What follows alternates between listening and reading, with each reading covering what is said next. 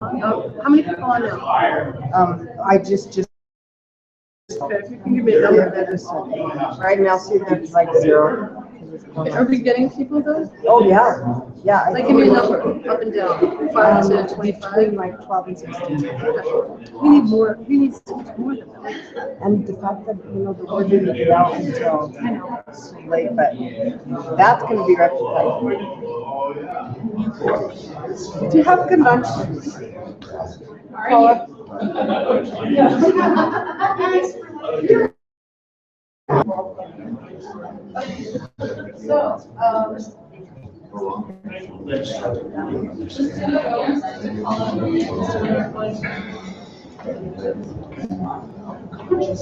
Spring slid and then I'm gonna leave Maryland's editing over Friday. I have 2 minutes before the time. Welcome. I hope your lunch is pleasant.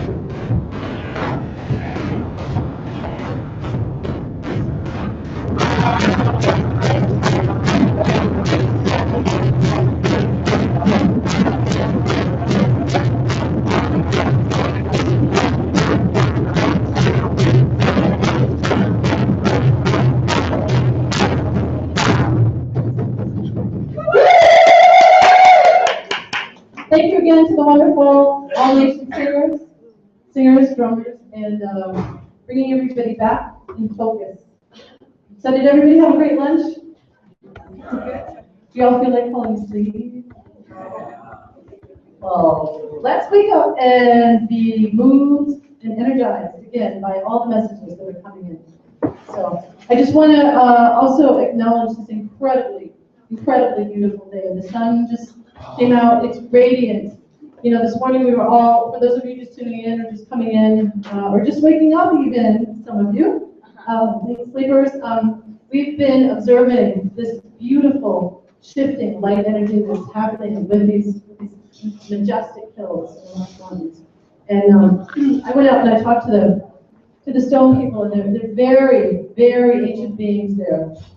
And they're actually downloading all of this information that's coming through right now energetically. So about the land, about the people, and they've been waiting for us for a long time. That was the message that came through, that they knew that we were coming, and they grounded themselves, and they're supporting all the work and the love and efforts that each one of us is doing to find our way, follow our path, and share information with each other. So it's a beautiful thing.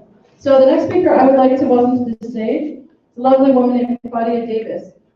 She's an author, artist, speaker, and a healer. She spent a long time refining her gifts in shiatsu massage work, crystal healing, and other therapies.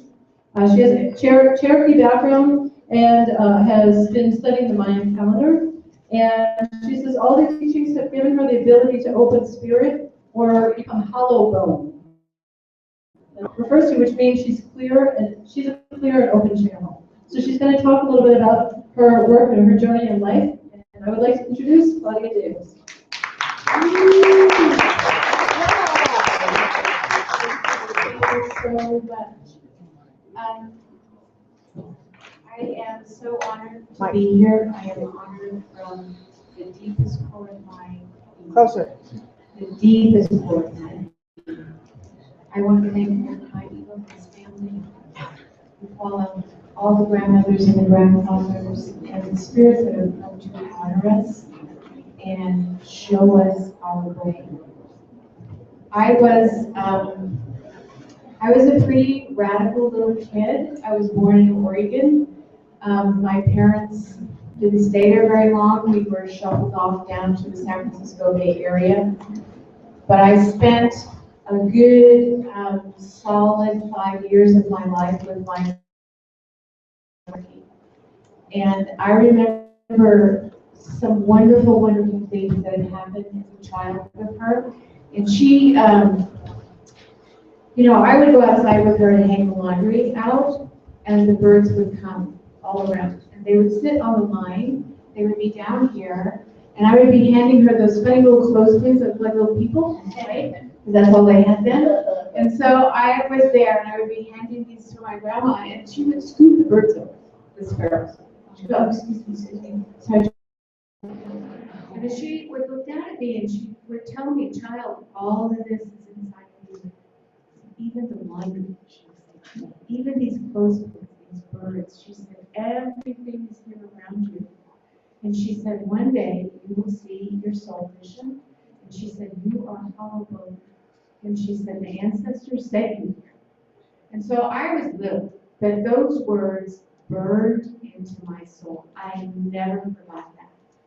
So she's on the other side now, and when I speak and lecture, she's always right here.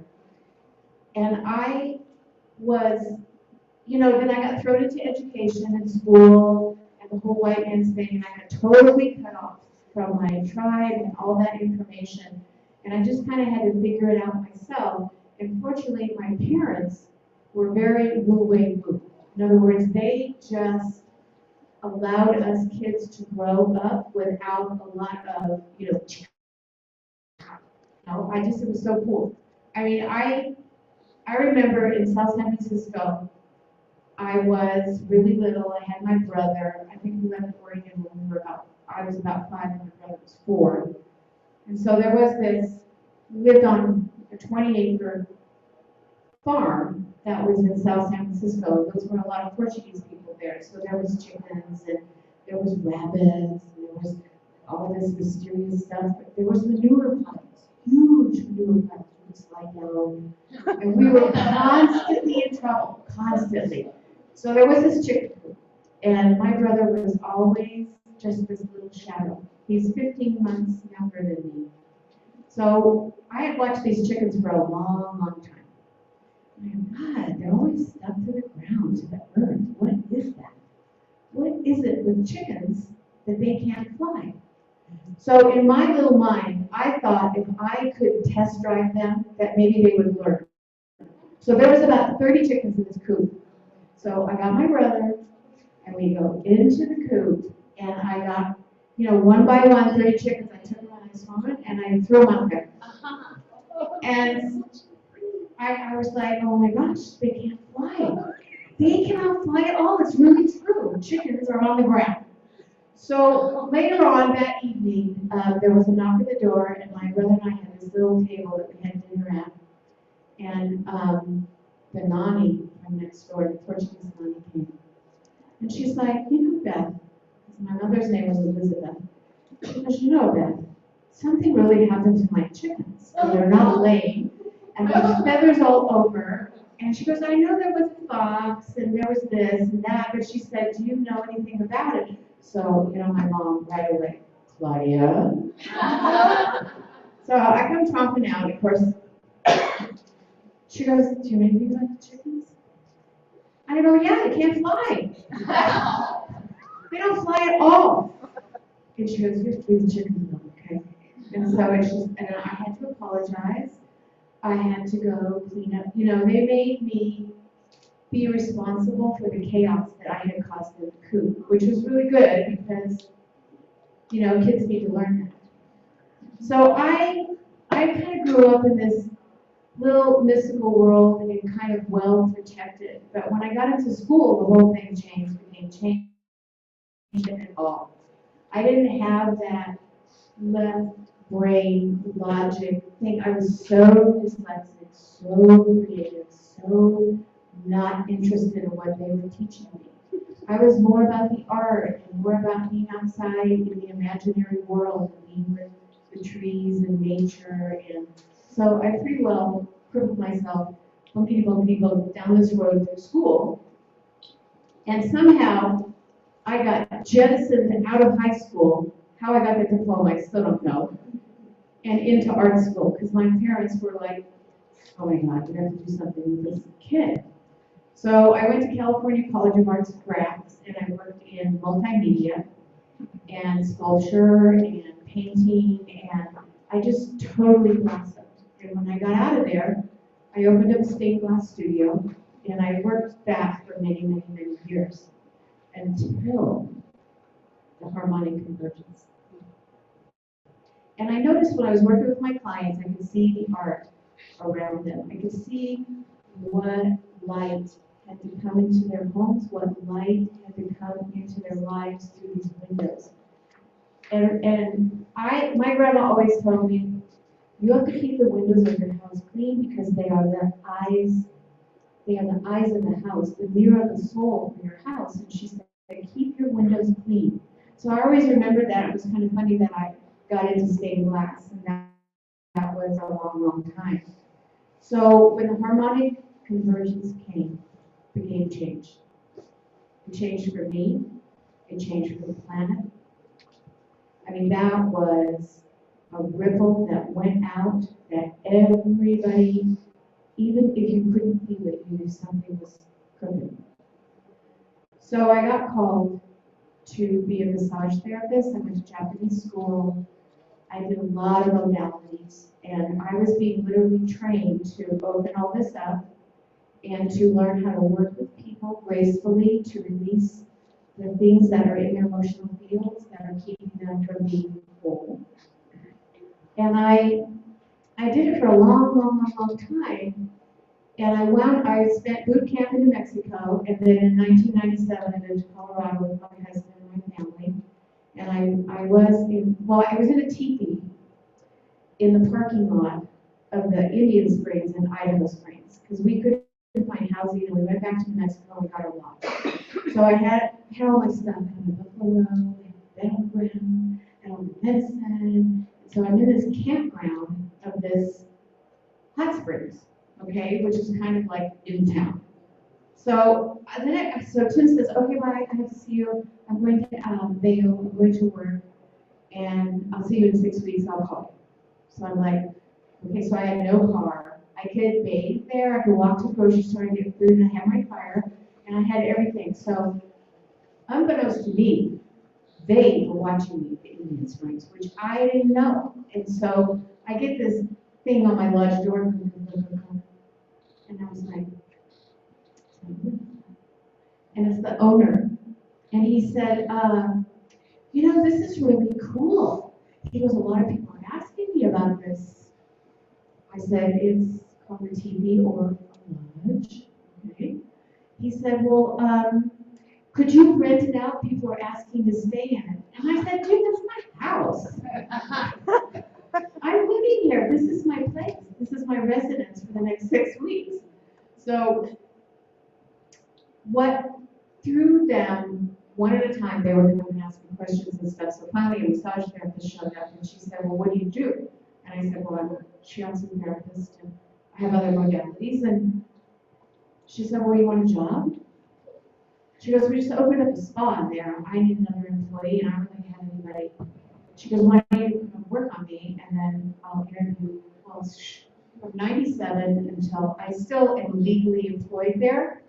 So what happens as a massage therapist, and this is an ancient Chinese truth, people who go into modalities have so much inside of them. That's just, I mean, it's just like a cosmic law.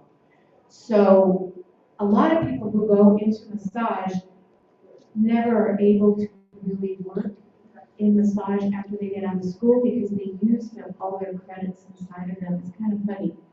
So I, you know, since 1987, I've been doing full-on massage up until Brexit, which was about a year ago.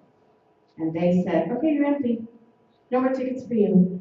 No more massage. You have to get on task with what you came here to do. So when my mom passed in 2010, a huge cataclysmic thing happened when I helped her cross over because she was so afraid, so filled with fear. And I was able to smooth the waters for her so that, and I opened a portal and I just was able to help her make that step over into the spirit world. Well, when I got home, I was so devastated because I thought all these years I've done massage and worked with people who have had tragedies and helped them clear this and do all this, that, and the other thing. I thought I was just going to like swim through this. No, that grief is yours, Claudia, to hang on to until you can figure out what to do with it. So what happened was I went to a woman's ceremony and there was a young woman there and she said, I need to talk to you. And she said, will you please come and work on my husband, help him with his inner child work. She said, your reputation precedes you, and she said, I need your help. And I said, okay, I will come do that. And I drove to Arvada, took my massage table, and lo and behold, I worked on him, and then she said, okay, come here, I have a gift for you. And she said, a long time ago, she said, I had this question, and she said, any human being that works in the field of helping people release things, whether you're doing it with herbs, or you're doing it with crystals, or you're doing it with hypnosis, that often there is this process called the healing crisis. And that was one of my big stumbling blocks in this field of helping people release their stuff, was the healing crisis. Because my point was, you all already been through it, why do you have to relive it again? And I had held that in my heart for a long time, that question. I wanted to know, what is that? Where did that come from? How did that move out of there? How did you get to relive it all over again? So Val had asked the same question, and Michael the Archangel had come down and transmuted this whole process. But when he did that, he said, you're not going to be the one that's going to get it out. I'm giving it to you because you're going to find the person who's going to go out there and give it to the masses so they can do this. Well, of course, unbeknownst to me, I didn't know that I was that one until I got there. And so she said, watch this. So she invoked this process. and totally, gently, safely, no healing crisis, my grief just melted away. And I was able to release that heavy, heavy heart. And had I not had that heavy heart from my mom crossing over, I never ever would have been able to really understand how it can move out without the crisis. So energy and quantum physics, all of that is like inside of you. And so your words are energy, events are energy, tragedies are energy. And when your chakra system, when you're growing up, and this is all developing, and you have those experiences that cause that pain, and you know that's inside of you, you know, it's from conception to 3 is like base chakra. And then you come up into your lower abdomen area, and then you've got 4, 5, 6, up a little bit higher, 2 fingers below the navel is the hara. You know, you've got 6, 7, 8, 9, 10, somewhere in there, okay? Your heart is all your teenage years. Who didn't fall in love when you were? Oh my God. How many times did you crash and burn when you were? That's that flowering of that heart chakra. So then in college, when we're all out there, or even, you know, from 19 to 20, we're out there just raising hell with the voice because we want to be heard, that's when this is opening up. And then later on, you know, you've got the third eye, the crown, and now we have 12 chakras that are all being opened, developed, and activated. So I suddenly realized that this process, because Val gave me the first part, and she said, okay, here's the deal. You have to write this down. You need to go home, and as soon as you write it down, you're hooked up to source. So I wrote down the process, and I went home, and she said, I don't want to see you for a couple of months, because you cannot do the rest of this until you are cleared out. So I was like, wow. So after this left me, then I realized that this was destiny. There was no doubt in my mind that this was not destiny. So I went home and I had my little notebook and I cleared everything. I absolutely cleared everything. So if a car passed me by or I had, well, actually the first thing I cleared was my marriage and my husband and all 7 of my kids and my grandkids. And I cleared all that because when you clear your field from yourself to that other person, there are no more triggers. In other words, you stand in divine love and compassion with no attachment to the outcome. And so the triggers go away. So that agreement that you have, and some of it's karmic, and you know, they burnt the book of karma in Tibet, and that was December 12th. 2013, the birth book.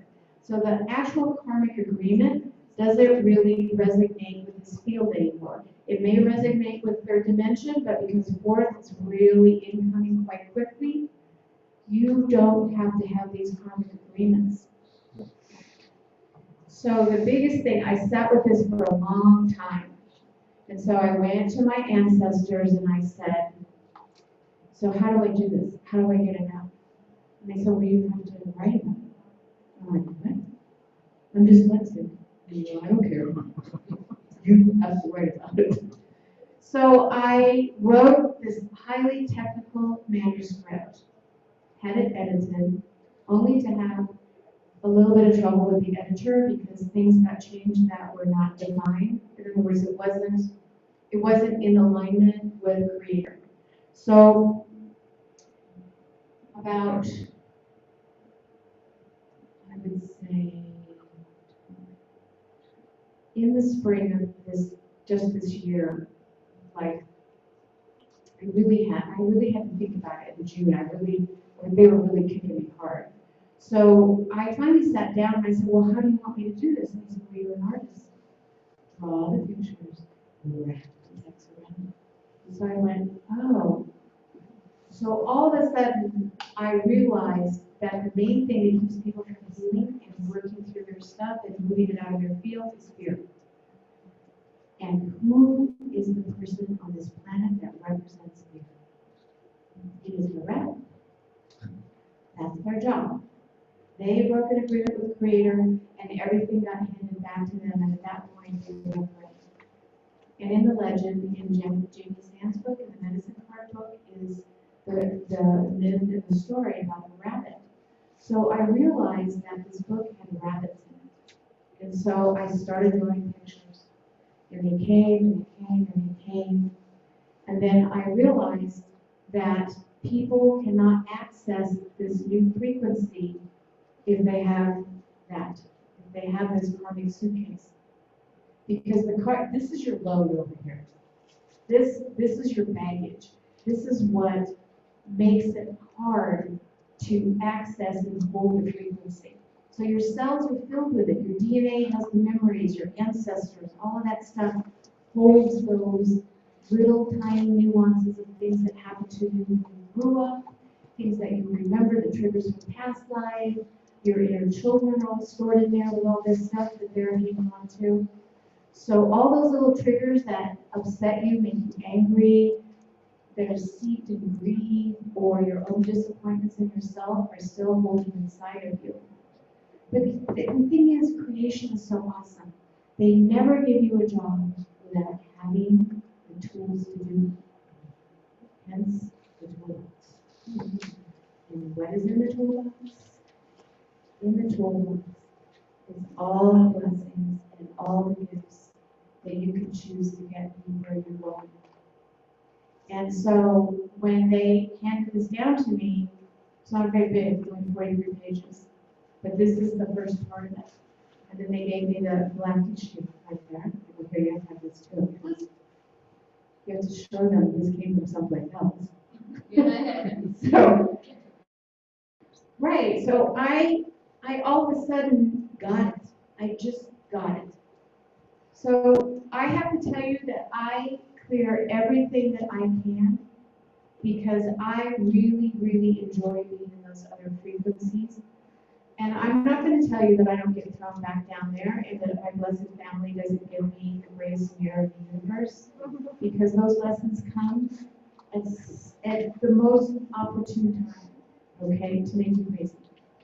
So if you find yourself being crazy, that is an agreement that has to be cleared. And I need little things like, okay, somebody drank your Coke, somebody drank your yogurt out of the refrigerator, you go freaking bonkers over it. Really? Oh. Sure. Okay, so what is that? What did that make you feel like? Did someone take something from you a long time ago? Did someone break a boundary with you? Because that's kind of when you have kids, you have to teach them, wait, listen, this is mine, this is yours, okay? Everything that I have to give you is food. I mean, my kids had carte blanche in the refrigerator, but sometimes people have stuff in there that they don't want anybody to eat. So that's where the research starts. That's where you get to be your own detective. And that's what this little book is about, is offloading your suitcase, using your toolbox, disconnecting from the rabbits, okay, and empowering yourself so that you can walk your talk. Because just like Granddaughter Crow said, you're all in here because you're leaders. And the only way you're going to be able to hold that is you've got to clear out your stuff. That's the only way. And we get to do it ourselves. You don't have to go to anybody else to do this. I'm only one person, okay? I cannot clear a globe. So it has to come down to a grassroots level. You have to be able to have your own empowerment, do it yourself, and get connected to all the things that are disconnecting you and let them go. The other part of this is being aware of your environment and honoring it. Every morning I do prayers. Every morning I go out to my medicine wheel. Every morning I take an offering. Every morning I open it up. Every morning I close it. I go to the trees in my yard and tell them how much I love them. I hold their hands. Hi, how are you? I hung crystals in them. I cannot tell you what nature and being connected to the signs on this planet will fill you up and bring you back to your center. Today there were 18 turkeys outside our little cabin door. 18. I had to really, Davida goes, look at those turkeys, they're sliding down the hill. I mean, turkeys are very funny. I had some. So turkey medicine is awesome because that's about the giveaway, okay? That's about the giving and the receiving of gifts. So this is my gift for you. This came from the archangels. This came down through an amazing, amazing hierarchy. This will help you clear your field so you can step into the door of the newer dimensions that are a different frequency. So you have to be that frequency. And part of it is being connected to her. Is being connected to this planet and honoring her and being with her. I'm out there in my bare feet. I'm just touching all the plants and talking to them. I'm honoring the ravens that come.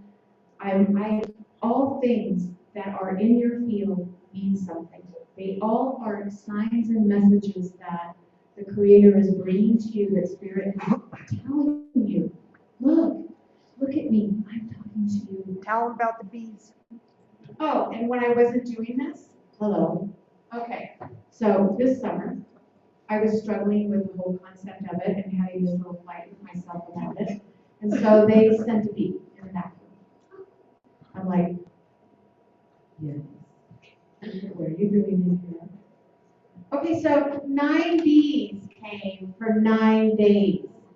So finally, I got into the code book back there from Kai and Christine Miller they're from Canada. They're the most amazing angel people. They're just amazing because they manifested it all down here in a book you could totally understand.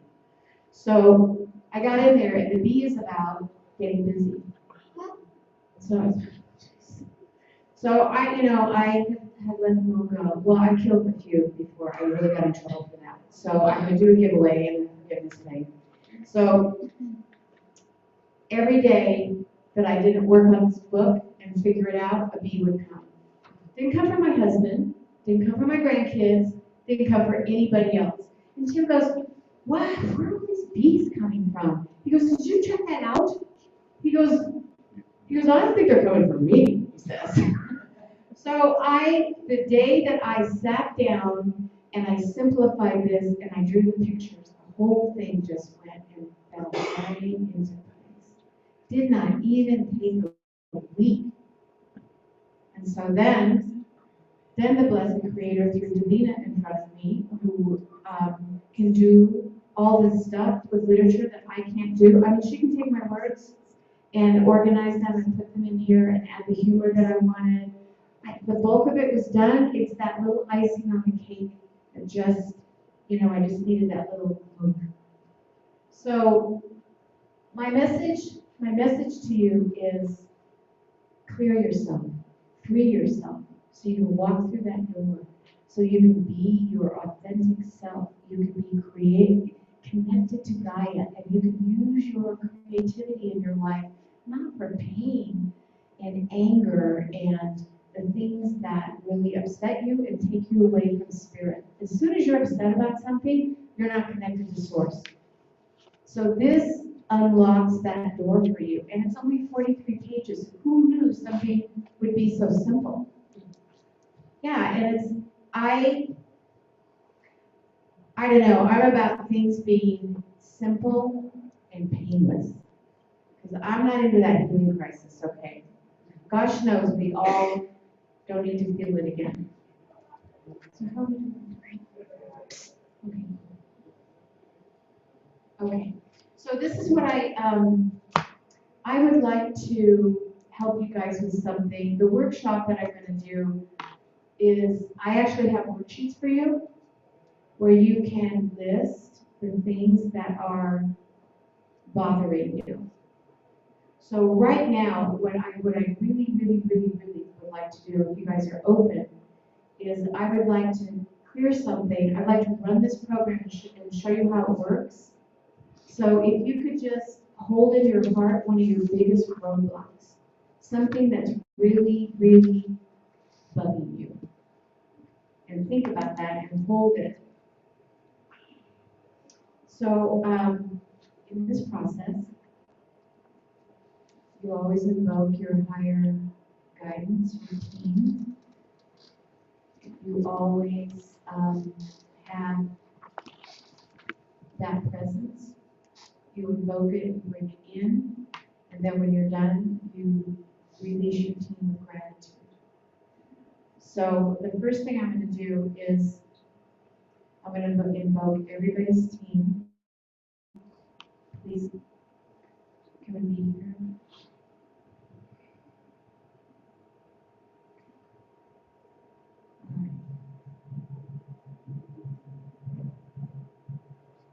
Okay, hold that thought. Hold that.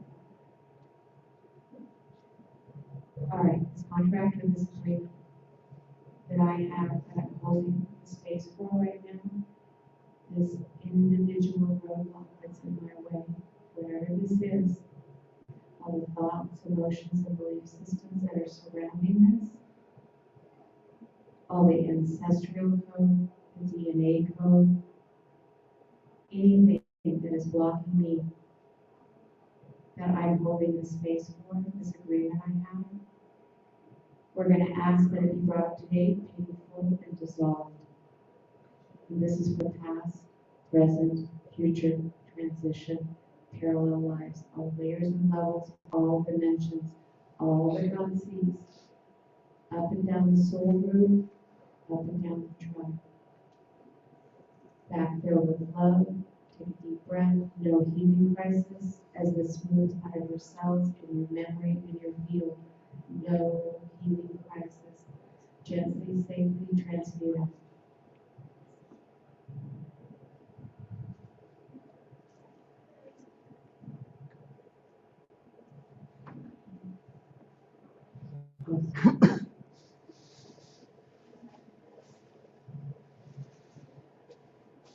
Any feedback?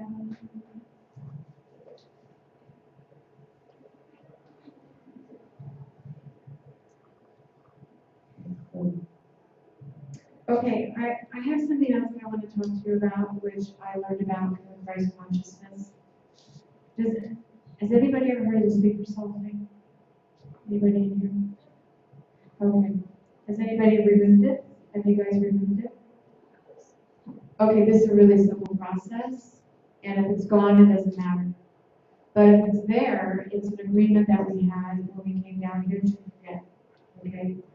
And I always thought that I was like really cool. I was like, okay, that I was like totally connected. And when Grandma said I was hollow boned, everything's like all sweet peachy. Well, no. So what happened was when this came in, I was so flabbergasted about the because I could not believe that I signed up for this agreement. Really? I signed up for an illusion? I was just like, so I was a little indignant about it, but I heard this transmission, and so I was like, okay, I'm going to do it. So it came down from the Christ consciousness because that's where the angelic force had written the agreement. So what it is right next to your pineal gland is this little agreement, this little contract, okay? So I'm going to tell you how to do it, and then we're going to do it, okay? So what you're going to visualize and take your consciousness and your energy, and you're going to drop it down, and you're going to go into the mother, and you're going to wrap that around that cord and bring that energy up into you. You're going to bring it up in through the base chakra all the way up, and then when you get around your heart, I'm going to have you guys hold that heart energy and hold that space just like this, okay? So you have to hold. So when you get here, and then I'm going to have you lift. Hold right. Your hands are going to be on either side of your ears. Okay. At that point, we're going to run the contract, and we're going to lift that out. Okay. The most I've ever had to do it is 3 times. Most people, it just goes right away. But if your subconscious is back, they're going, yeah, right. It blocks it. Because they count on that. They count on you not believing. Okay, so we're going to do this really quick. And if it's in there, you will know because you will feel it let go. So, through the power of intention and the grace of God, okay. Take your energy, drop it down into the core of the mother. And drop that energy around that core, come down to it. Heart is moving. Up to your feet, up to your sacral zone. Grab it. Awesome. Place your hands on either side of your ears and pay attention to your forehead. If there is a pressure, if there is a small headache, if there is a sensation that's in there. So you kind of have to put your consciousness right here and pay attention.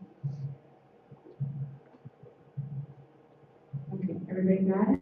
All right. Say after me. You have to repeat after me because you have to let it go. It's your agreement. Okay. So this contract or this agreement, say this. This contract or this agreement? One more time with conviction. This contract or this agreement. I have a sleeper cell in my head. Is canceled. You no longer has any power over me. And lift. Lift it up, hand it back to God.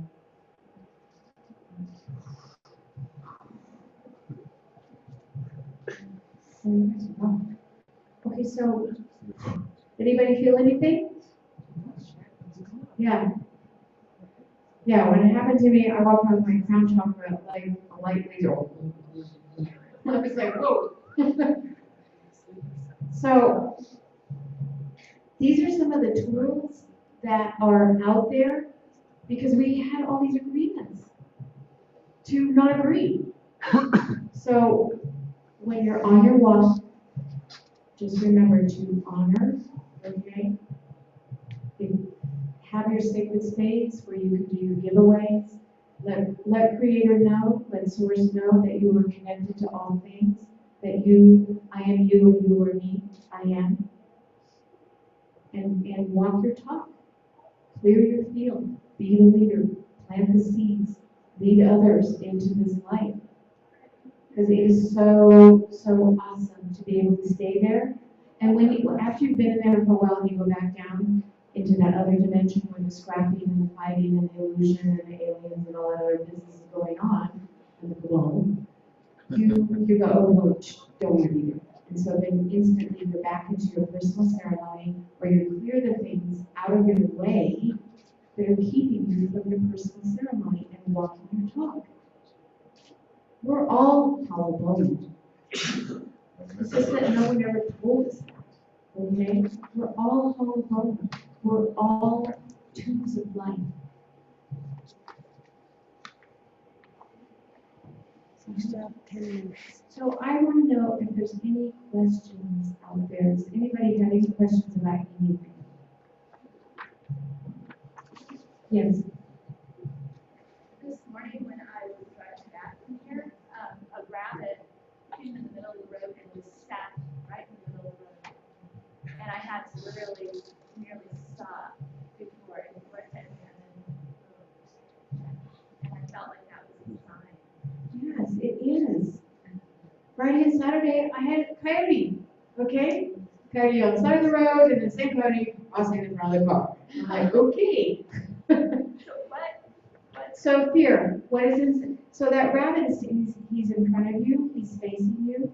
He's saying, what are you afraid of? What is in you that you can move out so you can step forward? They are the most precious little gifts. All of them have a job. They all are part of the system. And I think the rabbits, seriously, I mean, them by cutting off the Creator and not being grateful, took on the biggest lesson of all. Because at that point, they realized they were disconnected and then fear came. So you just have to go inside.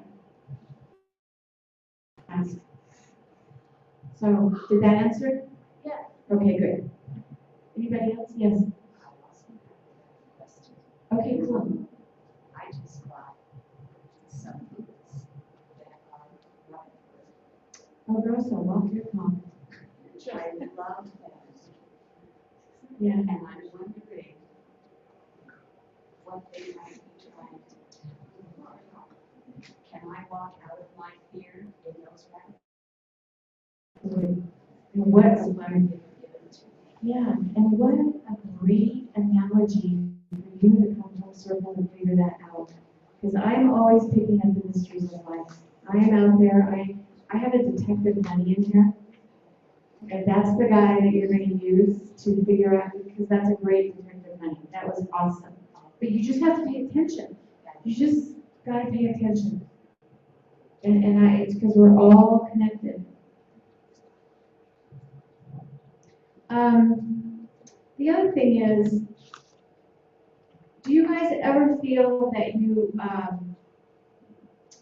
don't know how to say this without frightening people, but do you ever feel that there's something else in there inside of you?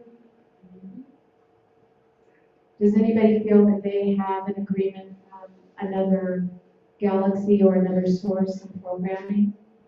They call it a chip. Okay. If anybody feels that they have that, I would so help you take that out.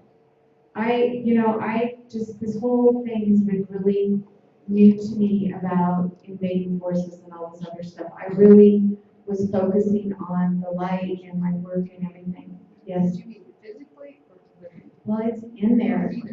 Yes, it is in there. Mostly they're planted behind the brainstem. They can go up deeper to block the consciousness to the pineal gland and the connection. And they have a shell over the outside, some that I've taken out, helped people take out. I think that I have it all out, and then energetically we find out that no, because that was like just skin on the banana peel. So, I mean, if you think that there's any marauding weirdness about your brain or anything going on, then don't even hesitate, okay? Because you could remove it with this. We could go through it right now real quick if you want, if you think. Does anybody think that they have that? Do they feel that there has been possibly? Has anybody had dreams where they were taken somewhere? No. Okay. Okay. Okay. All right, we're gonna do this. Okay, Miss Tracy is totally on my case about this, so I know that we have to do it. All right, so again, settle to your place, find your form, put your place on the ground, round to the mother. And for this, I literally am going to invoke Metatron, and I'm going to invoke the Council of Light and the Great Central Sun and the Black Hole. Warriors. All right, pull that energy in. Pull it in.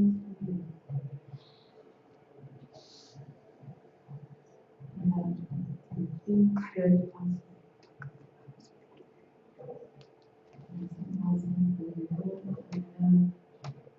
Over in the heart gathering. I want you guys to block a whole bunch of energy with this, okay? In your belief systems. There you go. Okay. Come up around your head. Just feel around your head a little bit. Just a little bit. Okay, awesome. Okay, wherever this is, we want the shell and we want the whole contract. So wherever that is in your body, whatever it is, we're going to ask. You cannot stay in there. So I'm going to, yep. Okay, so repeat after me. This contract or this agreement. To have a chip that does not belong to me. State of consciousness. Another galaxy. No longer has any control over me. And the contract is canceled. You have to leave now. Now. Okay, inhale and lift this up.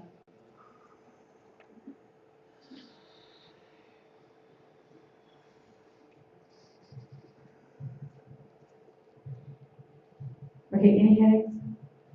No? Headaches? Headaches? No? Okay, good. Oh my God, you guys. Thank you so much. Thank you. Thank you for being here. Thank you. Thank you to the angels. Thank you to your masters, teachers, and guides that are so proud right now. Thank you to all the light beings that came. Thank you to my rabbit friends. Thank you to my crummy suitcase books. Thank you to everyone who came. Thank you for having God throw you in front of me. Thank you. Thank you so much. Blessings.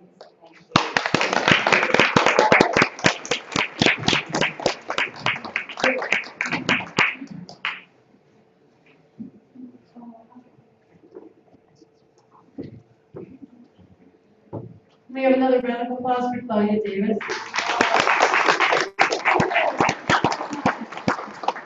Very, very happy, grateful people in the audience. A lot of us will see you again. So, if we could just take a 5-minute break, if you could come back a couple minutes early. We have someone that would like to share a message to everyone here and online. And then we'll start the next presenter at 2 o'clock. I just want to also remind everyone, if you can hear me, that if you could please keep your cell phones off and off Wi-Fi, because we're using Wi-Fi for the streaming cyber chat and also a lot of the technology up here. So we want the right energy, great powerful energy to come through the electronics. So just use it sparingly if you need to, but if you could please turn that off. Thank you.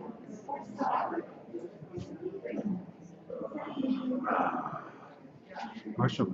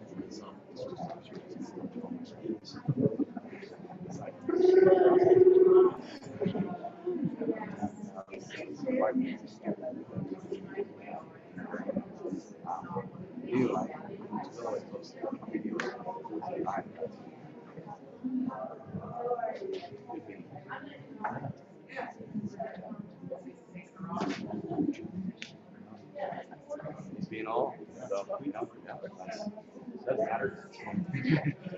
Well, it's being who you're supposed to be, right? Yes, one. Remember at forward. Yes, that's what that one person.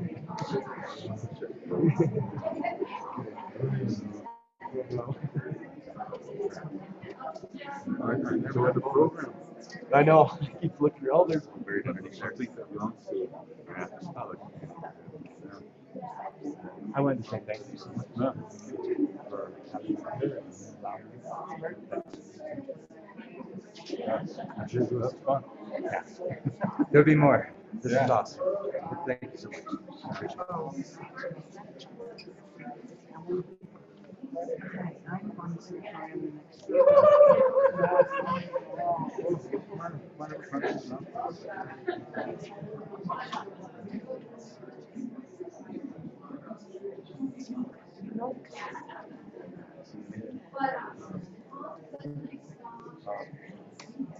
You said my block was out of the way.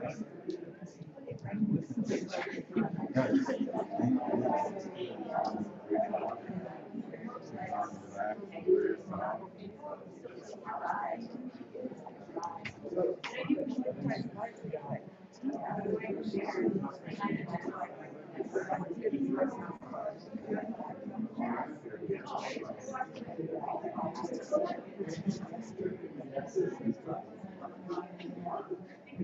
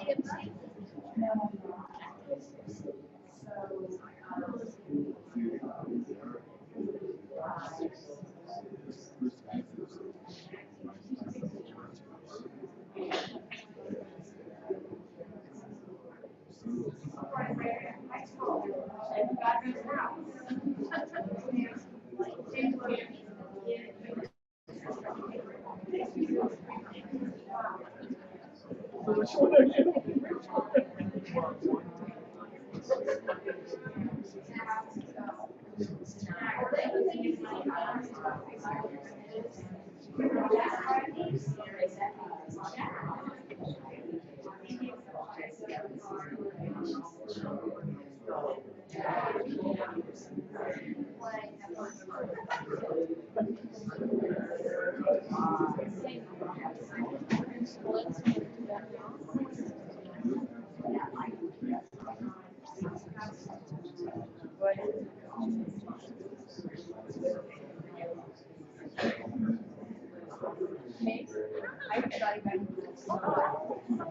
I know.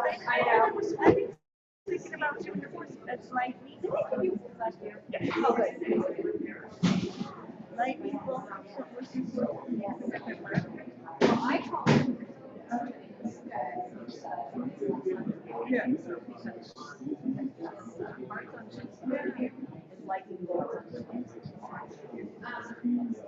Here we are back. Are you enjoying this? Oh, yeah. So.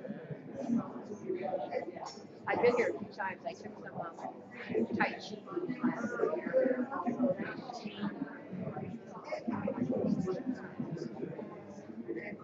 And I used to live in the Netherlands, just a little farther south. I just kind of that area. Sure. So, cool. So you guys also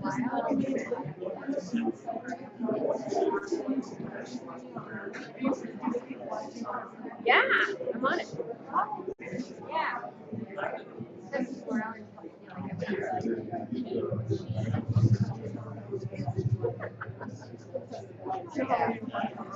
Excellent. It's really fun, and I have a PowerPoint thing here. Hopefully you can get to run behind you and I'm talking. One of the things that I have to do that I kind of changed up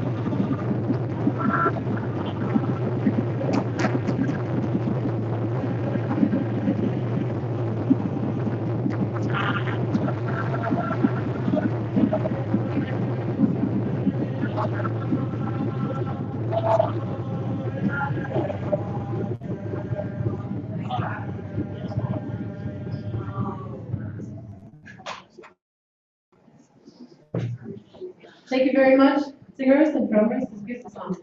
The song of welcoming back during this 2015 Star Knowledge Conference in Estes Park, Colorado. This is the third day of this beautiful ceremony. And for all those of you who are joining us online for the first time, welcome. You're very much a part of the ceremony today. We've had so many incredible speakers, wisdom keepers, and energizers. There's been so much energy moving through this room. It's really, really phenomenal for everyone to be inspired that way. And now we have another amazing speaker, Bonnie Sartori, who is a master tracker, expertly charted the unseen territories of our emotional and energetic bodies. She's a spiritual accelerator, meaning she helps people speed up their personal healing, growth, and spiritual development. She accelerates the liberation of our authentic, true, and divine self, and she does so by removing and clearing all unwanted foreign energy from all time and space. She'll explain this a little bit more. Please welcome to the stage, Bonnie Sartori.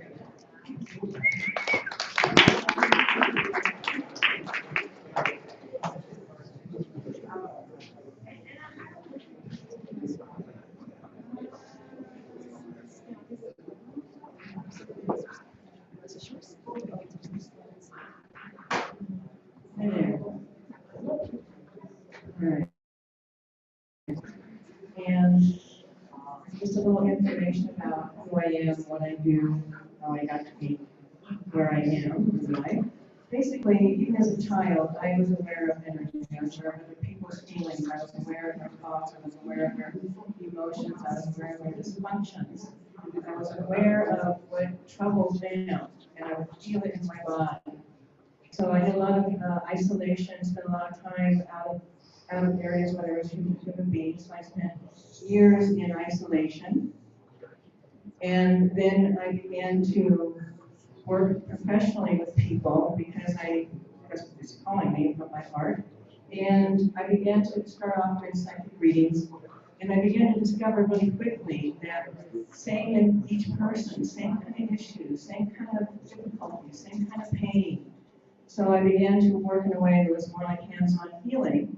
And I have had no teachers. I studied with no one. I have no spirit guides. I don't work with guides. I work directly with the light itself, which also connects with my deepest knowing, which also connects with everyone's knowing. So it's really about the knowing. And in that, I created a healing center. It was called the Renaissance Center for 13 years. And our foundation of that was emotional clearing. We did a lot of shamanic teachings, had a lot of facilitators, a lot of classes, programs. 3 years, like I said, 13 years. I shut that down, and then I went into isolation again. I went into the desert for 4 years, not seeing other human beings other than to go get food. So I was half an hour from town. And that's where everything changed for me. So Renaissance Center was based on clearing the subconscious emotions. When I came out of the desert, now it was about clearing the darkness from within, which also included all the interferences. So when we think about interferences, sometimes we think, oh, it's emotions, or maybe there's a couple entities in the body, or other conflicting things that can happen, like with emotions or negative feelings.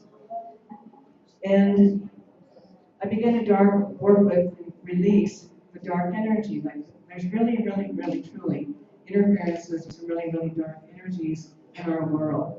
So that became a part of the work as well. So from there now, moved out of the desert, moved to Nevada, and then I came here, or into Colorado. And it was earlier this year, titles like Master Shaman and things of that nature. We had a contemporary shamanism program for several years. And dropped it all. And the truth is, it's really about the acceleration of one's being. It's a spiritual acceleration. And that's what this work is. This is what I do. It's what I teach. And it's some of the most powerful work on the planet. And we have a whole team that's working at this level as well. And everyone's doing really awesome work, so it's real exciting. So basically, what this talk is about is the new paradigm and spiritual acceleration. So I think we know, you can all feel there's an acceleration happening. And a lot of people are experiencing a lot of intensity, a lot of negativity, a lot of people are checking out. People are up against their inner self, basically. So what's also happening right now that you may be aware of, or you may not, is we've been in the acceleration for a while. We've been coming to the culmination of 12-12. And when we hit that, then there was a shift in the energy field. So I've been tracking energy at this level since the 80s. And I would watch how dense energy was around the planet, and around people, around the body. And what's happening now is, to me, it looks like veils. Like if you look through a veil, you can kind of see through the veil, and it's not real clear. So the veils that are around us as human beings and around the physical body are thinning. That's part of what the acceleration is all about.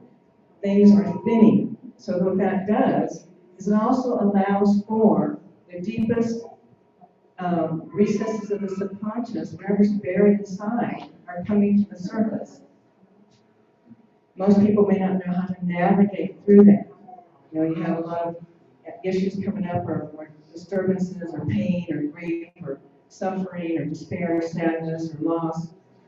You know, just those emotional issues. Well, they wouldn't be coming up if they weren't already inside of you. So as the veils thin, it's allowing these hidden places to surface. And we're watching more and more negativity showing up. We're seeing how much more greed there is. It's always been there. It's just presenting more. So we're seeing our whole world in chaos. So part of what the awesome thing about the acceleration is this is an opportunity to let things be done. Let them be gone. Let it be over. Let it be finished. And so in the acceleration, we actually assist in that. But we've got the help of the entire planet. So everything, like I said, is in the acceleration.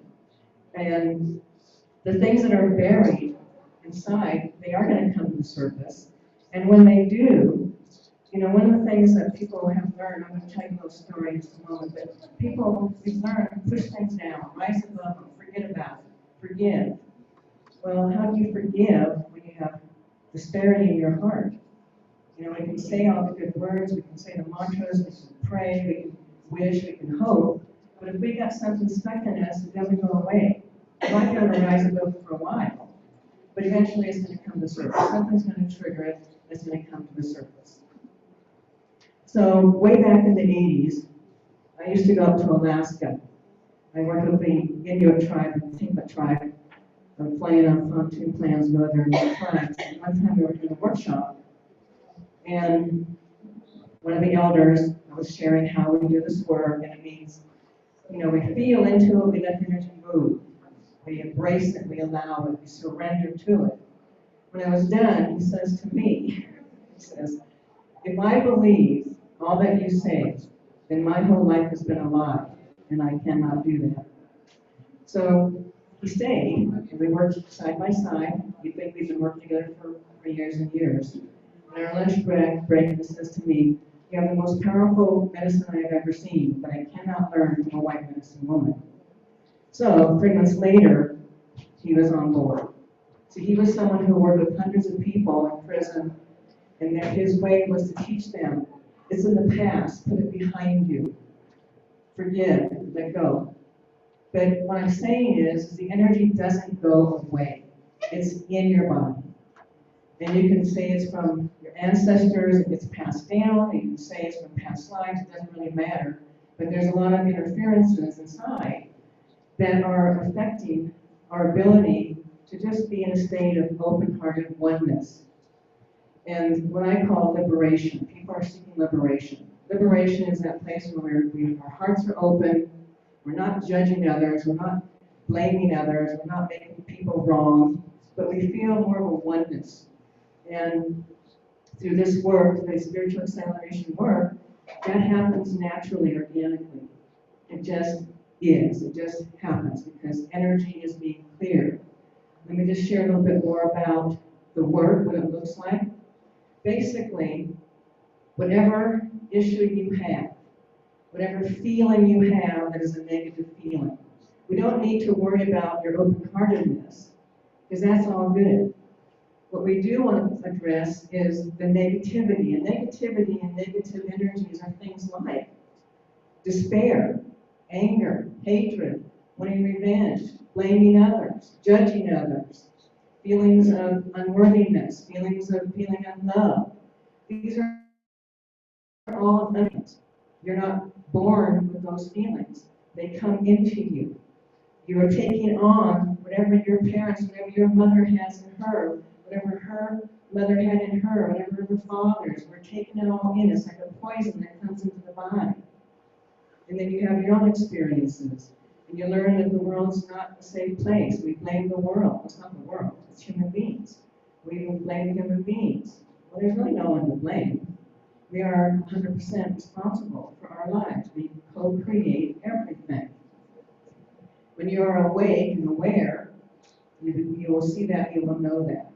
You will know that you send out a frequency in your brain from the body as well that's pulling to you different situations, different people, different opportunities to unravel what has not been cleared.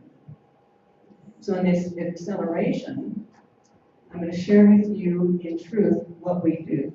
And I know for some people it may seem like that's really out there. And it's not.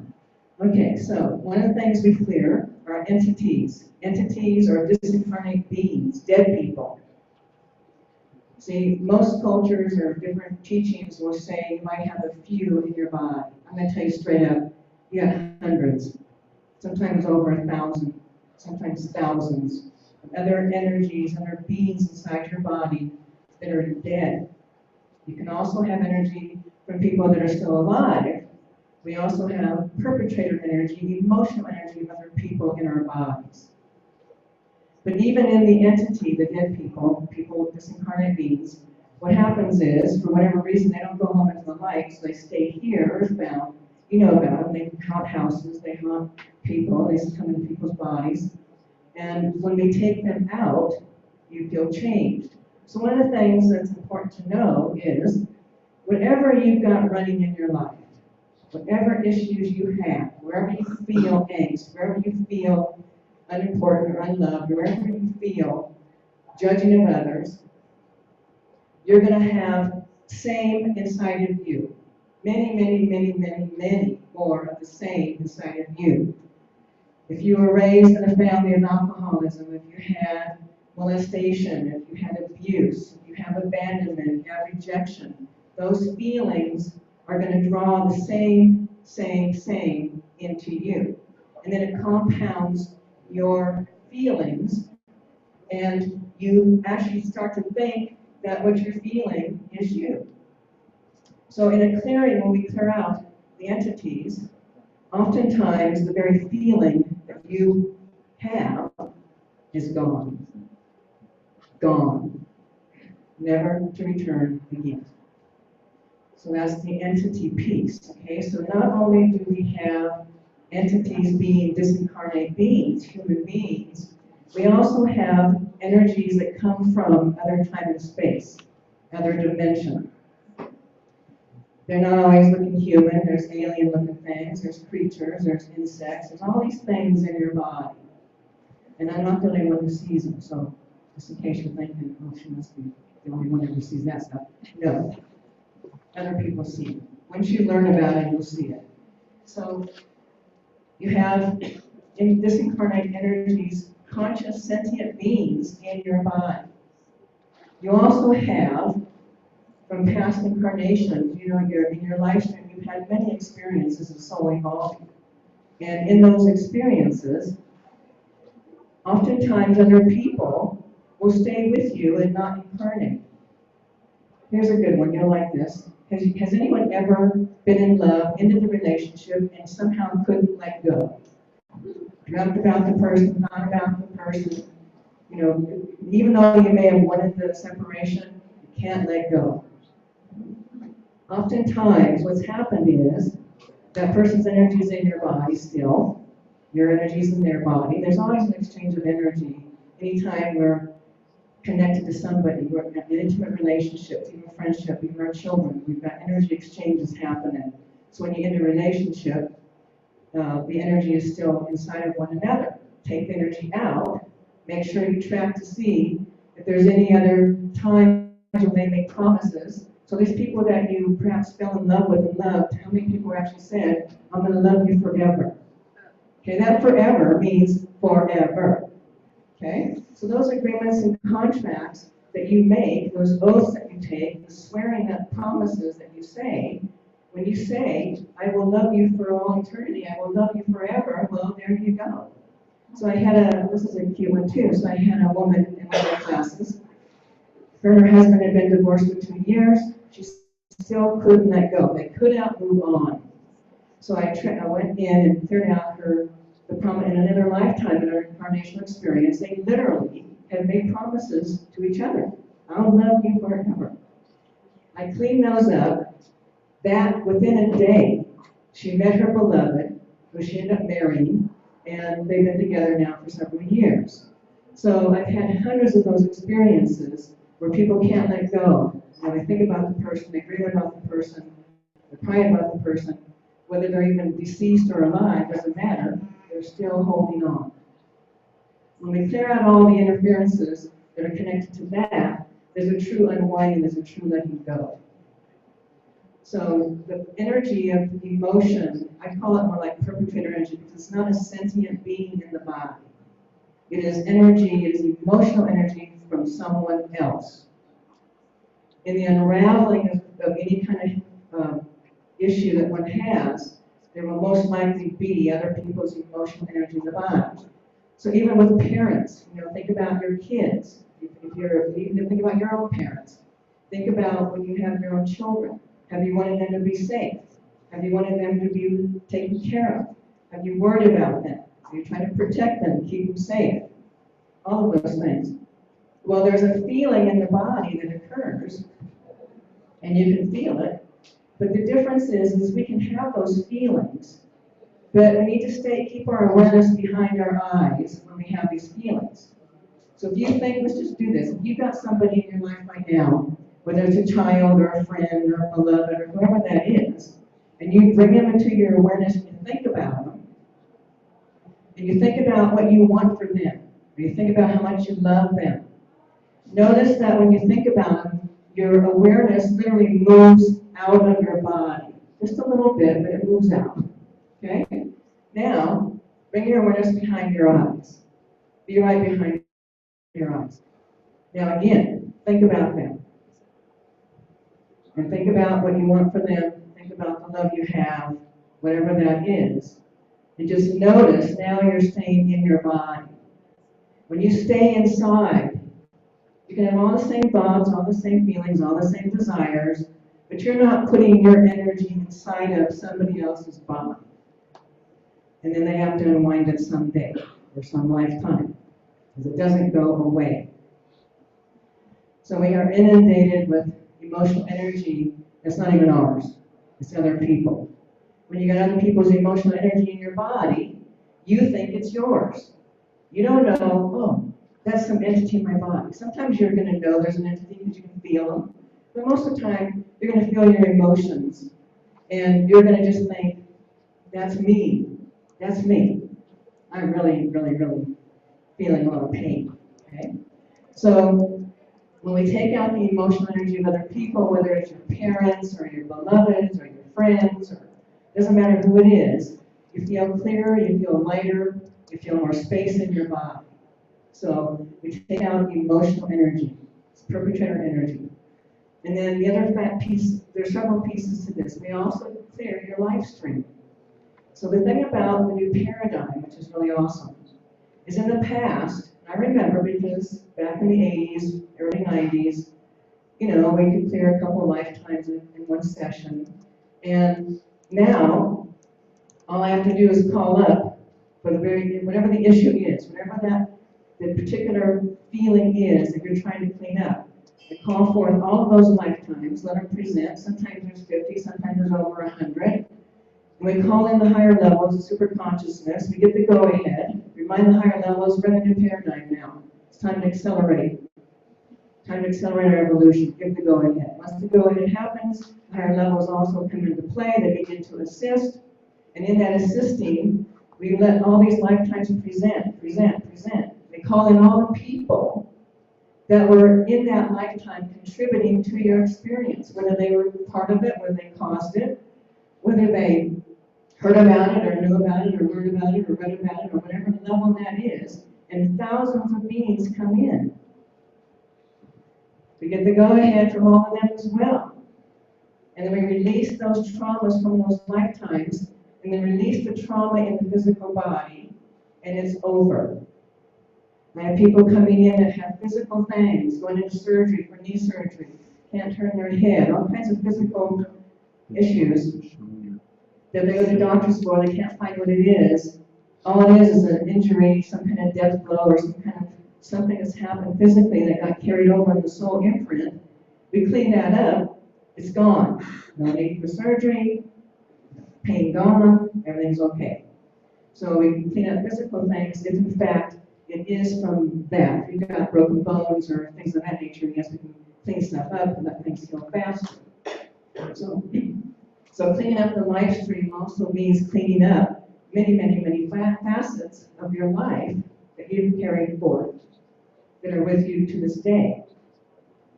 So we clean up past incarnations. We also clean up the life stream.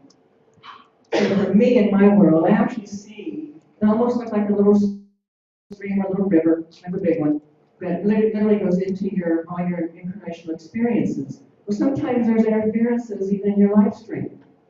So we clean those up as well. And then we have different implants, energetic implants. Sometimes they're little tiny specks of energy that you might find anywhere in the body. Sometimes they're really big, but they go into the nervous system, they go into the brain, they go into the spinal column, and they affect things. Whatever's happening for you. Like sometimes you'll feel like they feel disempowered, or they want to move forward, or they can't find love, or there's financial issues, or emotional issues that they can't seem to unwind. Well, we always look for implants because they're like scientific research. You got these implants in the body, and those implants are affecting your ability to be free. So that's another component. And then we have powers of darkness. Okay? So, have you ever felt hatred towards someone? Have you ever felt like judging someone? Did you ever want revenge? Judge someone or flip someone off or have ill will towards someone? That's not from the heart. That's not open heart light. So guess what's happening when you do that? You're opening up channels of energy. You're giving permission for darkness to come into your life, to come into your body, to come into your world. But here's another piece. In one soul's evolution, most humanity, most beings, in order to know oneself, to know all of creation, you have to know all facets of life. So many people have gotten heavily involved with the powers of darkness. And I'm talking satanic stuff, I'm talking rituals, bloodletting, things of that nature. And then you decide you want to come back to the light and start working for the light again. That's awesome. Bottom line is, you're not free from those agreements, those oaths, those promises, and those allegiances that you took when you wanted to know yourself in this way. So I see hundreds of people with darkness blocking them, stopping them, inhibiting them, and we have to unwind it. So it's an unwinding, it's unraveling, it's a releasing, and we can do that now. In the past, it wasn't so easy, but now we are in a new paradigm. Now everything is possible. Liberation is possible. Unwinding all the negativity in the places where we've made promises or we've taken oaths to the powers of darkness for personal gain or for greed or for whatever that is, we're able to unwind it.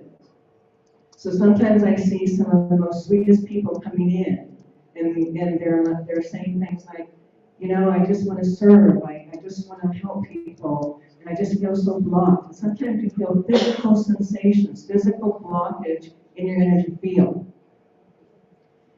Those physical blockages can be cloaks of energy around the body. They can be minions, because what happens is once you serve the powers of darkness, you're not free. And a lot of minions are sent into your energy field, kind of keep you trapped, keep you stuck. So there's a releasing of minions, there's a releasing and letting go of interferences. Sometimes there's hooks in the body. There's all kinds of things that happen that affect and interfere with your well-being, with your ability to be the divine light that you are. The promise of, creator incarnate. That's really who we all are. We're creator incarnate. We're divine beings in a physical body. And all of our attachments. So we work with attachments. We work with clearing all the things. Yeah. So beliefs are just that. They're free-floating energies in your body. They're not attached, but they're free-floating. And then people have all these beliefs that they've learned from others, that they've taken on the beliefs of others.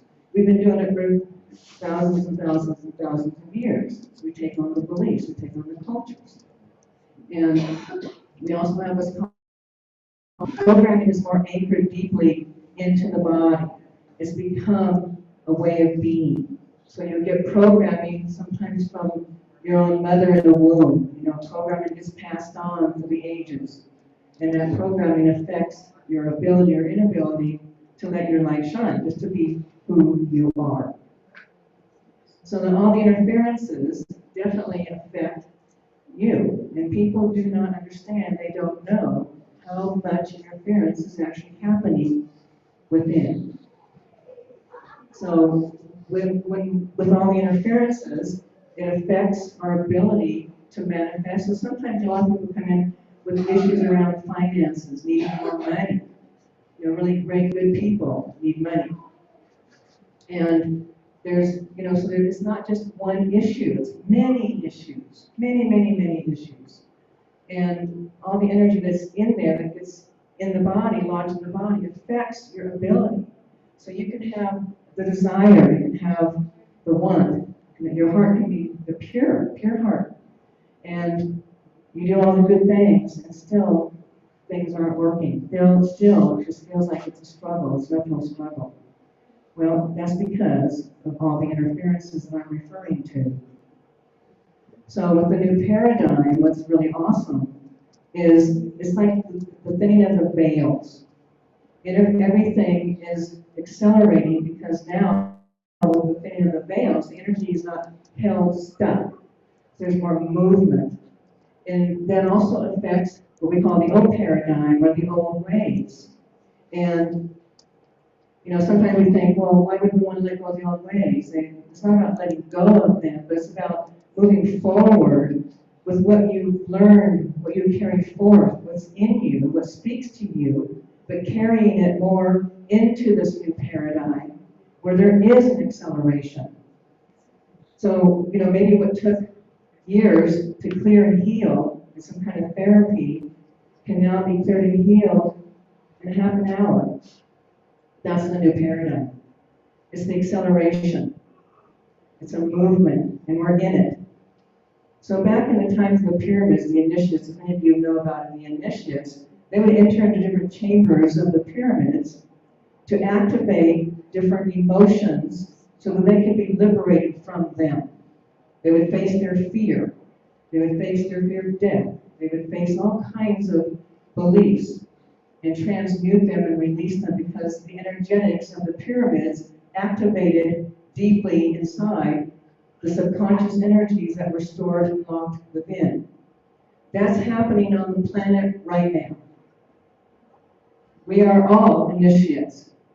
Whether we like it or not, whether we believe it or not, whether we want it or not, we are all initiates.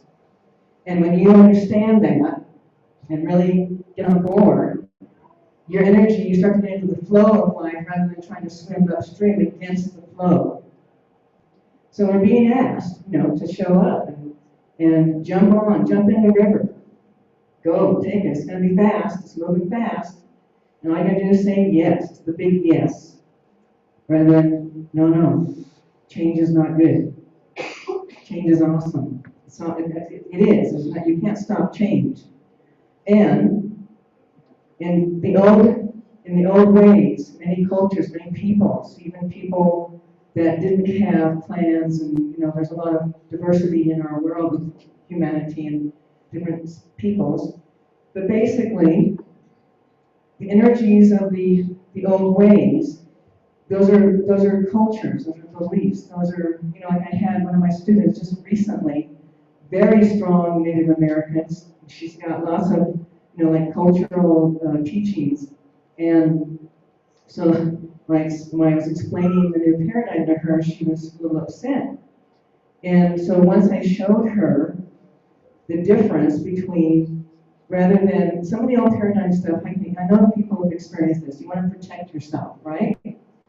You go to situations, you're in group situations, you're around negative people, or you walking by yourself, you want to put up some kind of protection so that you're more like your invisible cloak or something.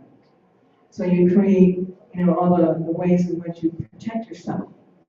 So when you do that, you're literally cloaking your body, you're hiding your body, but you're also constricting your body. With the new paradigm, it's really about the heart being open. Remember, we draw to us what we need most, whatever we're trying to unravel. We draw to us situations and people and circumstances and events to help us unwind that. So by cloaking ourselves and putting up our shields, we literally block ourselves. So in the new paradigm, it's really about stepping into the world with the heart open. Let the heart shine, be visible. Let them see who you are. Let them know you. And that's the new paradigm. It's no longer about my people against your people, or you have dark hair, I have light hair, and therefore, I'm better than you or you're better than me. That's old paradigm. The old beliefs, the ways in which we judge others and hate others and want to kill others, that's old paradigm. So we're in the early stages of the new paradigm. So it's all, lots of new things are presenting, lots of new ways are coming forth. And the spiritual acceleration is one of those. It's one of the pieces to the puzzle. And it's powerful, it's awesome, and it works.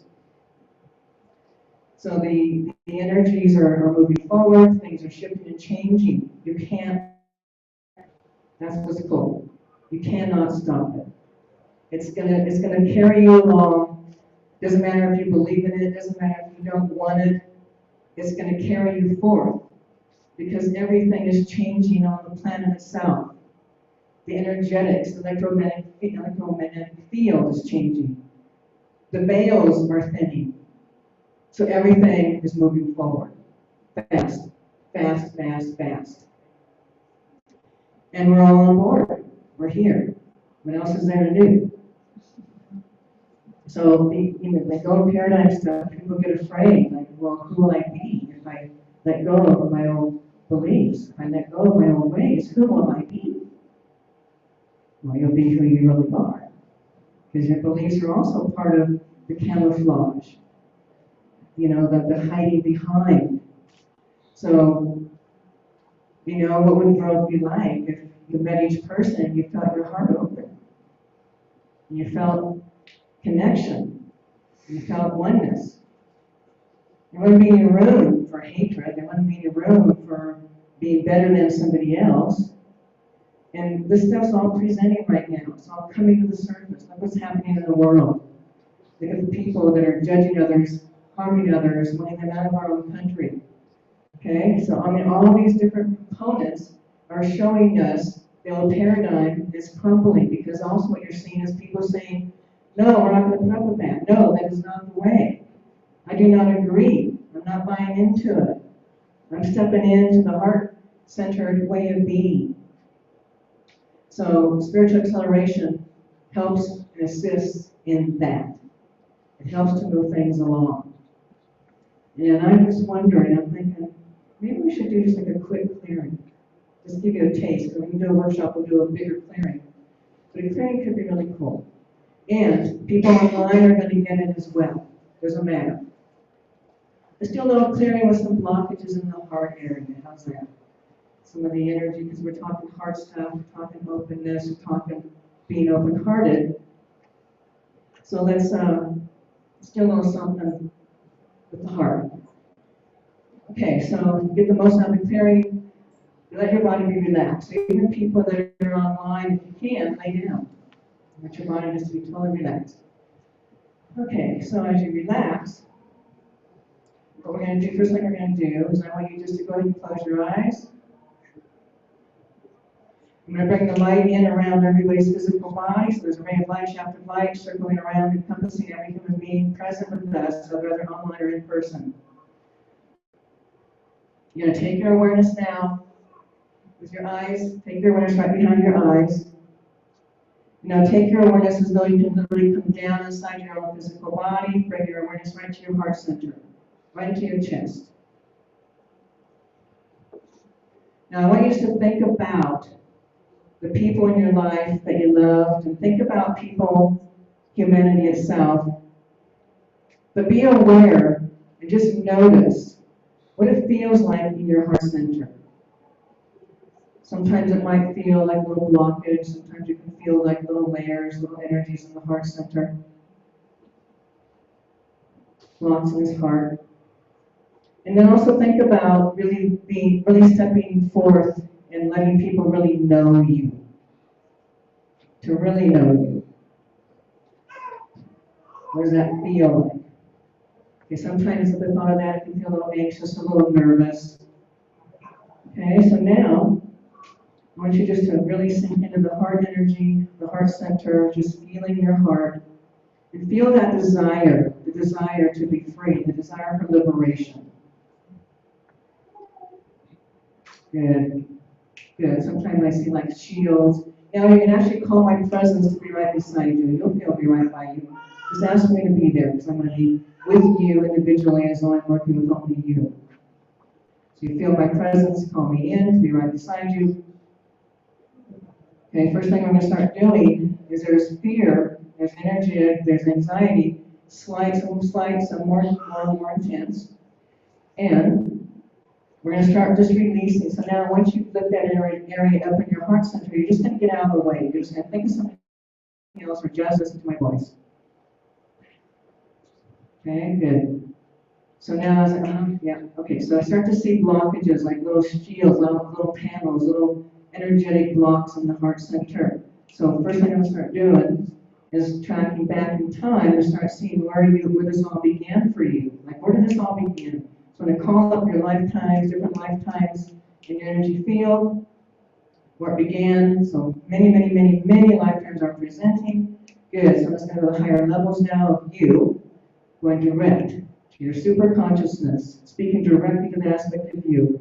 Always, your dental time is over. Time to accelerate the evolution. Give the go ahead. Yes, everybody wants it. People want liberation.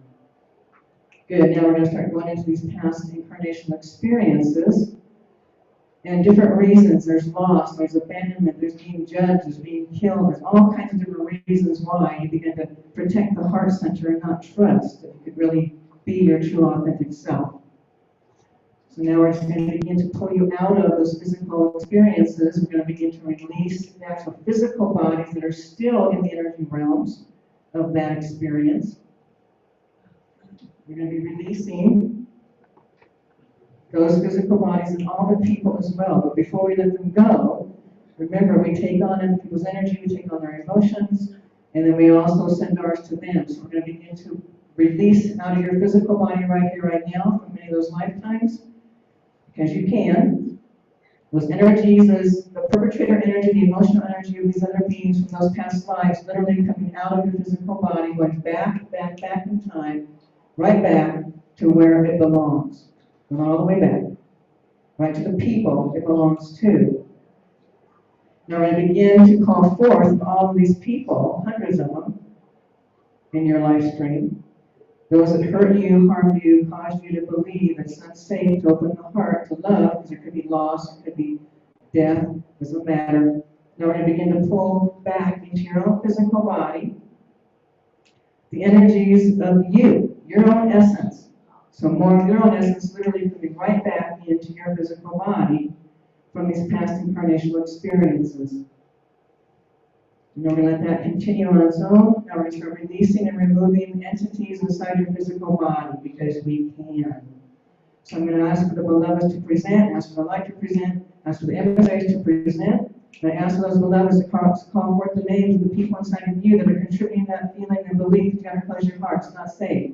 You're going to feel pain. You're going to feel anguish. Here we go. Good. Now, so all these entities inside, time to go home. Let's go. Go home, go home, go home. Good. Ask for some messiahs. Yeah, different cultures. Peoples of different cultures presenting. Good. So energy's coming right out of your body. Just keep relaxing, relaxing. So I'm going to go deep, deep, deep in the subconscious now, where you make deep agreements and contracts from all time, space, dimension, universe, galaxies, lifetimes, realities, echoes, and voids, where you have lost self, where you have closed down the heart. And now we're going to begin to release entities at a really deep, deep, deep level. Some of these are from past incarnations. Some of them are from this lifetime. Doesn't matter. Go home. Be gone. Be gone. Be gone. Up and out. That's right. Good. Go, go, go, go, go. Home. Into the light. Just releasing, letting go. Good. More, more, more. Go. Coming out. Good. More coming out of the physical body. Good. Now we're going to start releasing any interferences, any implants, anything that's blocking you. So we're also going to begin to release those out of your physical body. So we're going to light those up inside that are also behind the heart center in any way, keeping you stuck, keeping you protected. Good. So releasing those energies. Good. Let these beings present, put them in there. Let them come, stand beside you. Literally releasing, taking apart, dismantling these energies inside your physical body. Coming out, release, good, go, go, go, go, be gone. Good, excellent, go, out, go home, take them out. Good, unraveling, good, good, good, good, good, excellent. Now I'm going to go literally enter into the heart center because sometimes you're actually running away from your own self. You don't want to be here. Good, so all this stuff is continuing. The entities continue to be removed. Yeah, good. Now I'm going into the heart center, way deep, deep. Sometimes like wormholes or caverns. So we go after these aspects of you that have been leaving, running away from the self. Stop them, stop these aspects of you, and then begin to bring them back to your body, right here, right now. Pulling these pieces right back, pulling you right back into the heart center. Yeah, good. More of you coming back. There we go. Good. Come. And then closing off those exit points and behind the back, behind the heart center, closing those off so you're not going to be running back out there again. Cleaning those up, sealing that up in the back of the body. Good, good, good. Now, I'm going to start using the white light for a moment. We're going to start using that white light at the very bottom of the feet. We're going to help release even more energies, more entities, thought forms, beliefs. It's unsafe, not safe, can't keep the heart open, can't trust anyone. And those issues of trust, betrayal, abandonment, rejection. So we're just going to lighten those up in the heart center, and the emotional center, physical body, second chakra, pelvic region. Yeah, good. Even the first chakra, left, that survival area. And start spinning those, and start spinning those energies. And releasing energy, beliefs, thought forms, they're not you. Releasing those, spinning those, letting those move out. Good. Clearing them out, blowing them out, blowing them out. Just know everything goes into the light, and everything gets released in the atmosphere. No matter what leaves your physical body, everything goes up into the light. Light of home. Excellent. Good. Really good. Stir it up. Release it. Keep going. Move the energy coming out. Hold it open right there. Yeah. Good. Good. Good. Good. And then again, you're just going to take your awareness right to the heart center. And right in the heart center, you're just going to give the go-ahead. You're going to give the yes for the heart to be open.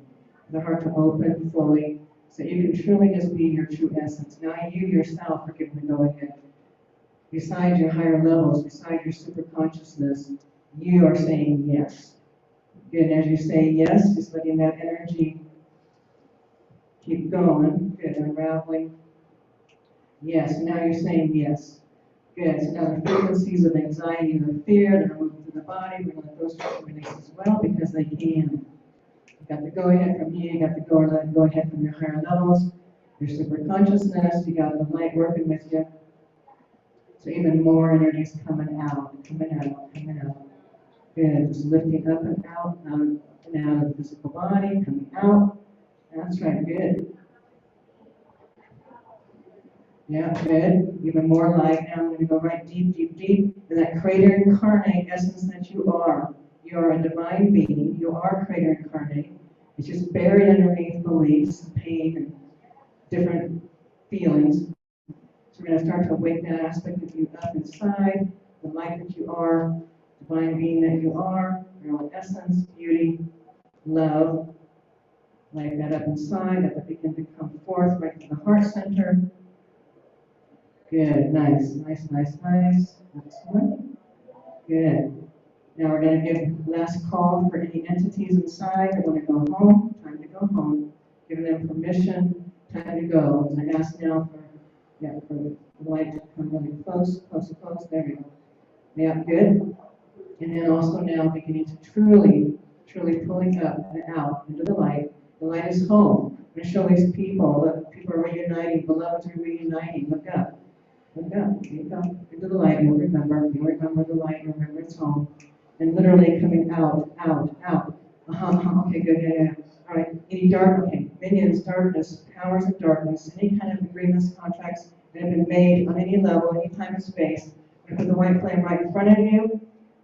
We're releasing those right into the white flame itself, coming out of your body. You might actually see, sense, feel, hear, taste, no, smell, but energy's coming out. You release the agreements and contracts that you have made, the powers of darkness coming out of your body. Good, out, out, out. Let it be done. Let it be done. New paradigm, let it be done. And then all the minions, the cloaks, the energies, the veils, the shields, the bindings that have been surrounding you, wrapping you up, keeping you contained inside. Letting those begin to unravel, be released, be lifted, minions be gone, the energy field, your job, your mission, your project, into the light, go home. Good. Go. Good. All right, so we're going to let this energy is going to stay in place. So this is actually going to continue over the next couple of days. As energies are leaving, will continue to leave your own physical body. So now let yourself just come back, bring your awareness right behind your eyes. Just being really present right here. When you feel your consciousness behind your eyes, you can be present, be here. And when you're ready, you can open your eyes. So just so you know, in a couple minutes in the workshop, we're going to do longer clearing, much more in-depth clearing with working with more of the same only different. So, that'd be great to see you there. So we'll be in the Meeker Room at 4 o'clock. So basically, acceleration, spiritual acceleration, we're all in it. You're not going to stop it. Can't ignore it. You can't ignore it. But you're on the track. You're on the track. It's happening. It's not going to stop. So the good news is all beings will wake up. All beings will experience liberation. May or may not be in this lifetime, but it's going to happen. So, say yes. Say yes to life. Say yes to your heart opening. Say yes to new paradigm, because it is happening. It's real. It's a palpable shift that we can feel, and we're all in it. We're all part of it. So thanks for coming. Thanks for having me. Hope to see you at the workshop.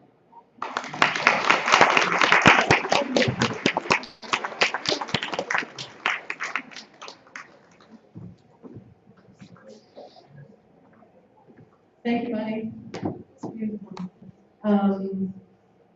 Now, instead of having a break, you can take a break if you'd like, but we have a very special person that would like to give an important message to all of you online, and to everyone who's listening here today.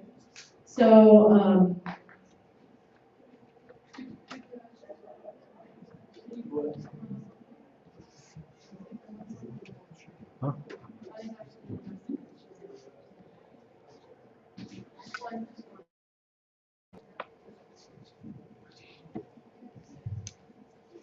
I'd like to welcome Janet Center to the stage. Whoa!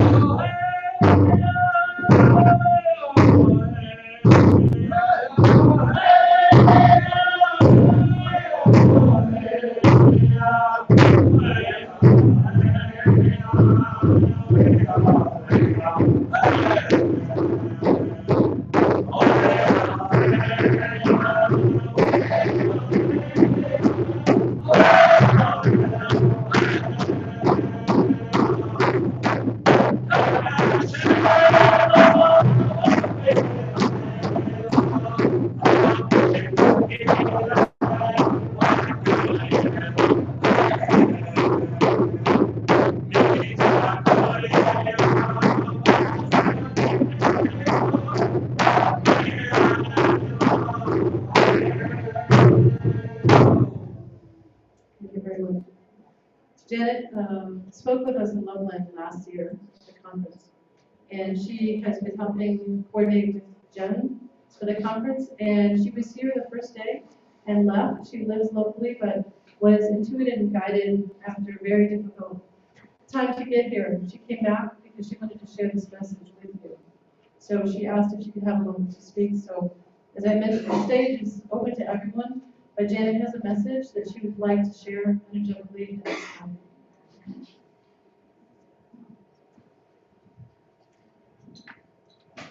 Thank you so much. I am very privileged to be here with you and to share this time with you. And I want to remind you of who you are. You are divinity incarnate. You are an incarnation of love and light. That is your position. That is your position. But your walk is not always in alignment with your position.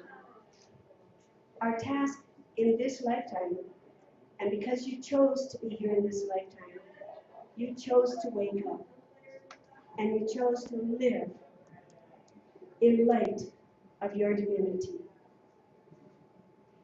We are here in this, and by the way, thank you for taking embodiment at this time and helping to anchor these vibrations of light and love on the planet and coming into being.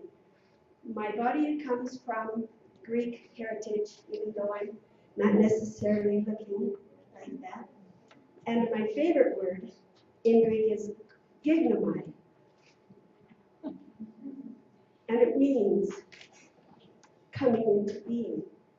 And when we diagram the verb to be, it is I am, you are, he is, she is, it is, we are, you are, they are. There is nothing that is not that. We are here in this embodiment to help people wake up and to help them out of victim consciousness. If you are a chief, if you are a leader in your community, lead your people out of victim consciousness. Help everybody step into their mastery. Mastery of the physical body. Commander of this ship. You tell your body how you want it to serve you now. Do not let it serve you by default. Command your mental body to serve you. Do not let it serve you by default. When you're having emotions, you ask yourself, who is having that emotion?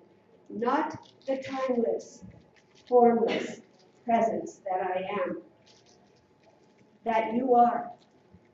You are limitless. So if you're having a limited feeling, a limited belief, acknowledge that it comes from a lower vibration, that it is not you, and then cast it aside and just say, I am limitless. This does not belong to me anymore. I am timeless. I am outside of time. I am here in time, but I am the witness outside of time while I am playing the game. But awake from the game. The board cannot hold us because it is so small. So we play through a little piece that represents us. That little piece does not move around the board. We move it. That little piece does not spin the spinner. We do. Remember that you are the witness and you are love.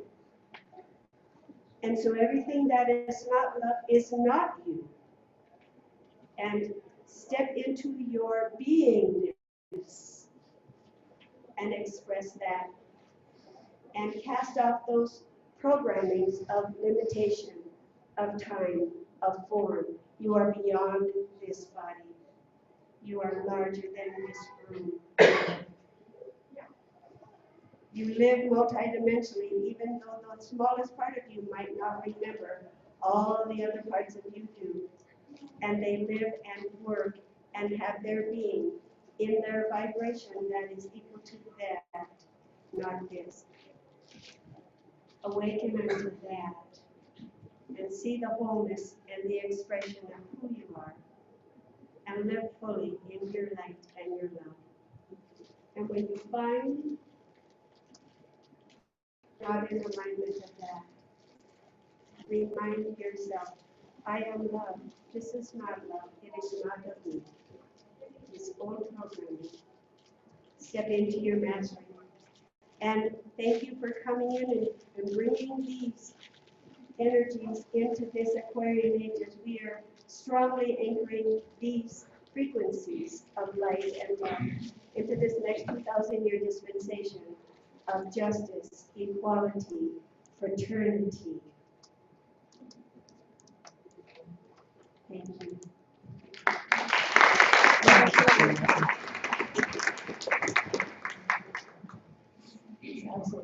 Thank you. So if you want to take just a couple minutes to refresh, move around, we've got another wonderful speaker coming up. About 5 more minutes. Thank you very much.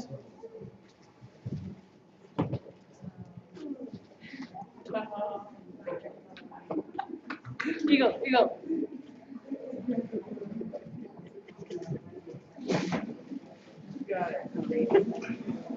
Hey, any hot news here? Much nonsense. Yeah, one more thing. Joe Rice health. I just wanted to have everyone's attention. I want to make one reminder that Grant Gentry Hicks, who was on the panel earlier, is doing jumped into the workshop slot at 3 o'clock. If you have a moment and you would like some energy activations with this fabulous individual, please go and join him with that workshop. And there are a couple other workshops today, so look on the sheet and see if anything resonates with you, and join that one. Thank you. Do you want what? Yeah, can you forward it to my? Yeah.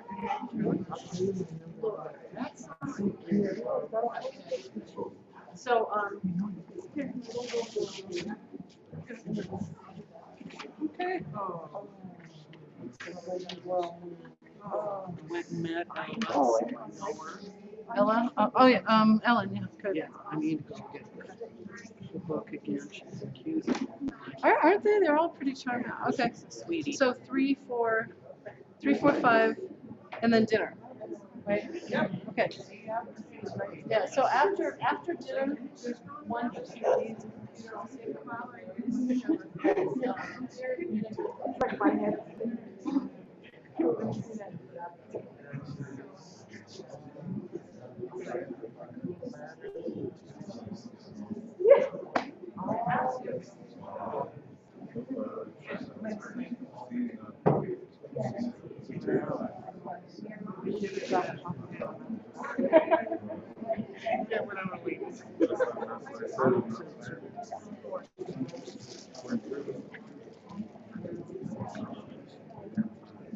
Oh, I know what you're saying.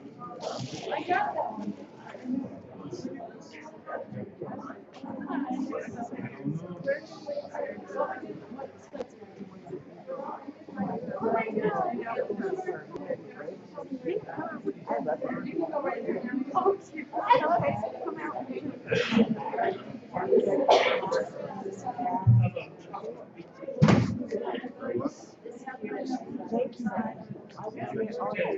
Well, they're renting the tickets, but what you could do is, what should she do? Yeah, she has them.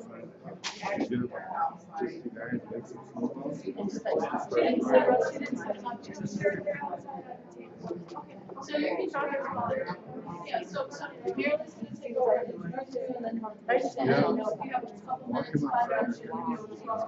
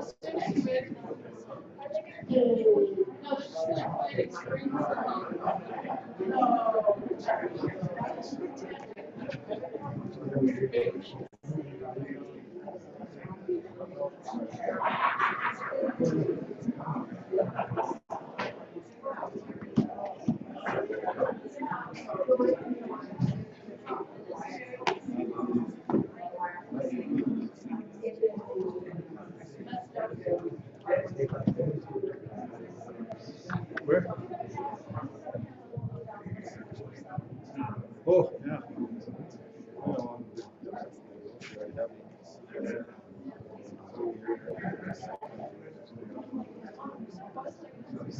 Yeah, absolutely. Would be very good. Yeah.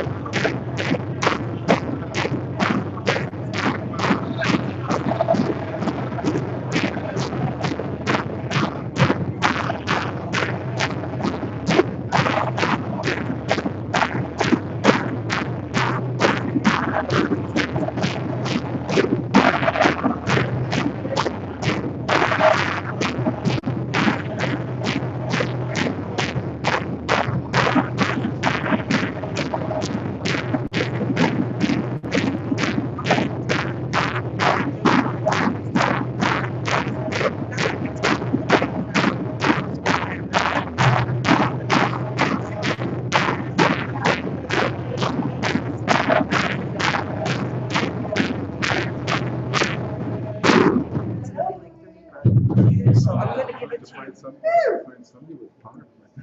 That ought to get our I attention. have to You have this, no, you This have is to. just actually Okay. a beautiful synchronicity that we have Alan Winter here. She's, No, it's got it's in a your good computer. shaman So that's, foundation. And she's had one of those kinds of jobs in the past that you would never imagine. She's been playing both sides in a really, really good way. I'm going to turn this over to Ellen and let her explain herself a little further. Thank you. And thank you all for coming. Closer to you. Thank you all for coming. Just give me the sign if you can't hear. This is a good day for you to be here, for us to be here together. We're going to have an interesting time learning to contact our departed loved ones. My name is Ellen Winner. I live in Boulder and practice and write about shamanism. I also teach shamanism for the Foundation for Shamanic Studies. Up until the beginning of this year, I was a patent attorney for my day job. But now I'm retired and I'm doing this spiritual work full time. What I'm going to teach you, however, is not shamanism. It's a new method of getting in touch with departed loved ones. It does not require that you have any training in shamanism or any other spiritual disciplines. What it does require is an attitude of openness and respect for the spirits. The key to this method, not surprisingly, is love. I'm going to assume that everybody here is reasonably clear of fear, anger, and resentment toward the dead. If you're not, that can get in the way of your success. But you don't have to be perfectly clear for this to work. If you have a strong intention to get in touch with departed loved ones, even if there's still unfinished business with them, you can take this opportunity to apologize to them or ask their forgiveness or forgive them for what they might have done to hurt you in life. And this is an immeasurable blessing for both you and your loved ones, because it frees you both to go on with your soul's destiny. We'll be setting up an appropriate energy field for the work together, and you will decide which people or animals you've passed on that you'd like to get in touch with. And I suggest you think of at least 3 spirits that you would like to contact. They're not always available, and when you're actually in the psychic space during this work, it could be that there would be more spirits that would come when you haven't chosen any spirits. Now, how are you going to recognize your loved ones when we get here? As I said, the key to the method is love. And what we love about people and animals is their personality. And I could talk a lot about that, but I don't have time because we have a lot of work to do. So I'm just going to say that spirits are personalities, and claim their personalities survive death. But don't take my word for it. You're going to find this out for yourself. And if you want to contact me afterward, I could tell you more about that. We spend our lifetimes developing our personalities. And we like it when we can, if something comes along in our experience that doesn't make sense or bothers us, we kind of work with it until we can really accept it. And that's the way we develop our personalities until our personalities are big and strong enough to accept everything, all it is. There's a force in the universe that makes us do this. And the universe wants us to have a developed personality to be whole. And the universe itself also wants to be whole.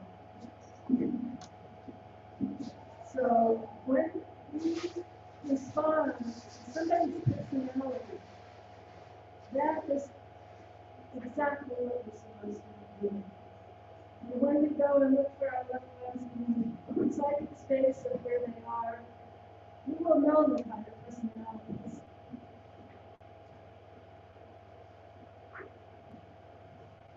So let's just take a couple of minutes and just be really quiet and call in your spirits. We have helping spirits. Call them in, connect with your source, and then we will work on setting up a field, a good field for our work to happen. So let's just take a couple of minutes of silence. Calling in your helping spirits and your source.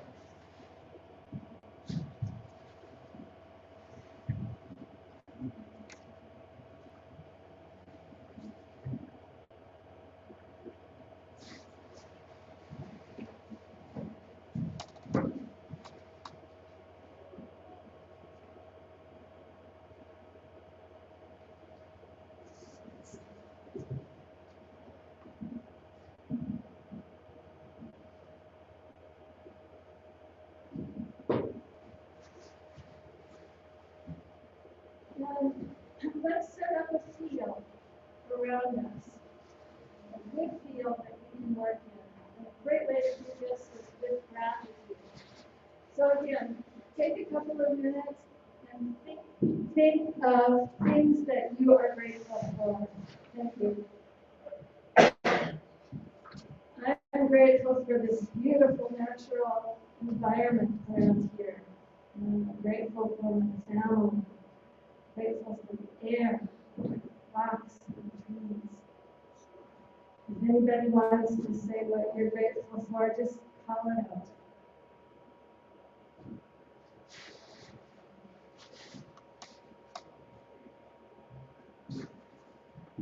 Grateful for the beautiful smiles I see. Okay, so we'll prepare ourselves by opening our chakras and expanding our own spirits. We'll begin the chakra opening exercise in a few minutes. First, I'm going to summarize what was happening for you.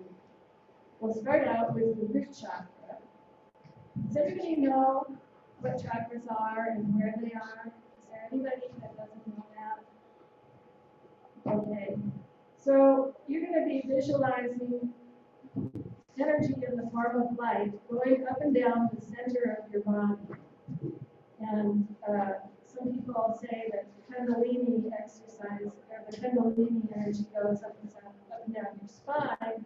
But for this exercise, just have it going up the center of your body, straight from the base of your spine up to the crown of your head. So first you're going to just practice, and I'll guide you through this, but you're going to practice sending it up and down really fast 3 times. And then I'm going to ask you to visualize a bubble of energy at your root chakra, and we'll be bringing that up the center of your body slowly, stopping your chakra to open. This is based on, sort of loosely based on a method developed by Stuart Lyle in his book, The Sixth Sense. So, let's begin. Close your eyes. Breathe in and out and relax. When you're ready, bring your concentration on the root chakra at the base of your spine. Mentally collect a little bubble of etheric energy there, about the size of a ping pong ball. Send it up to the crown so it bounces off the inside of your skull back to the root. Do this 3 times, faster each time. Try to get the last one to really whack the other side of the skull as it bounces back. Then rest. Now, center your concentration back at the root. Get another bubble of light and move it up through the center of your being, slowly, stopping at each chakra. To open each chakra. And once you've looked and reached through all the chakras, we'll do an expansion exercise to expand your own field into the dimensions where your departed loved ones, personality, spirit, hang out.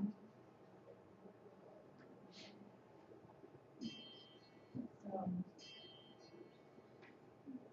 now when you're ready, bring your concentration onto the root chakra at the base of your spine. Collect that little bubble of etheric energy there, about the size of a ping pong ball. Send it up to the crown so it bounces off the inside of your skull back to the root. Do this 3 times, faster each time. Try to get the last one to really whack the underside of your crown as it bounces back. Then rest. Now center your concentration back at the root. Get another bubble of light and move it up through the center of your being. Do it slowly this time. Come up the inside of your body to the middle of your abdomen. Imagine yourself inside the chakra. Visualize and feel the abdomen chakra unfolding open in an outward direction. That is, mentally push it out from inside your body toward the outside world. See the chakra unfolding and opening wider and wider. Imagine it as a flower. Push its petals open. See and feel it spinning. Imagine you have a pair of eyes on the little ping pong ball of light, so you can look out through the chakra as if it were a hole in your abdomen. So you can now see into physical reality, the room around you. Once it's open, push out with your concentration through your abdomen to the world beyond, reaching with your imagination for something outside in the energy field that surrounds us all. It's a mental process as we try to go beyond your body and reach for something out there. Imagine there's a loving energy in that energy field that you want to touch. Once you've looked and reached through the abdomen chakra to the outside world, slowly bring the bubble of light up a little farther to the solar plexus chakra, a couple of inches above your navel. Center yourself there. Imagine yourself inside the solar plexus chakra. Mentally push it out from inside your body toward the outside world. See the chakra unfolding and opening wider like a flower. See and feel it spinning. Imagine you have a pair of eyes on a little ping pong ball of light, so you can look out through the chakra as if it were a hole in your stomach. So you can now see into the room outside.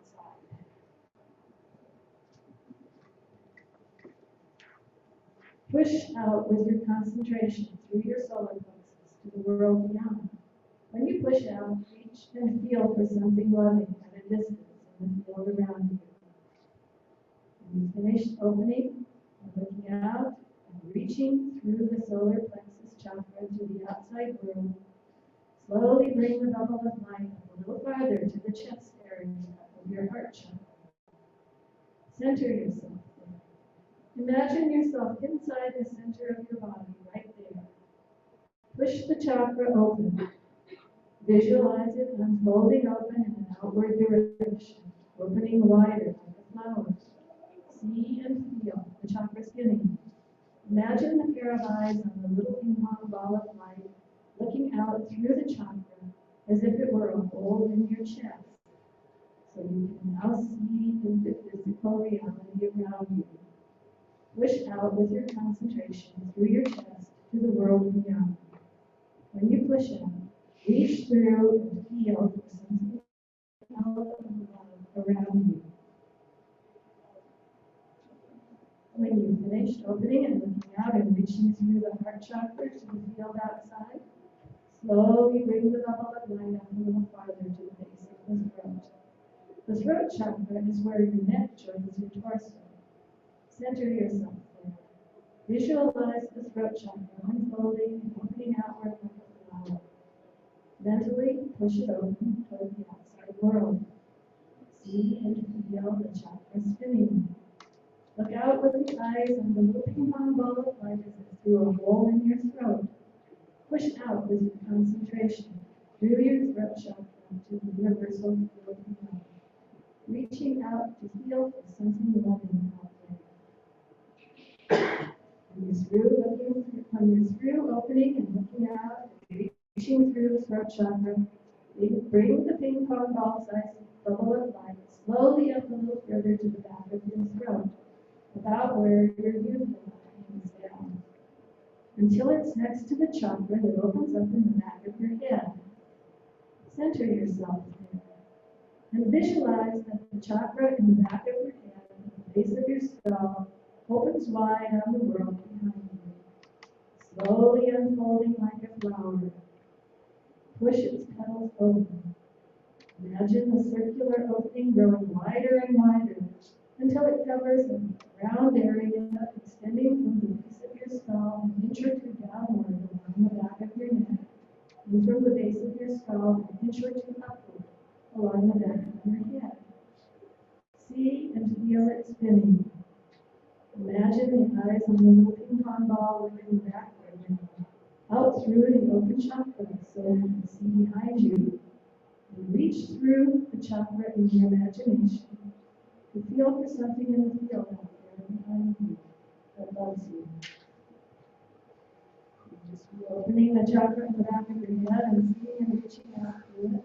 Slowly bring the bubble of light up to the third eye chakra in the center of your forehead. Center yourself there. Visualize the third eye chakra unfolding open in an outward direction. Imagine it as a flower and push its petals open. Mentally push it open from inside your body toward the outside world. See and feel the chakra spinning, unfolding, opening wider. Look out forward with the eyes on the little ping pong ball as if through a hole in your forehead. And push out with your concentration to the universal energy field beyond. And reach out through the chakra in your imagination to touch something you love out there. Finally, move the light and your concentration to the underside of the top of your skull. And push out and up with the light. Imagine yourself punching a fist upwards through the top of your head. See the chakra continuing to open like a flower.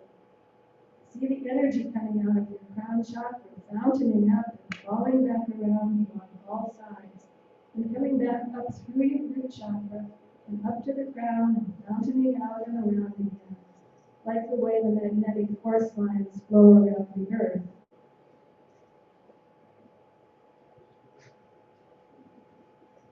Now that you have your chakras open, breathe in and out slowly for a moment. Then take a deep breath and hold it for a few seconds. Holding your breath alters the CO2 in your body.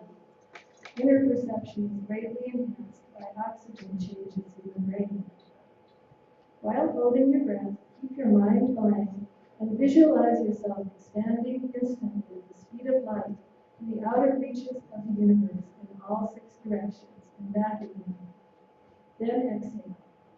When you do this, you are momentarily poised in time, saying, I am everywhere. I am an inner knowing. Do this 3 times. Take a deep breath, help you expand way out and back, and then exhale.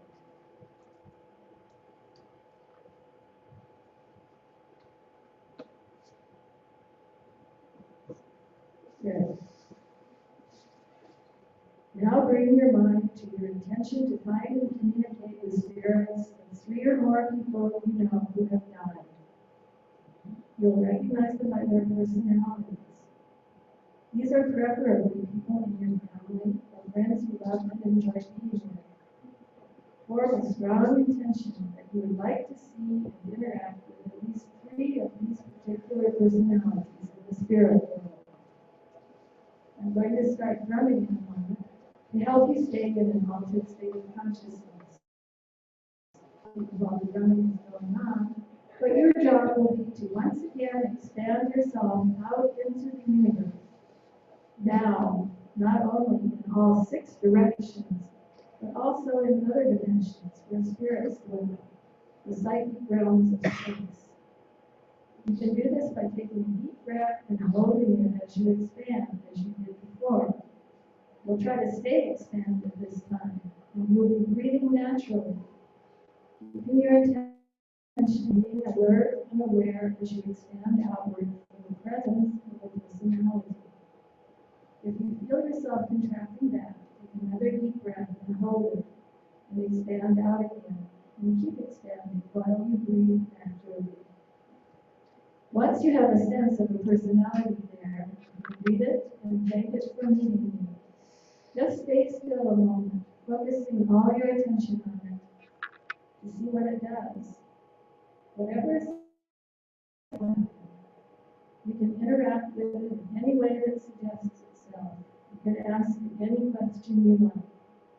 And remember, once you ask a question, get yourself really still because you're waiting for the answer.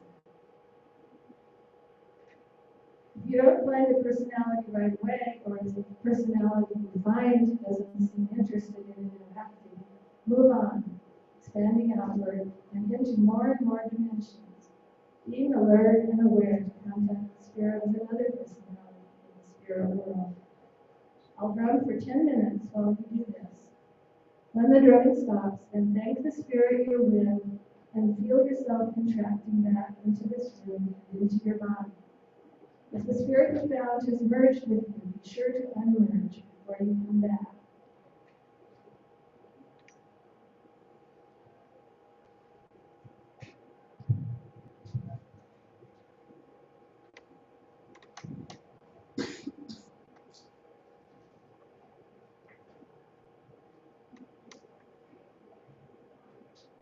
Now it's time to expand out into the realms where the spirits live.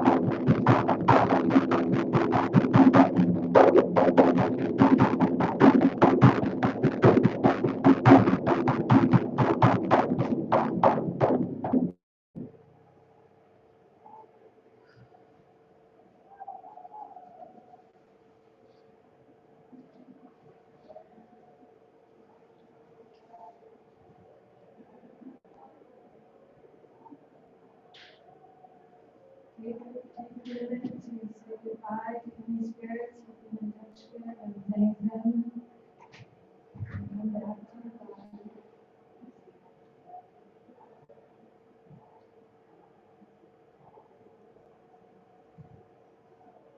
And when you're back, just take your intention from the top of your head down through your body to your root chakra, closing the chakras as appropriate.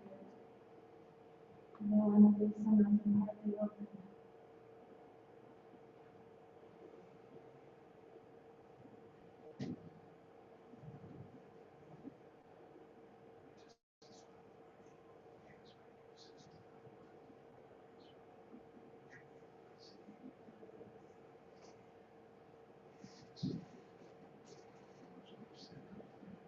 Would anybody like to talk about their experience? Would anybody like to share?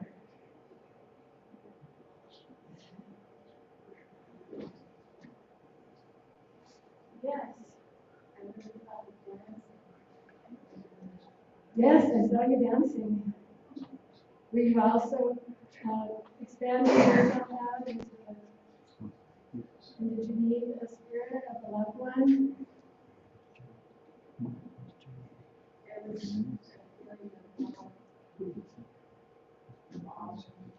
Uh-huh.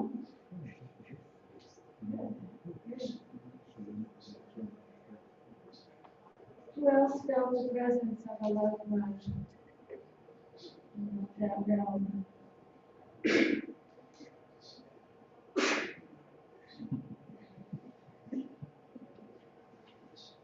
Does anybody have any questions about this, about how it worked?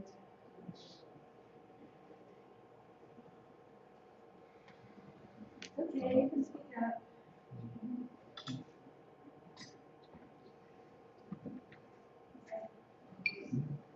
Yes.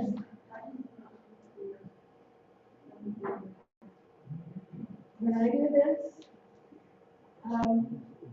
it makes me feel like I'm in the presence of spirits that I know.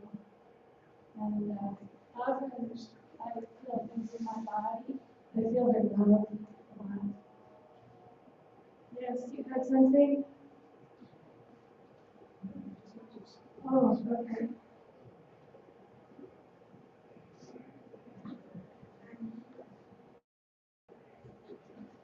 Okay, well, if nobody has anything else to say, yes?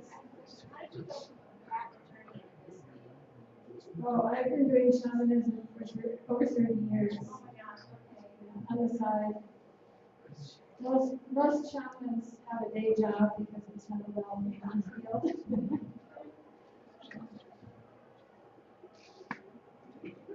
So at 5 o'clock, I'm going to be in the Washington room, and I'm going to be giving an introduction to shamanism. And that will also involve instructions for a journey for you to find your power animal. And as this will be true shamanism. We call it core shamanism, the kind that I teach here. And that's about all I have, unless somebody has a question.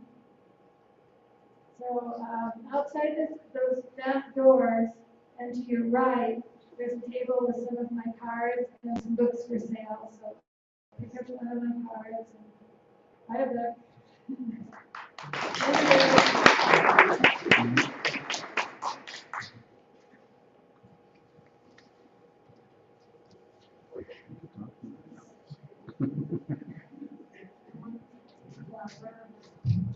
It's really a beautiful journey. We're going to take a quick break here, and we'll be back here at 4-ish for our next speaker. She's with the team of equestrian healers. And you really do not want to miss this.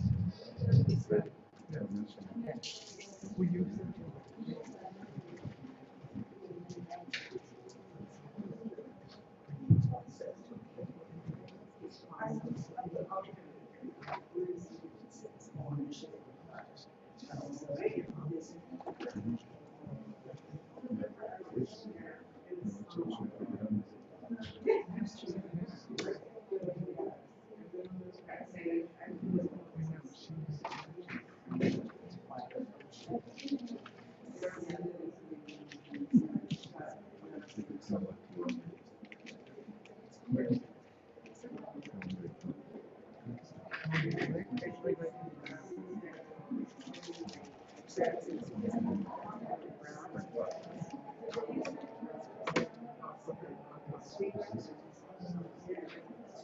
have a period at 7. Oh, with the lady. I'll see you. You should be here. People want. Well, too many people.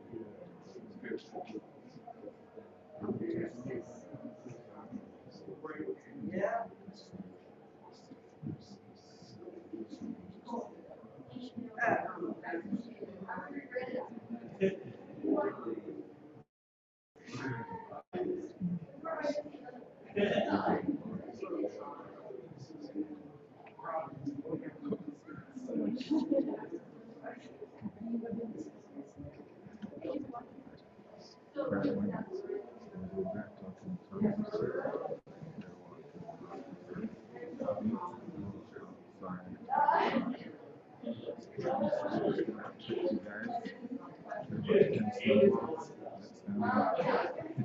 He'll come out real fast.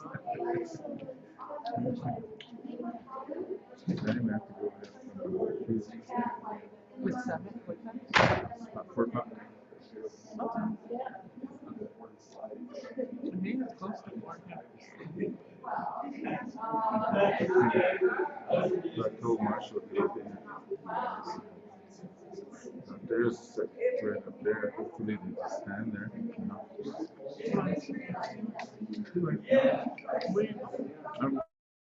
Those popsicles. Those are that sound we use.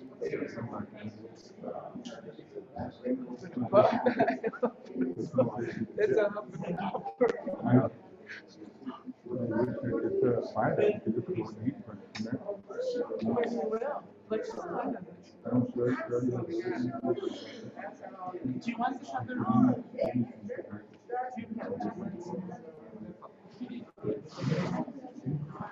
Ellen, I was just gonna say hi. I know you don't remember me.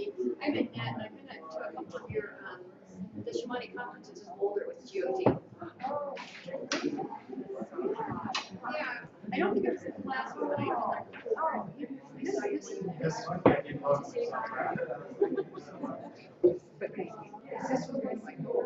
I hope so too. If we got another one planned.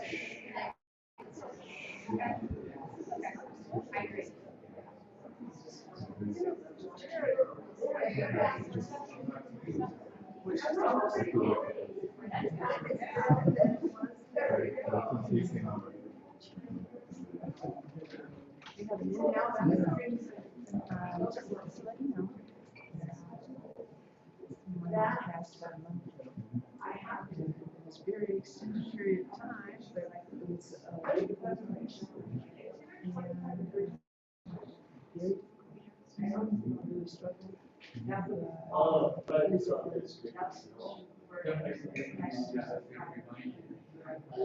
Do it now, it'd be hard.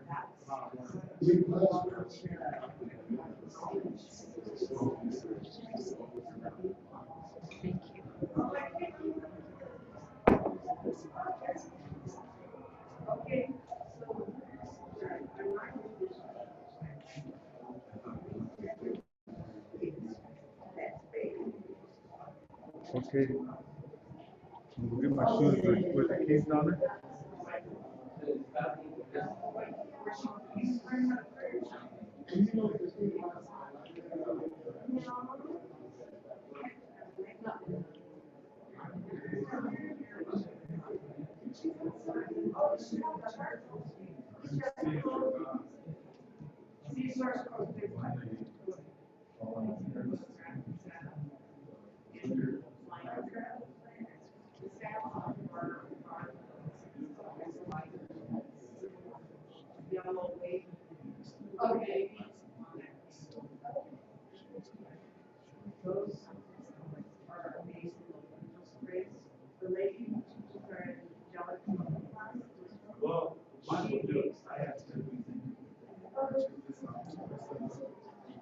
say that. They'll use that.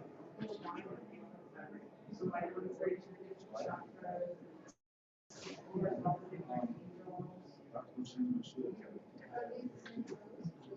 You have to do, so they're all, yeah.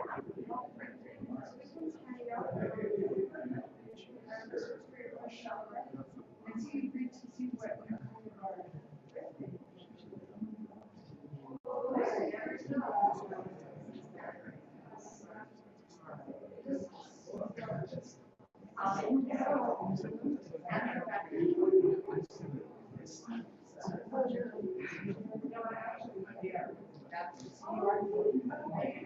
I don't know what else to wear. Like culture,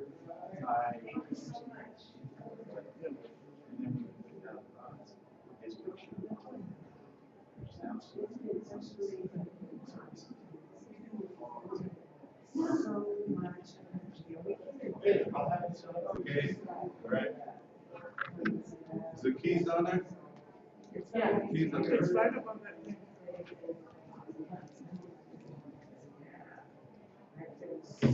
Oh, we're coming with you.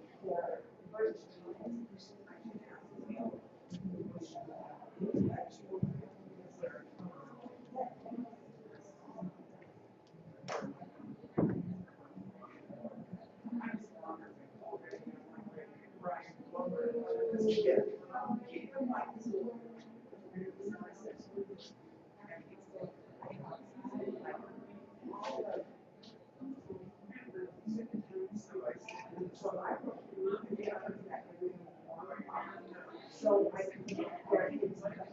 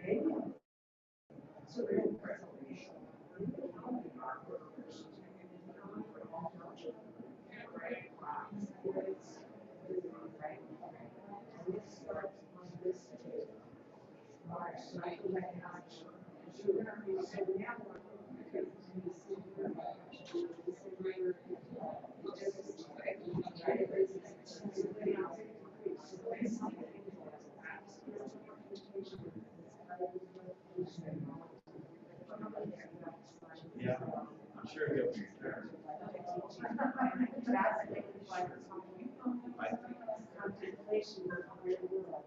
Any information I might share might not be accurate. Okay. I know that the books, and I imagine everything over is at Marvel. And that Joe Punch. There's a ball there.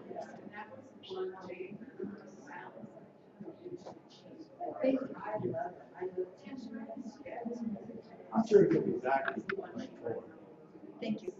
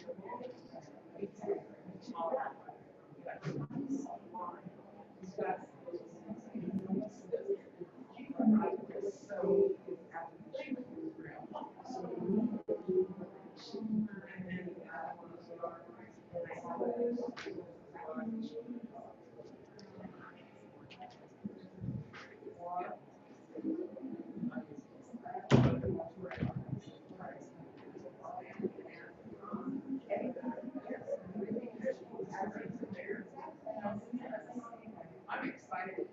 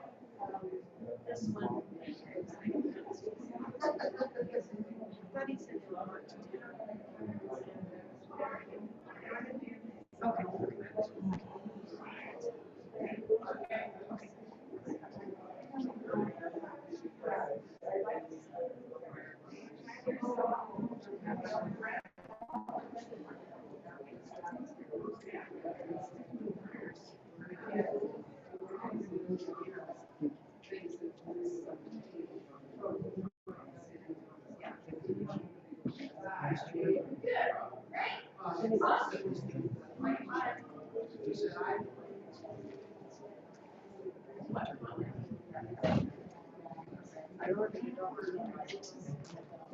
to purchase.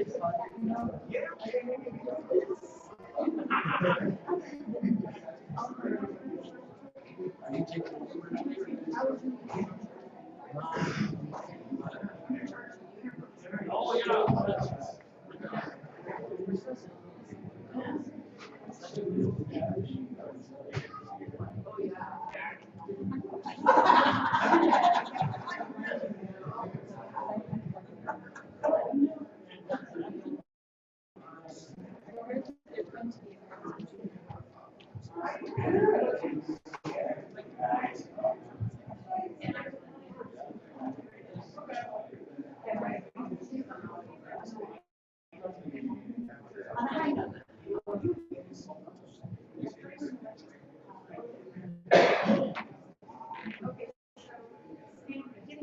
the sheet play, we do such a good job of looking at well and stuff. So it's all right.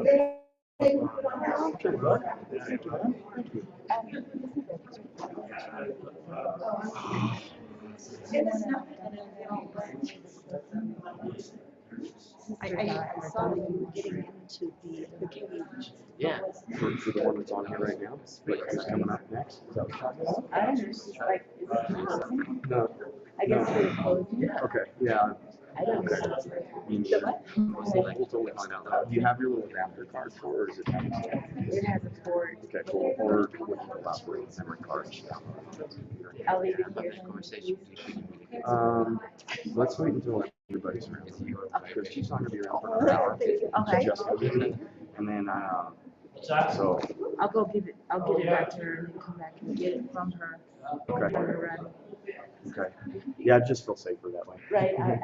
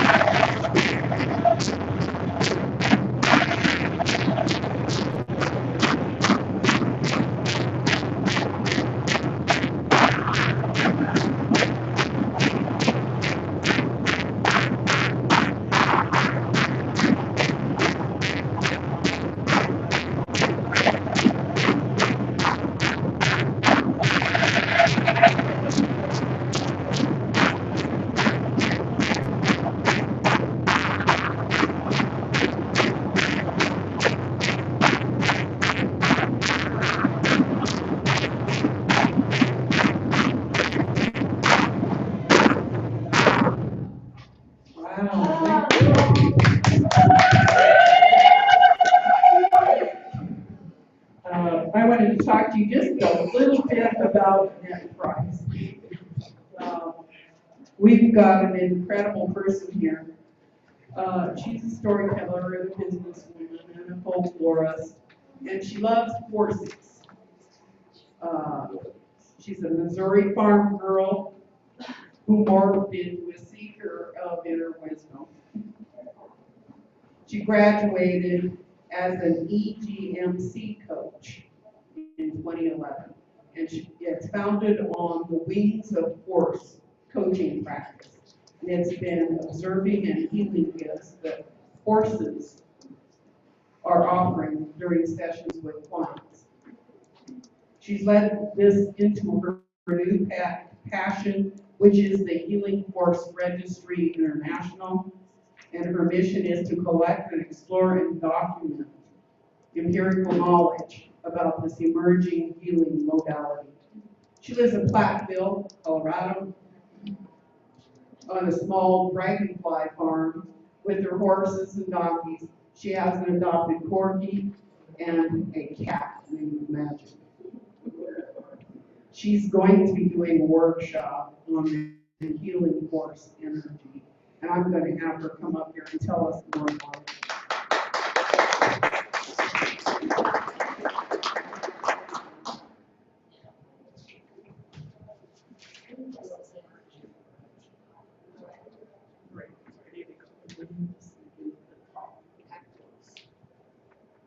Hi, my name is Annette Price. I'm not normally in front of people talking like this, but I'm going to be talking to you today about my passion for horses and the work I do.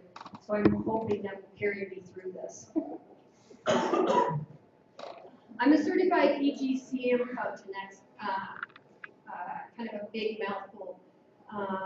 This Gestalt word, equine Gestalt coaching method, that's EGCM. And Gestalt is a word, it's a German word, it means to make whole. So we come into this life and we're pure. Little babies, there's several of them around here today that are just totally pure, smiling, and innocent. And then we walk through life and things happen to us. And a lot of these things aren't pleasant, a lot of these things are. And they leave residual markers in our bodies. The equine part of this relationship is what the horses have to bring to a coaching method that is, to me, quite fascinating and pretty incredible. I want to tell you a little bit about myself first and how I got here.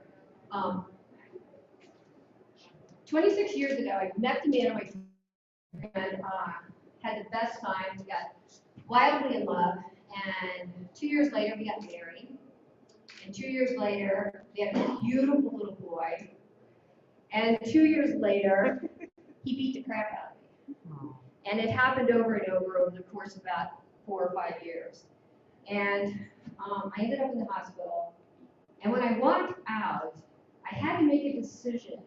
I had to, I was pretty much done with life on this planet. I had to make a decision whether to stay here or leave. And I stayed here because of my little boy, my beautiful little boy. But I also knew that I could no longer live on this planet the way I had been living. There had to be a better way, and I had to find a way to get there. I could no longer pray to God because I thought he totally let me down, and I was totally disenchanted. So I used to pray to whom it may concern. Please help me find some people who can put me on a better path and teach me another way to be on this life and live in this lifetime. And I was outrageously blessed as I woke up one day and realized I've had amazing teachers and amazing people in my life. I've done some, taken amazing trips, and had a lot of fun with learning a new way.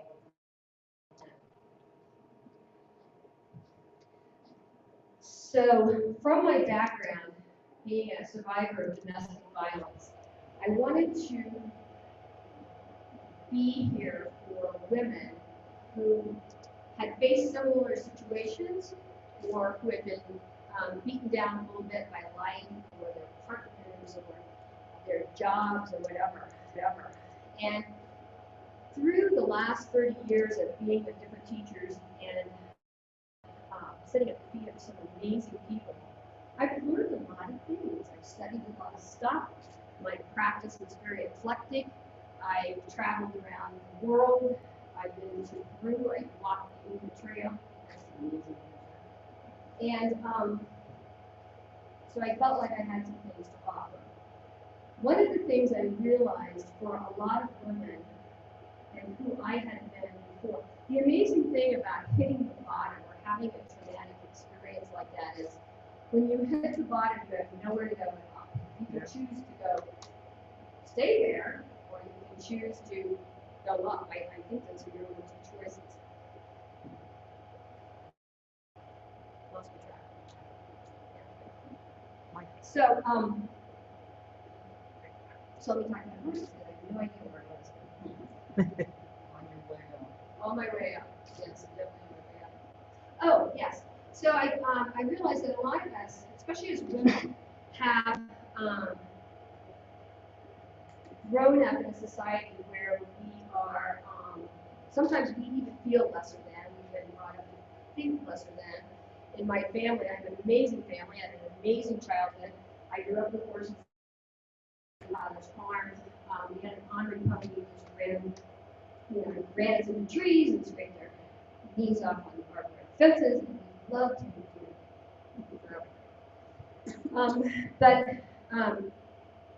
As I started to grow up and look back at my family and stuff, I realized that there were edges and eddies of discontent and places where in my matriarchal family, bad things had happened to women. Never, ever talked about. I had to find them out by myself. So one of my goals in life now is to help.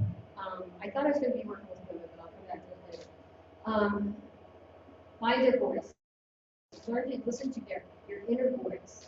A lot of us have voices in our heads. I do a lot of mandala work, and that's where we look at all of the different pieces of self.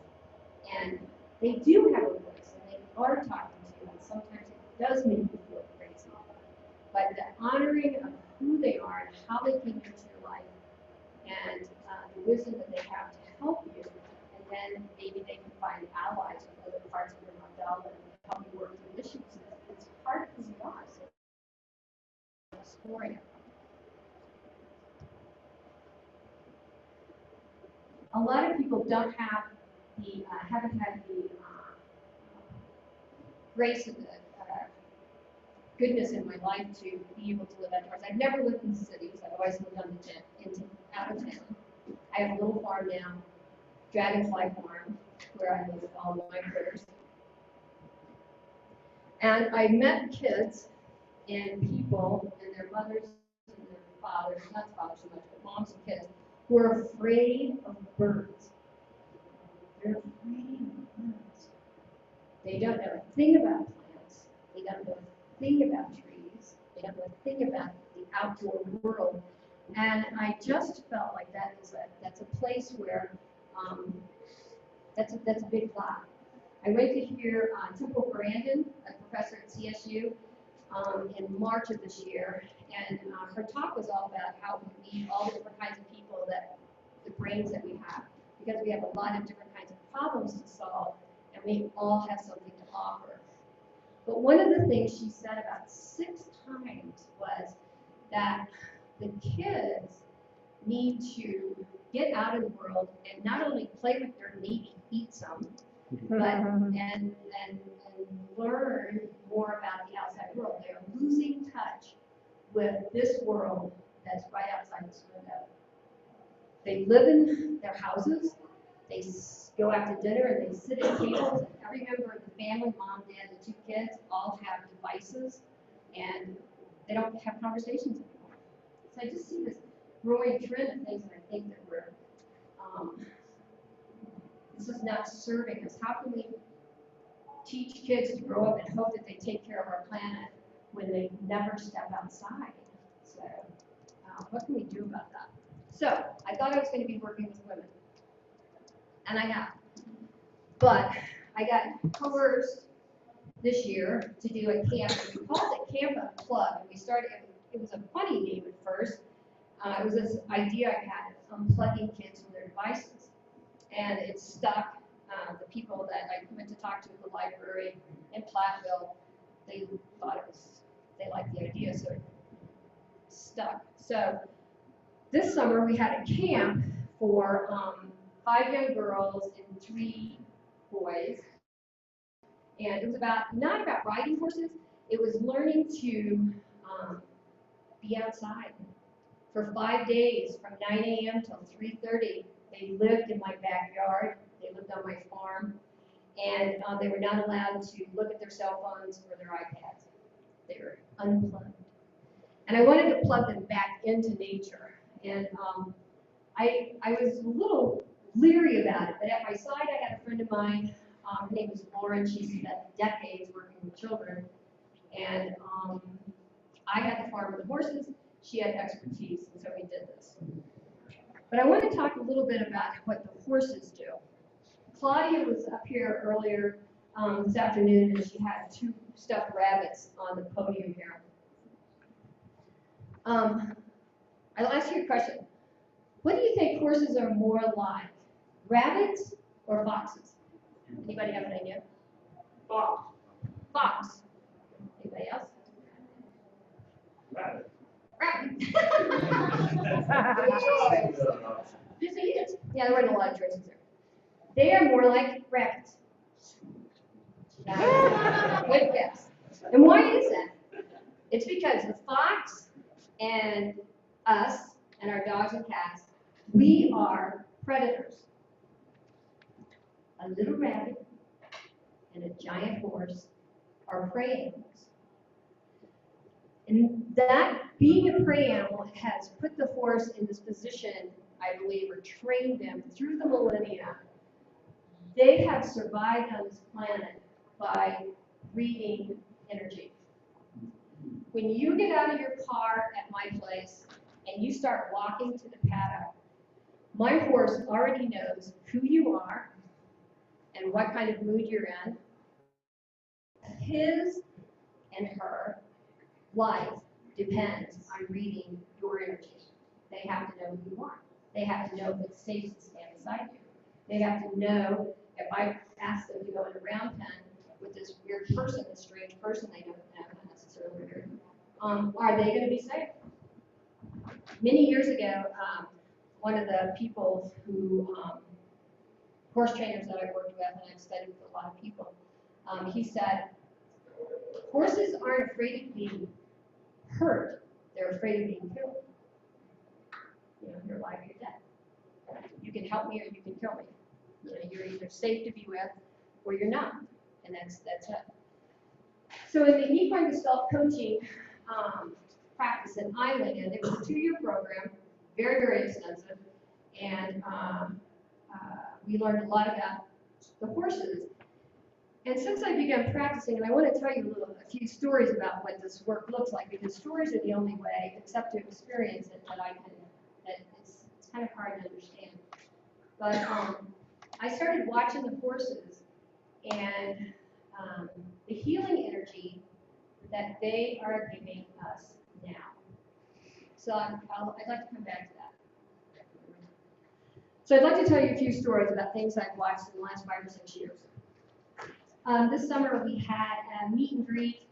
We were inviting people to come out to the farm, and we were trying to get kids signed up for camp. It's year 1. We barely got enough kids to do it, and now we already have kids signed up for next year. That's the cool thing. So we had this meet and greet, and this family came, and it was a mom and dad, a girl who was about 11 who was thinking about coming to camp, and a little baby and a little boy. I'm guessing 3 or 4 years old, 4 or 5 years old. And so we were talking to the parents and introducing them to the horses and showing them and telling them a little bit about what we do. And the little girl was out doing obstacle course with one of the horses and playing and interacting and stuff. And I was in charge of being with the parents and talking to them. And the little boy stepped forward and he grabbed my shirt and he said, I want to be the horse. And the parents just went nuts. Let me back up here just a second, because what Lakota had done, she's about 15 hands high, so she's a medium-sized horse. She weighs about 900 pounds, and this was a little boy.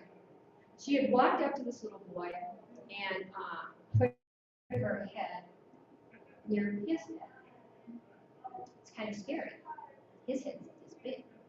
Her head's this big. And so she stayed like that for a few minutes. The parents were a little nervous. I would have been too. I was actually, but I watched her do this so many times. And she just stood with that little boy, and he just stood there in like receivership. He was just, he was cool about it. So I got to be cool about it. And then she took a couple of steps back, and we're continuing to talk. And that's when he came up to me and he grabbed my shirt and said, I want to go out and do that with a horse. His parents were nuts. He never talks to people. He very rarely talks. He never offers to do anything. He never steps up, and he never approaches people. All of this was new behavior for him. My horse.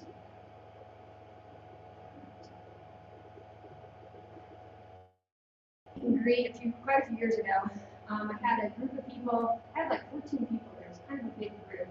And I did this exercise where, because it's only for a couple of hours, and we're not going to do any deep stuff. It's just to introduce people to what this may look like. So I have, I took everybody out. I always have helpers.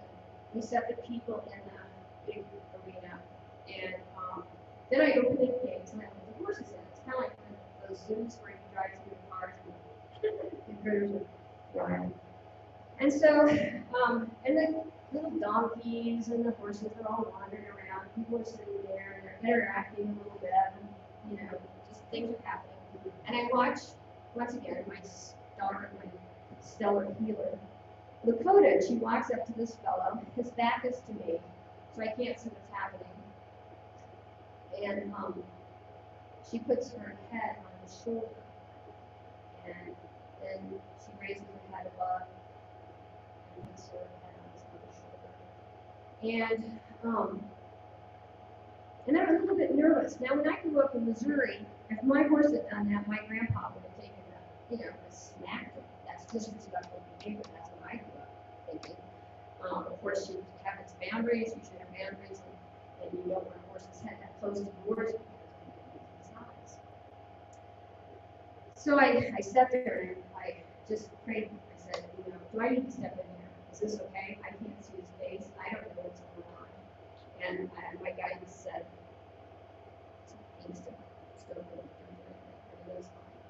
everything's fine.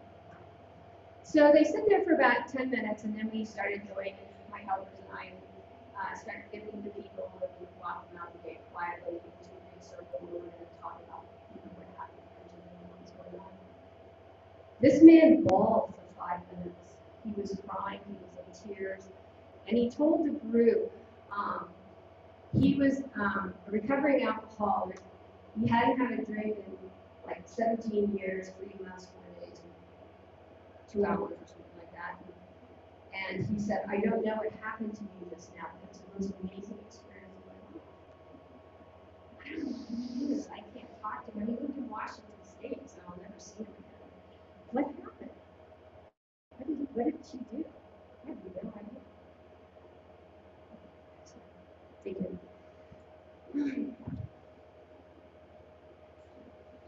And another experience, is I had a couple that came to me for, they wanted to get out of Boulder. They wanted to come to the farm. And they had heard a little bit about this. And they just wanted to do something different. They had a nice relationship, but they wanted to do something together, just a little bit different. And they lived next door to a woman who knew me, and she gave them my card. So we sat and we were talking, and we do a little, learn a little bit more about each other. And I am talking to them, and I, at the same time, am forming a connection with my guides. And I said, what should we do here? What should we do here? And I saw this experiment in my head, and I went, oh, no. What's plan B? I don't want to do that.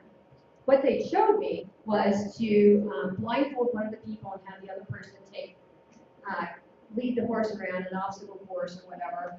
And I have two people in front of me who have never been around horses, and blindfolded and leading a horse. I just saw, all kinds of where that could go wrong. But I didn't get any other thing, and I have to trust my guidance. If you're going to stop and take the time and tap in, you at least need to listen. And I decided to see if it would work. I decided to do that. So I went inside. I got a bandana, and I took it out, and I told my girl that was helping me what we were going to do. I did notice how her eyes arched up, and she was like, "Are you sure?" This is what we're doing. So the most startling thing was, it was very interesting. It was a very, very hot day.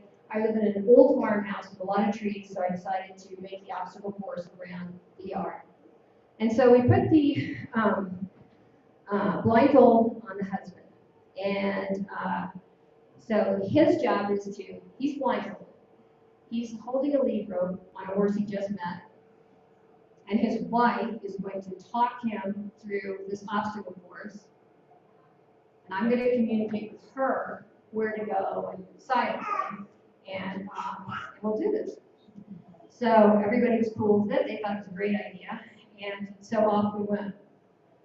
So we're going under trees, and I had set up a couple of chairs, and we went around the chairs, and we did different things. And then all of a sudden, my horse started like bumping into him and nudging him and being pretty rude, And I'm looking at her going, my grandpa would have scolded her. What's she doing here? So I watched it for a few minutes more, and I watched him, and he was getting agitated. I could see it underneath his blindfold. I could see that he was getting perturbed about the whole thing. And so I said, let's stop. We're under a tree. It's nice shady. And he started to reach up and take his blindfold off. I said, no, don't take your blindfold off. I said, I'd like for you to just take a breath and stand there. We're just going to all stand still here. And I want you to take a couple of really deep breaths and bring the energy of the earth up. And get grounded. He's from Boulder, you know what I meant. So he did, and I watched his demeanor, and I saw him, just follow my instructions and get grounded. And then I said, okay, from this place of groundedness, let's start again. And off they went. His shoulders were back, his head was up, he stepped forward with will and determination. He was in charge of who he was. He was back in charge. And so we finished the exercise.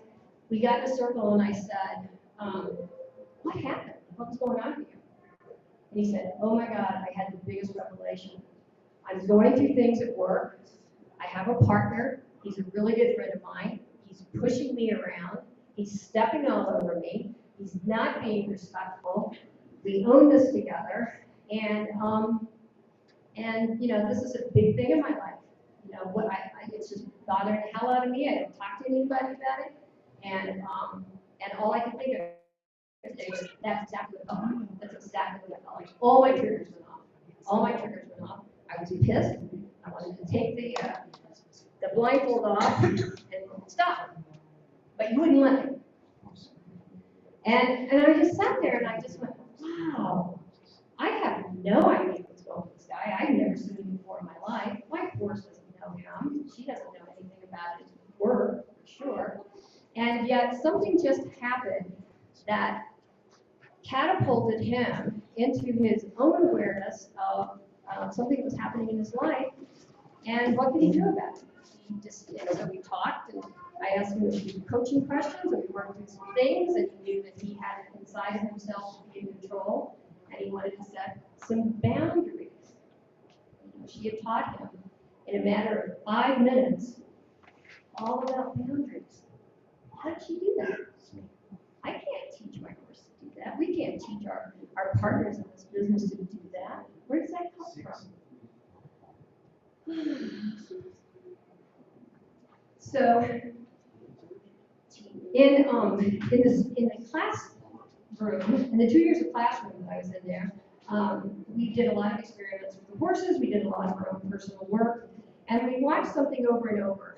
And my teacher has these enormous spotted gypsy banner horses. Does anybody know? If anybody knows horses, they're huge. I mean, they're not tall, but they're big, and they're awesome, and they have butts the size of a barn, and they're just amazing creatures. And it turns out that this horse, the gypsy banner, has an incredible aptitude for balancing chakras, and especially root chakras. They have feet as big as the chair you're sitting on. They're huge. And I have watched them over and over and over be in a round pen. A lot of times the work we do is in a round pen. The horse is free to move around the round pen as they wish. That teaches that all I have to do is watch my horse, and I know tons about my client. But so we watch these horses, and they position their body, and they do things like they back up to the client and put their butt to the client. And basically what they're doing is grounding them in a way that the person has never been grounded before. It's grounding, root chakra, basic, intense, from a 1,400-pound animal. People don't forget stuff like that. It's kind of an awesome lesson. My horse, I believe, I've come to believe, is very interested in from the heart chakra up. She's been my spiritual connection without a shadow of a doubt. But that's where she seems to touch into people. When she walks up to people and does her own individual work, I'm not guiding her, I'm not assisting her really, I feed her and I clean up poop. But she's kind of on her own a lot of the time. But she does this thing where she approaches people and from the heart chakra up. That's what I think is happening. I think that's what she's interested in. She's interested in helping the person raise their vibration and their energy level and awareness.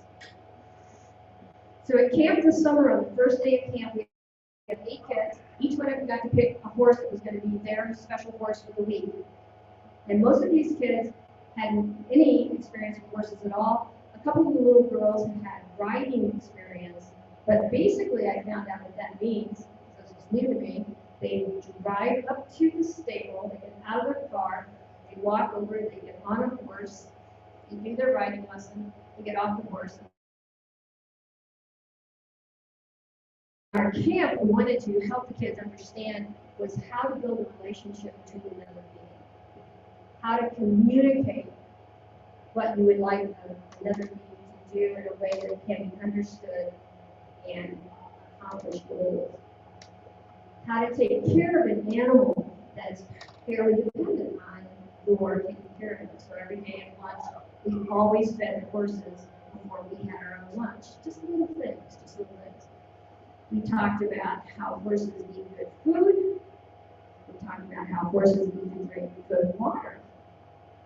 Hopefully, when it starts to sit down sometimes, they'll realize that they too need to eat better food and drink good water. So on day 1, we had the oldest boy, it was also the biggest kid in camp, and we'd already spent a morning and quite a few hours talking about different things, and we were going out to finally meet the horses. They were all anxious to do this, and we had asked everybody if they were comfortable. Oh, yeah, let's go out, let's meet the horses, let's go do this. So we went out, and the horses are all in paddock, and all the kids walk out, and me and my helpers are just letting things sift out. We knew that some of the horses would choose the kids, and some of the kids would choose horses. And so we're just going to let it happen, let it see what happens. So this boy walked out, and he's walking around, and he is standing there, and my horse, one of the horses walks over to him, and she puts her head on his shoulder, and this is her MO. He was terrified. He stopped breathing, he turned white, his little hands were flipping beside him. He looked like a bird trying to take off. He didn't want to say he was afraid in front of all the other kids, but he was afraid. And this was horrifying to him. I signaled my partner, she came over, and we got him breathing and standing there, and to be with him, and in a safe place, made it a safe place for him. In a matter of minutes, he not only was in love with his horse, he wanted to buy her, he was going to take her home, and all of his fear was gone. Everything was gone. He was a changed little boy. And if you watched him the rest of the week, it was just amazing. I mean, he had, you know, all of us kids have issues. He had some issues. He had some things going on. But the transformation in a matter of minutes from who he had walked in that day as and who he was now was different. That was startling. At camp, on the last day, we invited the parents and grandparents and whoever wanted to come in for graduation. We had graduation. And all the kids were asked to give a 3-minute talk on something of their choice. And this little boy chose to talk about how he walked into camp on day one afraid of horses, and how he wasn't. That's what he wanted to talk about. His talk made people cry. In 4 minutes, there were people in the audience who didn't know him, and they were crying. He was intense. It had changed his life. Hopefully this will stay with him forever.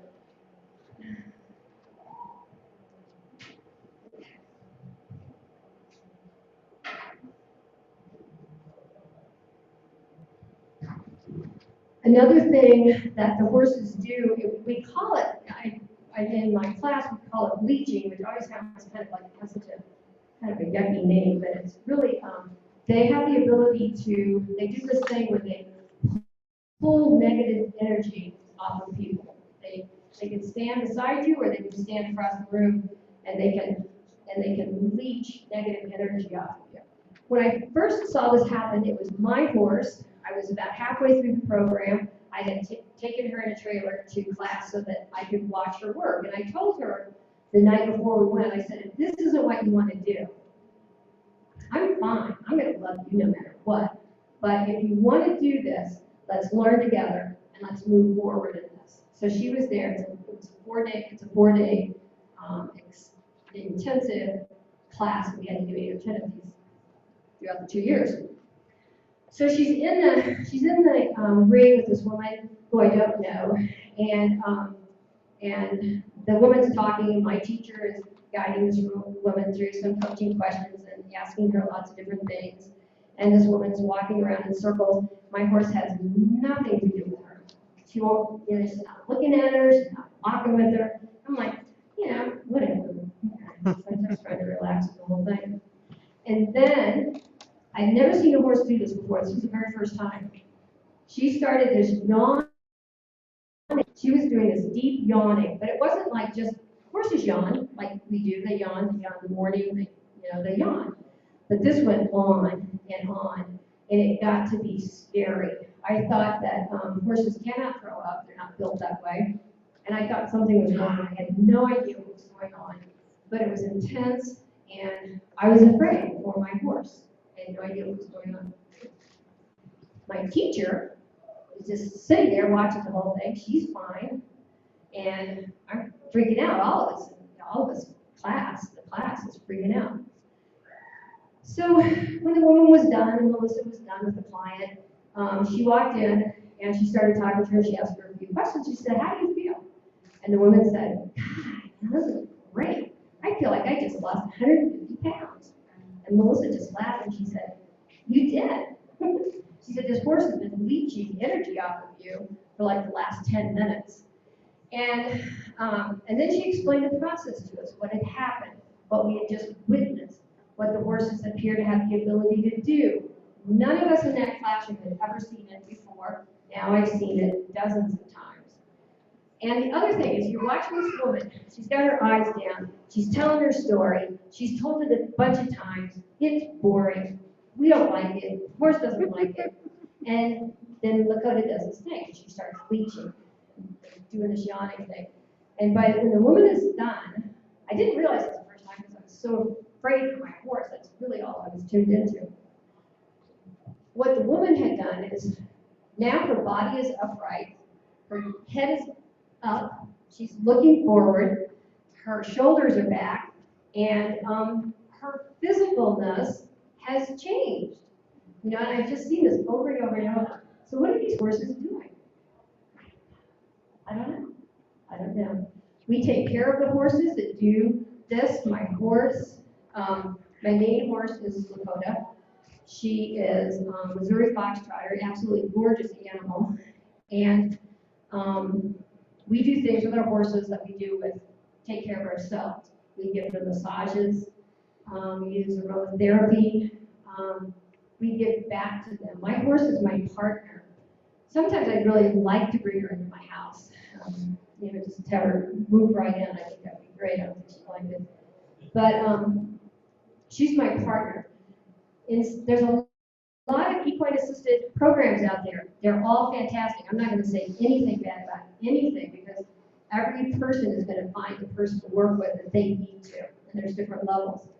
But in the equine assault coaching method, our horse is not a tool. She's not in there to make you do something. She's in there to read who you are and help you find a way through a problem or a worry that you have. You know, she's my partner. She's not a tool. And that's a huge difference from a lot of the other programs. There's so many stories. Does anybody have any questions? I've been talking. I can talk. Yes? Is there any telepathy of communication? Totally. And one of the reasons that I keep studying with about horses than I do is because I want to learn the language of Atlas. And there's a lot of people who've been doing that. Lonnie Roberts started it, 10 or 12 years ago in California. And that's one of the classes or one of the exercises we can do. Horses communicate with each other telepathically. And my horses live in a herd. I don't have stalls. I'm a Missouri farm girl. And hell, I don't even groom them very often. But they talk to one another. You know, if something happens, they all know about it within an instant. You know, their heads pick up. It's fascinating to watch horses move. My job is to try to enter into that telepathy. And I watch my horse and see what she's doing, and she tells me about you. But yes, there's definitely telepathy. But the horses are doing the energy, you know, the negating negative energy, chakra balancing, pantomiming. That's what I call what Cody did with the fellow when she was nudging him. And basically in the horse world, what she's doing was rude. She was just violating the space that she totally was. But she had a point to make. The only way she could make it was to pantomime. Where did they get that? So I've just been observing the things. So what I've started is that in the Healing Horse Registry is to collect stories. I'm going to Ireland again next May. I'd like to go over there and collect stories because I know these horses, it's not here in the United States, it's horses everywhere. They have telepathy. It crosses the time. You know, they all have these things. The other interesting thing that I think is very amazing or fascinates me is this whole idea of equine-assisted programs. We talk about, especially in the Star Knowledge Conference, we talk about things being seeded to us, for us being, you know, seeded programs. This thought of horses working with people came to a bunch of people about 20 years ago. There was no internet. They had no way of talking to each other. They all developed their own systems. Linda Karakoff, who wrote The Tao of Equus, which was one of the first books that I read that went, oh my God, this is cool. I was a cowgirl. I got on and rode fast. That's what I like to do with horses. And actually, I still do. But this idea was seeded to a bunch of people. And I have to think that it's not just here in the United States, but I don't know that. I'd like to explore some of the other countries that I like to go to and see, to collect their own stories. But that fascinates me, that there are all these people about the same time, about 20 years ago, mostly therapists, who started bringing horses into their practice and all the things that have evolved since then. I don't know, this planet we live on, man, it's freaking amazing. I love it. There's so much going on here. I hear kids going, "I'm bored." God, wake up. Let's go eat wild food. Let's go do something fun. Let's go talk to rocks or hug a tree or something. Just get out of this house and take care of that sound. Thank you for that question. That was great. Anybody else have anything that they're wondering about? I know you're wondering about something. I can see it.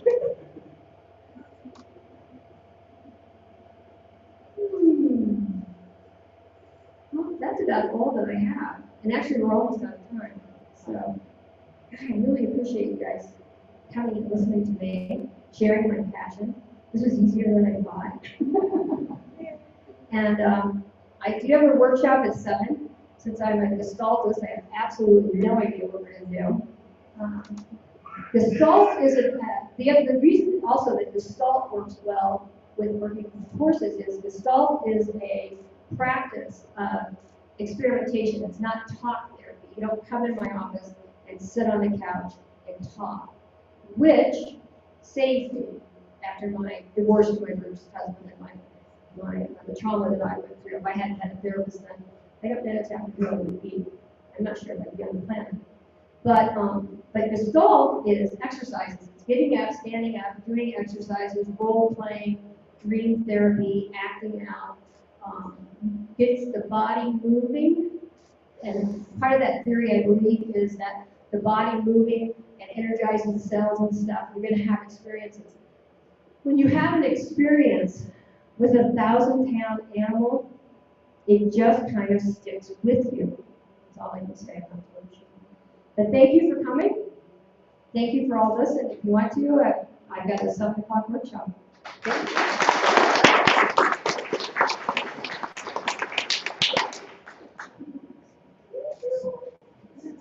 That was fun. That's great. I had worked at the Psychiatric Treatment Center for teenagers 20 years ago when this all got started. We had an equestrian program there. We used Peruvian pasos. And when the kids did right and well, they were in parades in San Diego. So I know horses can make lives change because I watched. Just a few minutes. I did do a program when we were going to do this camp, and Laura talked me into doing this camp. I went out to Minnesota and studied with a woman who works with at-risk teenagers, and that's all she does. And the work is powerful to watch these 19-year-old black guys walk in. And troubled teenagers, I just say black because that's what all this group was that we were working with, but what happens to them, and they just change. I have a question. Yeah. I'm curious, will any horse be able to have that ability? Great question. Or do you, and how do you know which one, because they're like people, right? Personalities. So the question was, can all horses do this?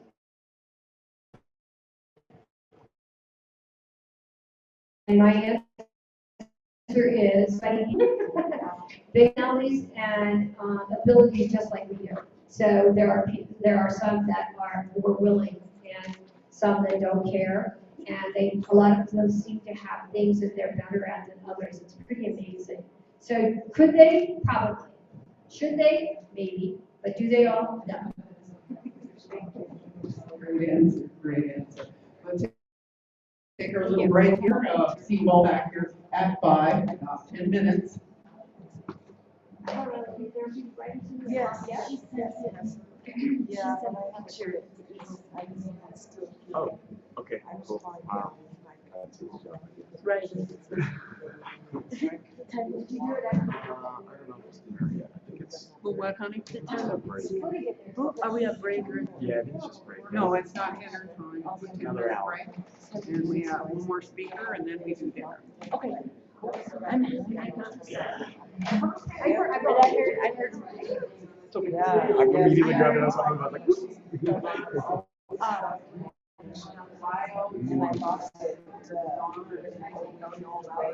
How do you do that? Yeah. Where my dad would walk in my work.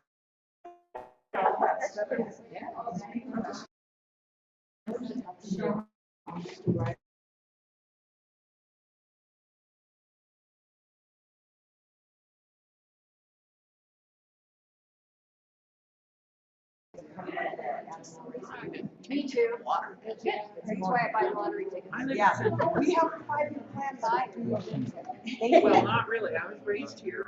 I used to coordinate senior citizen services for Grand County, Colorado for years. Yeah. Really, I was raised there. I was born and raised here. We're in Canada. The Equine Cell Coaching Company. Several times. We're an international program. So there's girls up there. So far it's just girls. There are some Rattle and rattle through your life, and that's where it takes you. But come on now. Do you have a question? Yeah, it's, I love it. worked at Star Knowledge Conferences for 20 years. That's my grandson. This is what we do. It's just really amazing. It's different than last year. It's better, the facilities better. Our food's not better, but it's, well, it's my opinion. You know, everybody's got one. I'm not gonna stay here. I stayed with my girlfriend. Oh, good, cool. We couldn't get out yesterday. Oh, yeah, frozen. Yeah, and she lives in this narrow little windy road, long road, and we couldn't get up or down, and so we just stayed. There you go. Snuggle up. You bet. Yeah, Now, I failed. you didn't pass the test? Didn't pass the test. Well, see how you are. Yeah, Can't even answer a question right, I can know. you? Couldn't- Magic how that works. Did you break the camera? It probably won't, end up on. It's all right. She's been in my room. What can I tell you? Her computer's been dead twice already. Okay, Paula Harris wanted her, we taught her. She's on 6.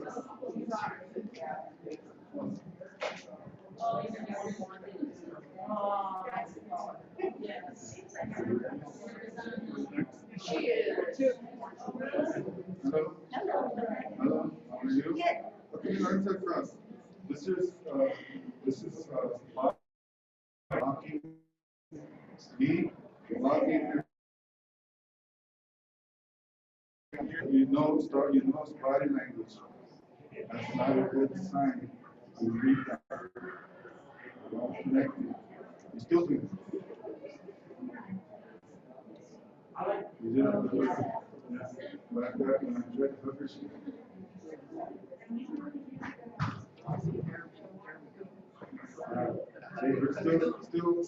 When you hug her, it's smooth. Then it's more like this. Yeah.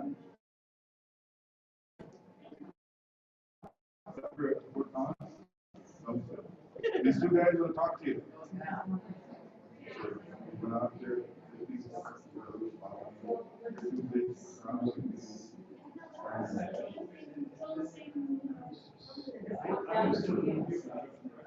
Why don't you cross your arms? Anything that I say, it's not gonna work. Not this game. If you put your hands down, it's the same way it's no, you know, this is good. That's what I'm saying. You don't know how to. I'm just going to say that. So after you cross your arms, you know what to do because you can feel it a lot already. So that's what they did. They looked at each other and started running. So I start talking. They try to. You didn't know how to stand. You didn't know how to talk either. You know what to say because.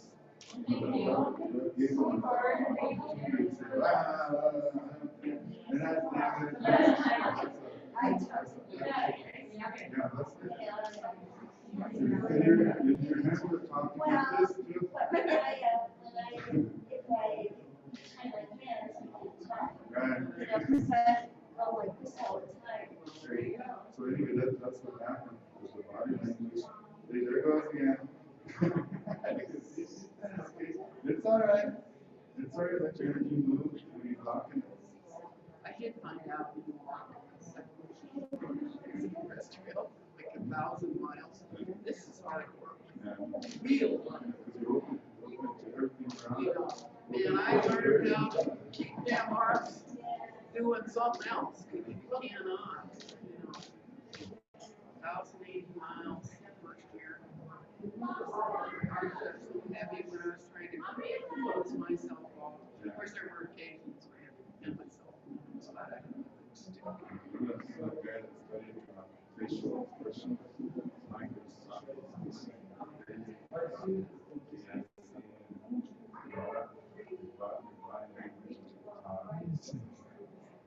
the microphone? So when they interrogate somebody, he just watches. If he says, all he says is, you don't have to say anything.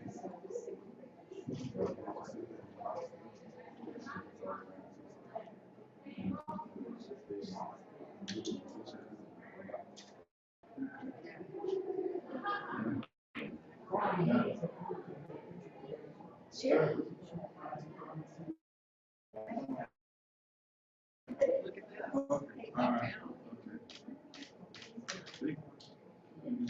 One more. Thank you. How you doing, Bob? Just hanging in there? Oh, thank you, thank you. You're doing fine, but you never know when you start off and do better. You know, bless your heart. Yeah, they do. They don't give you any warning anymore. Where's that light don't come on anymore, blinks? It just kind of grows on. Yeah, we used to use the palace, but like I said, we missed the thousand ends, so. But those do that too. Got to change batteries every session. Yep. Yeah. Change batteries every session. Let's got you there. So, we failed the test. I have a feeling we passed. It was light color. What was your test? It was, when you know about teaching and stuff like that. Sure.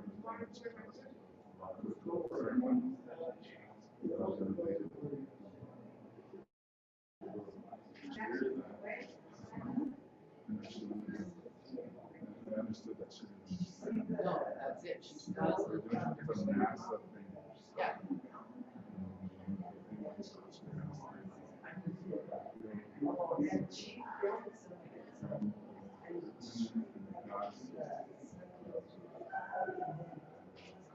That was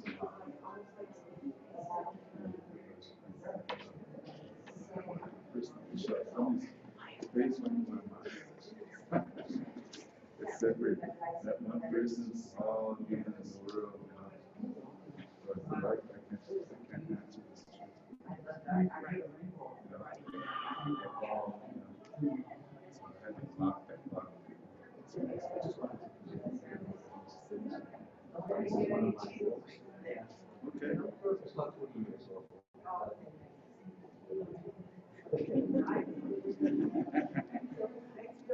Thank you. Oh, you're very welcome. Actually, one of my spirit guides. What's your name? My name is Mark. Right now, there's some, I help my base in our lives. You know, Brian, when you go to Wales, like, They call it, right? Put your thumbprint on there. You want my signature on this? Yes. So you rescue birds, do you? I do now because I have, I used to run a coffee farm in Jamaica and I got attacked by a ram and so it broke my that'll back. rebuild you a lot. Well, it broke my back, Yeah. so I'm now, I can only handle birds. Sure. So that's what I'm doing. I do the wild bird rescue for Central Missouri. Oh, do you? Yeah. That's great. Yeah, I Way to go. turn all my Thanks. birds of prey over to the college. Uh-huh. I don't deal with that. You painted a whale. Oh, I see Picture of a whale. Wolf. It will. Well. Same energy, Is it? same energy, Is it really? and same Yeah, okay, communication. here's how it works. That is beautiful.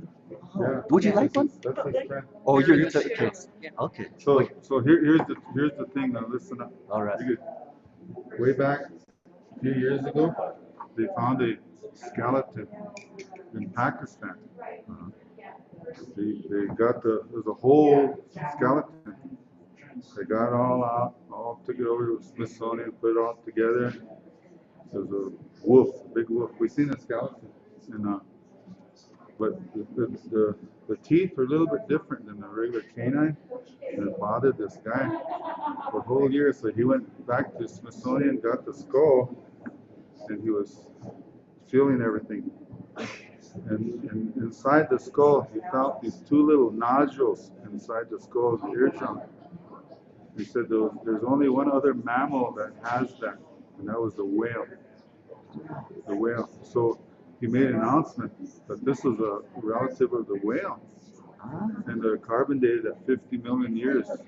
Wow. So of course everybody, like, they all pounce on him because when you make a statement like that, it goes against everything that they learned, that life came from water. Right. This was the opposite, came from the land into the water. Wow. So he had to prove that. So he went out. They found another one.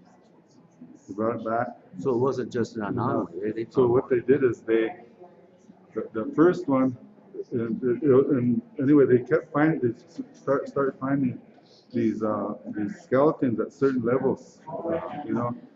So the first one's called Pakicetus because they found it in Pakistan. The second one is Ludocetus, but they morphed the skeletons and, you know, put the flesh, the bones, the fur, everything on them. They morphed them how they changed into the whale. You see it. Yeah. Wow. So what do you call them? The killer whales? Mm-hmm. Why do you call them wolf pack? That's right. They do call them. They call them the sea They wolves. hunt the same way. That's true. I thank you for that. Yeah.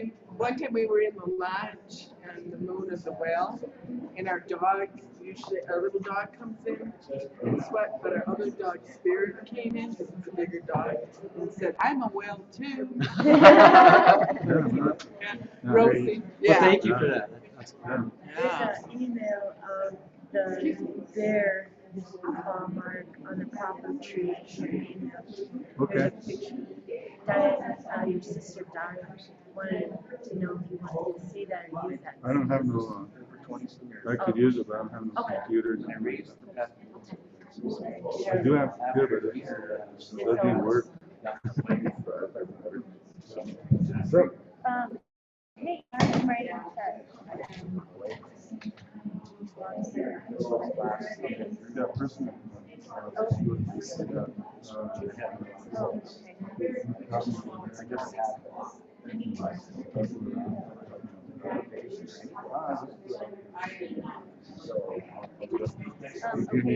gonna get started, we're 1 minute late, so we're gonna get started right now. I would like to have Donna come up here and tell you all about.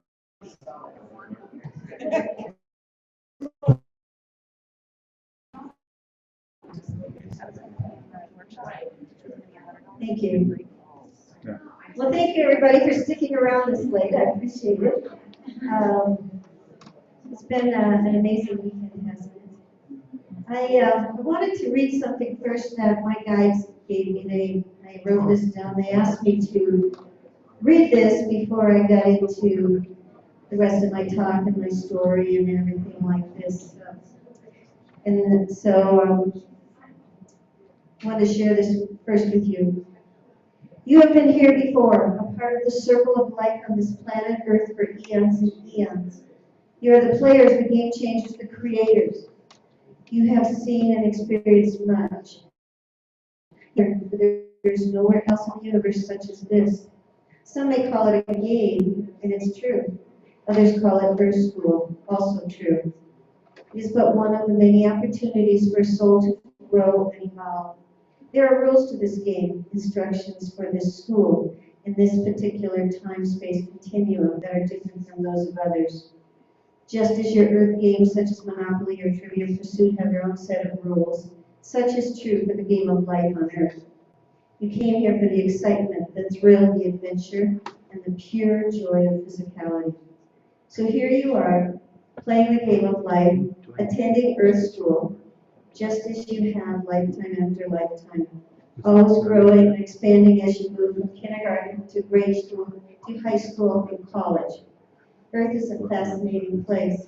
You're faced with duality, dark and light, good and bad, up and down, and the most difficult aspect of all, you forget who you are and where you came from.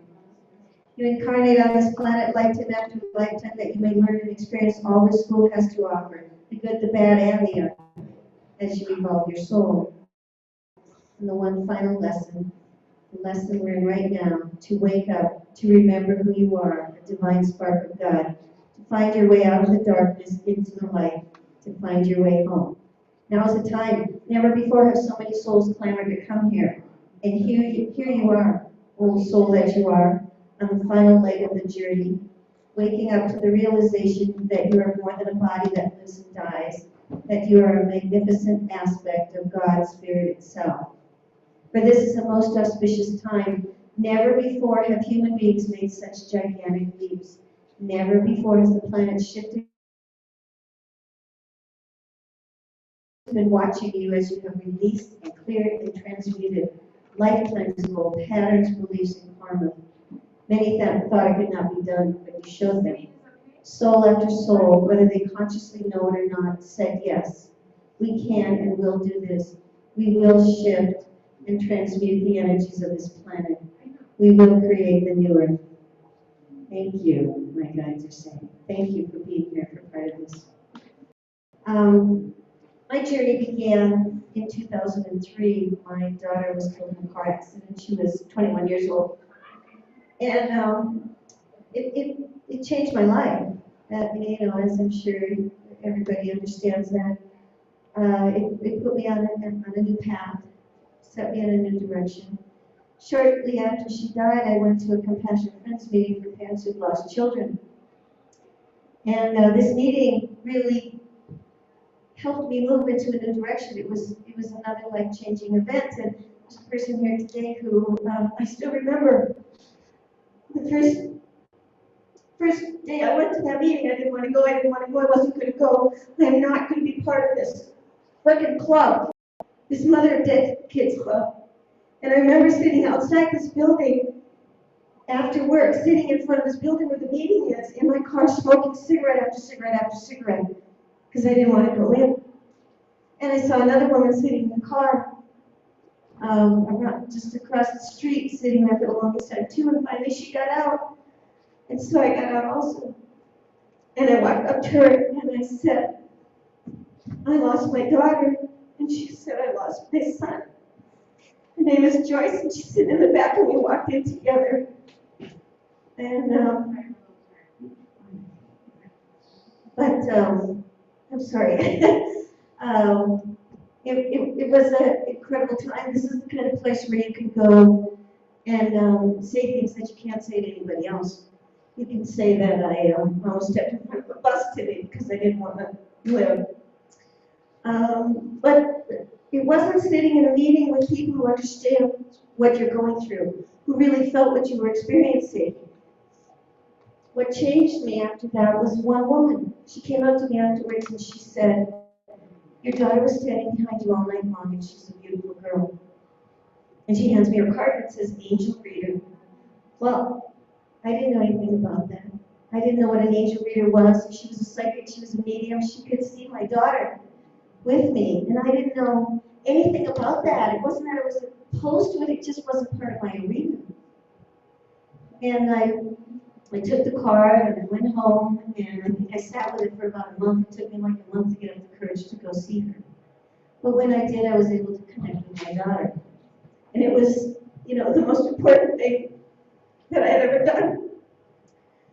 And so first I started reading all the How to Talk to Dead People books, by Sylvia Brown and James Van Praagh. And then How to Talk to Your Angels. And then Conversations with God jumped off the shelf at the bookstore.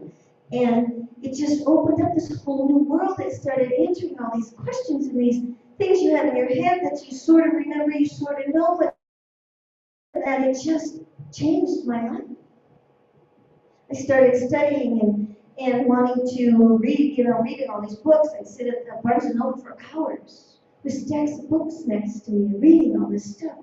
And so much wanted to know more and to connect with my daughter. How do I do this? And then I wanted to hear these people.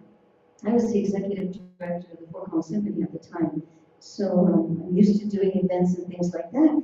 And I said, well, nobody comes to Fort Collins. How come nobody comes to Fort Collins? I want to hear these people. So I decided to bring somebody in, and I got a hold of Sonia Choquette. And she came to Fort Collins to do an event. We had 500 people there. He told me that other people were searching for answers too and wanted to know more. So I started doing events. I called it Bella's Park. I started a company called Bella's Park. Bella means beautiful in Italian, and I named it after my daughter Christy, who was a beautiful, beautiful spark. And so somewhere along the way, I bought a magazine, Bella's Park magazine. I still wonder why the hell I did that, but it's out on the tables out there. If you'd like to pick up a copy, please do so. And I started doing events, bringing in all these different speakers. And it's led me on a whole different track. I quit my day job. I started this company with an empty credit card with a high limit and just kept moving forward. It was like, this is what I'm supposed to do. This is where I belong now. And so I started on a new journey in 2003, a journey that I never thought I would go on. And I think that's, for all of us, as we have listened to different speakers this weekend and that, we've all had something in our lives that changed our path. For some people, it's a dark night of the soul. For some people, it's a horrible loss. For some people, it's some amazing, weird experience that led them on a different path, that showed them that there's more to life and more to this world than what we're living in. I've learned a lot of lessons along the way and experienced a lot of different things. And one of the things that I come to realize, mostly through my daughter and others, is that we are eternal beings. We live on, and we can connect with our loved ones who pass on. Our physical bodies might die, but we all know we go forward. We keep moving forward. And my greatest teachers, I have to tell you, are my grandchildren. They're so amazing. I can hear my daughter. I can connect to her, but I don't see her. My grandson Nicholas, this is my son's little boy, was 6 when his Auntie Christy died, and they were buddies. And she would show up at his room. Hi Nick, how you doing? She'd say.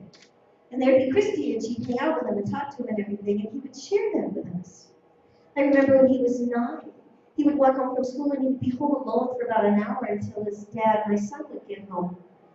And I asked him one day, because I like to talk, I don't want him to think this is crazy, and then I'm always picking his brain, what does Christy have to say? Because I don't connect with her the way he does. And I said, well, have you seen Christy lately? He said, she sits on the couch with me after school until my dad gets home. So here he is, home alone by himself, but he's with his Auntie Christy. He's never alone. He's never alone, and he sees her. It's like a real person. A few months later, my husband and I were driving him around somewhere. I asked him again. I said, well, have you seen Christy lately? Does she still sit with you after school? And he said, yeah. He said, but sometimes I think I see her at school. And sometimes when I'm having trouble with my math, she'll whisper the answer in my ear. She'll go, 25. He said, you are in big trouble because Christy sucked at math. My granddaughter, my daughter Jennifer had a baby about a year after Christy died. And so she never knew Christy, but she would see her also. And has this uncanny ability to connect to the other side. She sees dead people, she sees angels, all of my grandchildren do, they're just amazing. A couple of years ago, my sister died. Well, my sister didn't have any children of her own, and she was really close with my children and my grandchildren. And shortly after she died, I was babysitting my granddaughter, and I slept with her overnight. And we got up the next morning, and we're laying in bed, and she says, Nana, do you want to play I Spy? You know, I Spy with my little eye. And I said, sure. And she said, Mooney, that's what we call my sister, Mooney plays I Spy with me all the time. I said, well, when did you see Mooney? She sleeps with me every night. So she has Mooney with her all the time. I said, well, how's she doing? She said, really good. She's not in pain anymore. And she said, she can be in more than one place at once. So she can be with me, and she can be with Nick, or Nick's little brother Drew at the same time. My daughter Christy sleeps with her every night too, she says. And recently her cat died, and now the cat's in bed with them. I said, you know, you're going to run out of room, and this bed is getting really full. But they are my greatest teachers. They showed me in a way that I don't, like I said, I don't see. I'm really jealous. I hear, but I don't see. The other thing I've really come to understand is that this is our school. And there's no place in the universe quite like this. This is the best place with all that we have to offer here to get a PhD in spirituality, to graduate, to evolve your soul. Linda Starr-Wolf calls them initiations of the soul. Often those facing the biggest challenges in this lifetime, we signed up for that. Because we wanted to grow our soul the fastest. We were on a fast track, we wanted to make it happen. You know, life's not unfair, but it is difficult. And we need to change our perspective from one of anger and grief and why me and sadness and everything, and then look at the bigger picture and try to understand why, what did my soul want to learn from this? At that very first reading with the psychic, Christy said, we agreed to do this. And it had more to do with my soul's evolution than Christy's. And I'm going, what the hell was I thinking? You know, why would I agree to that? But now, it's been 12 years now, I understand. I understand it. It set me on a new path, and I never would have come to where I am today and done what I've been today if it hadn't happened. She was the catalyst for me to move forward with this, to understand the purpose for why we're here and what's happening on this planet and everything. And I do believe that everything happens for a reason.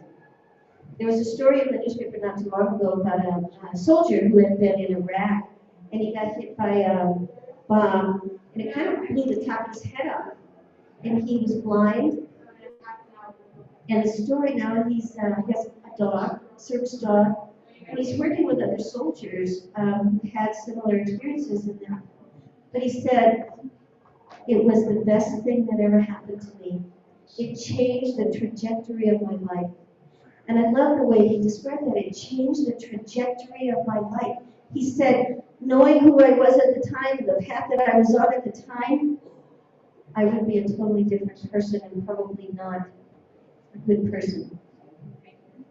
It changed the trajectory of my life. It doesn't take much. Just a tiny degree of the littlest thing can change the trajectory. And we might be going like this, and all of a sudden it gets bigger and bigger and bigger, and we end up in a totally different place. These things happen to us for a reason. And sometimes the reason isn't even just for us. You know, sometimes we have to look at things that happen from a bigger perspective, and what's the purpose, a bigger purpose for what's happening on the planet. I always think of, remember a few months ago when that dentist in Minnesota shot Cecil the lion? Well, what if that was supposed to happen? Think about all the awareness and compassion and outpouring of love that flooded the planet after that event. It changed the vibration of this planet. So think about it on the other side. If we plan out our lives, which I tend to believe we do, this guy's going, okay, I'll be the one to shoot the lion. You know, maybe we need to be grateful. I don't know. I really think we plan out our lives. We chart out everything that we want to happen. There's a fascinating book by Robert Schwartz called Your Soul's Plan.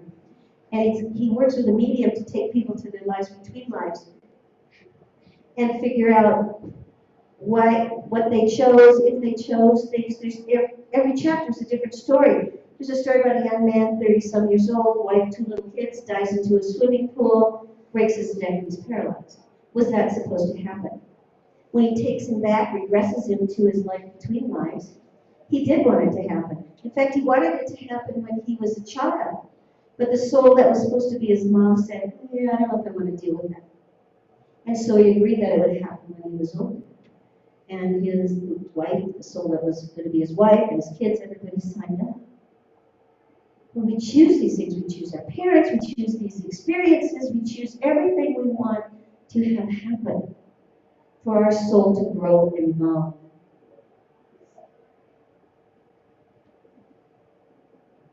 And we talked about, connecting with our loved ones and everything. We're never alone. God doesn't just plop us down here on this earth school without some guides and teachers and things to help us along the way. We always have that connection to spirit.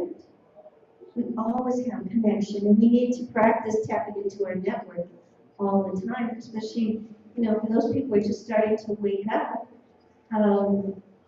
Remember that you do have a network. One of my favorite commercials was the Verizon commercial that used to be on TV a few years ago. Remember the little gray uniform guy with the glasses who worked for Verizon? Guy walks into the Verizon store and gets a new phone. And when he walks outside, here's the little Verizon guy and hundreds of people behind him. And the guy takes a few steps this way, and the whole horde of people follow him. He stops, he takes a few steps back this way, and the whole horde follows him. Every step he takes, everywhere he goes, here's this horde of people, and he runs back in the store and he says, what's up with this? They said, well, that's your network. We all have a network, guides and angels and spirits and that who are helping us all the time. We just need to take the time to connect with them and to listen to the signs and the messages and things. And to ask for what we want. Way back when I was reading all these angel books and that, they talked about how you can ask for, your angels for help with anything, anytime. I was going to do starting a speaker series called the Extraordinary People series with all these speakers that I wanted to hear and bring in. So I ride my bike, it's early one morning, and I'm thinking about all the details and the stuff that I have to working on in that. And one of my dreams was to bring in Deepak Chopra. I wanted to see Deepak Chopra. I wanted to work with him in person. And all of a sudden I ride my bike and I'm going, I can't pick up Deepak Chopra at the airport in Bob's Buick. Trust me, if you've seen my husband's car, it's like, I need a limo. I need a limo company to come on board and drive my speakers. And I didn't have a limo company. I didn't have any money. But I've been reading all these books about asking your angels for help and support. So I thought, okay, I'm just going to put it out there. So I sent it out to the angels, bring me a limo company to drive my speakers and that, and pick them up and at the airport and everything. And then I just let it go. So that was 9 o'clock in the morning, and later on that night, my husband and I are at this big event at the Hilton, this grand opening party or something. We're having a great time. And about 9 o'clock that night, I'm looking for Bob and can't find him. And I asked a friend, have you seen Bob? And she said, well, he's over there talking to some limo lady. And I thought, ooh. So I tracked him down, and sure enough, he's talking to some woman he didn't know from, he knew, but I had never met before. And he's talking to her, and I thought, well, what the heck? What have I got to lose? I might as well ask her. So I told her about the people I was bringing in, and then I, kind of was looking for a limo company to come on board. And she not only knew who these people were, she practically begged me to come pick up my speakers. And I walked away that day and went, boy, these angels are really fast. 9 o'clock in the morning, 9 o'clock at night, they got it down pat. So ask for help, because we can have it all the time. One of the other things I've learned is that this is an inside job. It's not always out there. It's the angels can help us in that, but we really have to figure this out. It's in here. It's not outside. Somebody today talked about, the universe is in us, and I saw that. I had that image of that universe. It's in here. It's not somewhere out there. And nobody can figure this out. Nobody can go through these things for you. You can't download the answers to the test.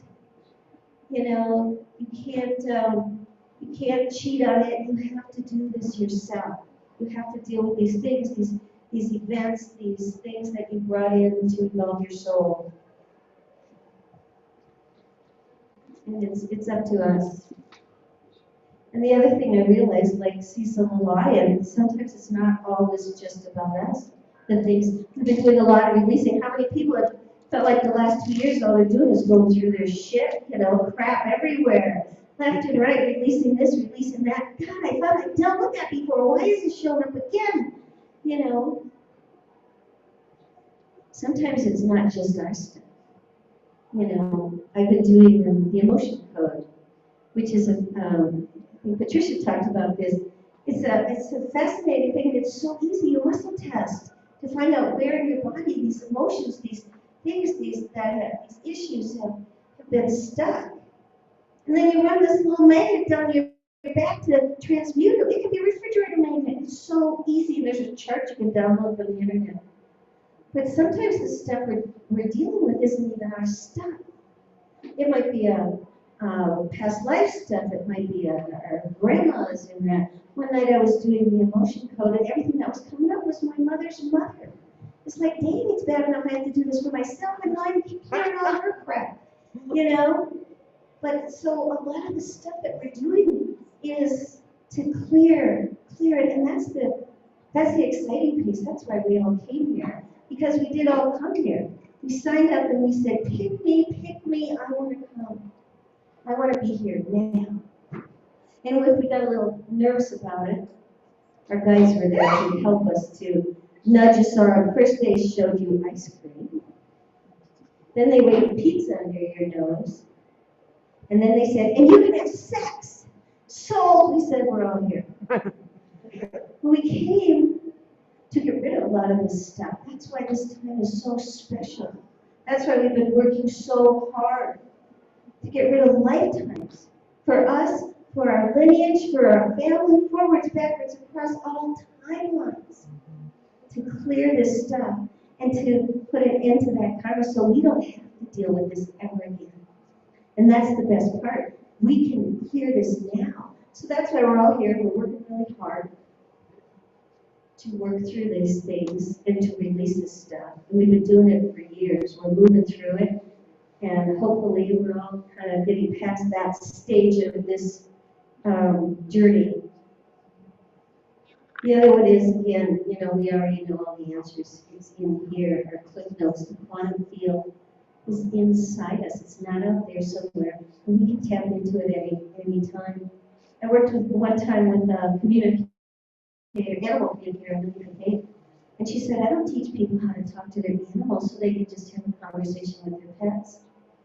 I teach them how to do this so they can learn how to connect to the quantum field. Because if you can connect to the quantum field, you can do anything. You can connect to anything. You can learn anything, know anything.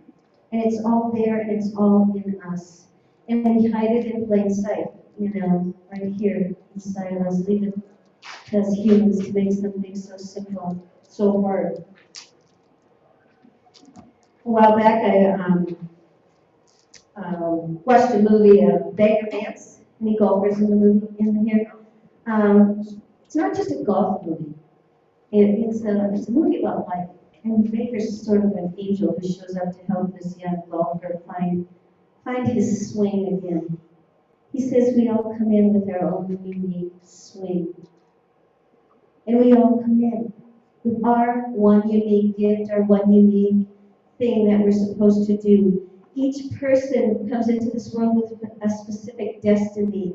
He has something to fulfill, some message to be delivered, or some work to be completed. You're not here accidentally. You're here meaningfully. There's a purpose behind you, and the whole intends to do something through you. So it's finding that. It's finding our one unique thing that's ours and ours to do, only ours to do, that nobody else can do. And that's the interesting part of why we're here, and waking up to figuring out who we are and what our unique gift is, our unique purpose is in this lifetime. A lot of people, like I said, have had interesting experiences as they've been waking up or whatever kind of nudged them on their path and on their journey in that. And I want to tell you that you have to trust that the messages the voices in your head, you're not making them up. They're real. You're not crazy. And I felt that way a lot of times over these last few years as you start experiencing things and things start coming in and then you hear voices in your head and that it's like, what? You want me to do what? You're telling me what? And you think, this is crazy. And you can't, there's very few people you can tell some of these things to. But I think we all have to start believing that they're real. And we are getting these messages, we are getting these guiding things that they want us to do, and they're helping us along the way in that. So trust in those.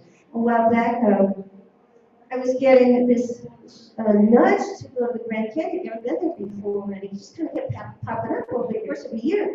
And I was flying back from LA one time, it was in December, and there was no cloud cover. We flew over the Grand Canyon, first time I'd ever seen it. It was and then as the spring wore on, I just kept getting this message about you have to go to the Grand Canyon, and you need to go before the Wesak moon. And I wasn't even sure what a Wesak moon was, but they just kept getting this message, you know.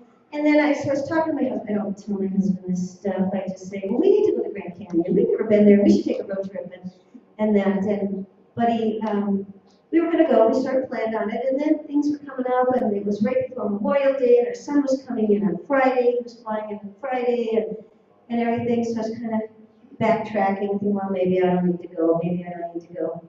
And I had a radio show. I was doing a radio show at the time. And we were interviewing this, I had a co-host, Kimmy Rose. We were interviewing this one woman. Well, first Kimmy says to me, she said, she's a medium, a psychic. She says, there's a guy here for you. He's coming in very strong. His name is Aaron. And he says, you'll remember him. You'll remember him. You'll know him when he shows up. You'll know him. Well, I had never heard of Aaron as a guy before. So, okay. And then we're talking to this woman, and she's talking about her work. I don't even remember what she does or anything. She's telling us about her work and that. And she says, and it's not like you're jumping off the Grand Canyon or something. You know, and I got off the air and I said, well, what did you mean by that? How come you said that? And she said, I have never used that term before when I discuss my job or my work or anything. And so I got off the radio show and I said, we have to go to the Grand Canyon. This was on Monday. I said, we have to go to the Grand Canyon tomorrow because we have to be back by Friday to pick up my son. They said, we have to go. I said, I have to go to the Grand Canyon. And still I can't tell my husband because my guides then have been telling me, you have to open the portals. You have to unlock the portals at the Grand Canyon. And I'm going, what? Again, you know, what? You want me to do what? But I said, we have to go tomorrow. And he says, oh, I'm going to go to the Grand Canyon. I said, well, I'm going with or without you. I'm getting up in the morning and we're driving. And, you know, he's digging in his heels and that. Well, I wake up the next morning and he says, well, if we're going now because I'm not driving all night. So we jump in the car and we head out. We have no hotel or anything. And our guides take us through Grand Junction and then head straight south. And my husband's not really talking to me. Anyway, so as we head straight south from Grand Junction, it was so barren. So barren. The land was so barren and it was so sad. And the energy was so dark and heavy. And my guides would go and just bring in the light and send it out, bring in the light and send it out. So I'm doing this for 6 hours. And the top of my head's like burning. And again, I'm still kind of in this space like, what? Wait, you know, I don't get this. I don't quite understand this. And why am I doing this? And who am I to do this? We get there, and as I pull into the Grand Canyon that night about 9 o'clock, I'm hearing this voice in my head, remember me, Donna. Remember me, Donna. Remember me, Donna. And then in my mind's eye, I see this young man, Aaron. He had dark curly hair, blue eyes, and he was really tall, and he had this like blue-gray robe on and that, and he said, remember me, Donna. And all night long, you know, I could feel this energy and everything, and we get up the next morning, we go to the South Rim, and my daughter Christy was with me too. So Christy and Aaron, you know, and we're at the, and they said, you hold the codes. There are portals all up and down the Grand Canyon, all the way to Sedona and everything, and they've been closed. We closed them. I could see this in my mind's eye. I could see these ships coming and going. It was like a metropolis.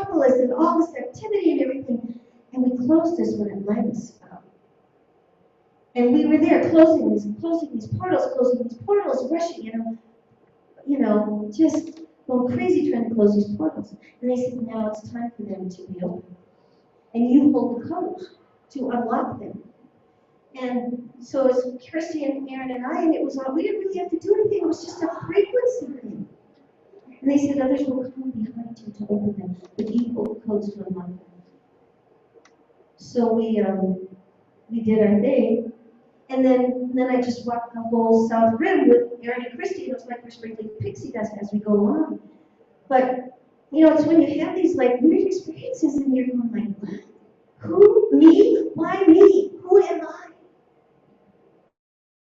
And that's the piece that we all have to remember. We all have a piece, and we all are waking up to that and starting to recognize who we are. It's not just this little person here in this little physical body. But it scares the hell out of you sometimes. My guides always tell me, we are you and you are us. There's no difference. I belong to a soul group, and I'm the one that comes and goes. Most of them stay, but I'm the one that comes and goes, and then they experience physicality through me. But it's hard to wrap your arms around this. So, what's next? What do we do with this? We've been working, we've been releasing and letting go of all this stuff. And we're starting to wake up and everything. We've been cleansing and purifying and all of this. So now what do we do? What do we do next? Who are we and what's our next piece? You've done well with steps 1 and 2, and now you're being called to carry your light into the world in a new way. To dispel the darkness wherever you go, just by your inner spark. And to be conscious 24/7, which is no small task. Your next stage will require your full attention. For it is a stage you have never before contemplated while on earth. We have never gotten to this point in the civilization of mankind, this human mankind. We have never gotten to this point where we are at the level, vibrational level, and made the shift that we have. So this is an amazing time. We are divine change makers. And we're creators. We are creating the new earth. Like never before, we've never been able to do this in such a way. And everything we've learned, lifetime after lifetime, as we come back over and over and over, has brought us to this place where we're at today. And each time, we become more whole, and we step into who we are. We shift the vibration of the planet. We're changing things. We're bringing the light. One of the things that we need to do as we're moving forward is we need to stay as a neutral observer. There's going to be lots of crazy things happening. We've seen them already.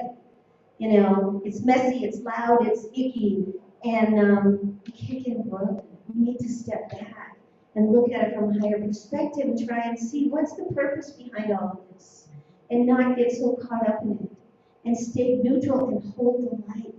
Hold the light. And stay in touch with your body. I know we probably all, as we've been going through and all these releasing the things we felt it in our bodies. And that's still going to happen. As the light grows, as the vibration changes, we're bringing in more of ourselves. One of the things my guides said is really important for all of us right now is to bring in all aspects of ourselves. And we have different aspects in different universes, in different timelines, and all of these aspects, we need to pull them all in. Call them all in. Actually call them in verbally. Bring them in so that you are one united front. We are the light. And we need to hold that light, and we need to be as strong as we can. So call in all aspects from all across all timelines of who you are. Because we're out there playing, in multiple places in that. But this is one time where we all need to be one. And it's existing in our body, and it can be tough. You know, as our body tries to adjust to this higher frequency of our soul actually really coming in, we can feel it. So be gentle. You know, listen to your body, be gentle to your body with it, and you know, just kind of stay in touch. And be mindful. It's so important that we are conscious of our thoughts and what we're doing and how we're thinking all the time. So much of what's out there isn't even ours. You know, all the negative energy. Patricia Cota-Robles, anybody read her book, What's Your Purpose in that? She did, I don't know if it was in a book or some talk she gave, but she described, you know, when people have near-death experiences, they talk about going through this like dark tunnel. Well, her take on it is that this dark tunnel is the dark energy that's around the planet. The lifetimes and eons of negative and dark energy that we've created on this planet is circling this planet. And we go through that when we die to get to the other side, to the light. But every time we hold the light, every time we send out good thoughts, every time we radiate love, we are chipping away at that darkness. We are shifting that energy field and turning it into light. A while back, I was doing an event with Don Miguel Ruiz in Fort Collins. And he came in a day early.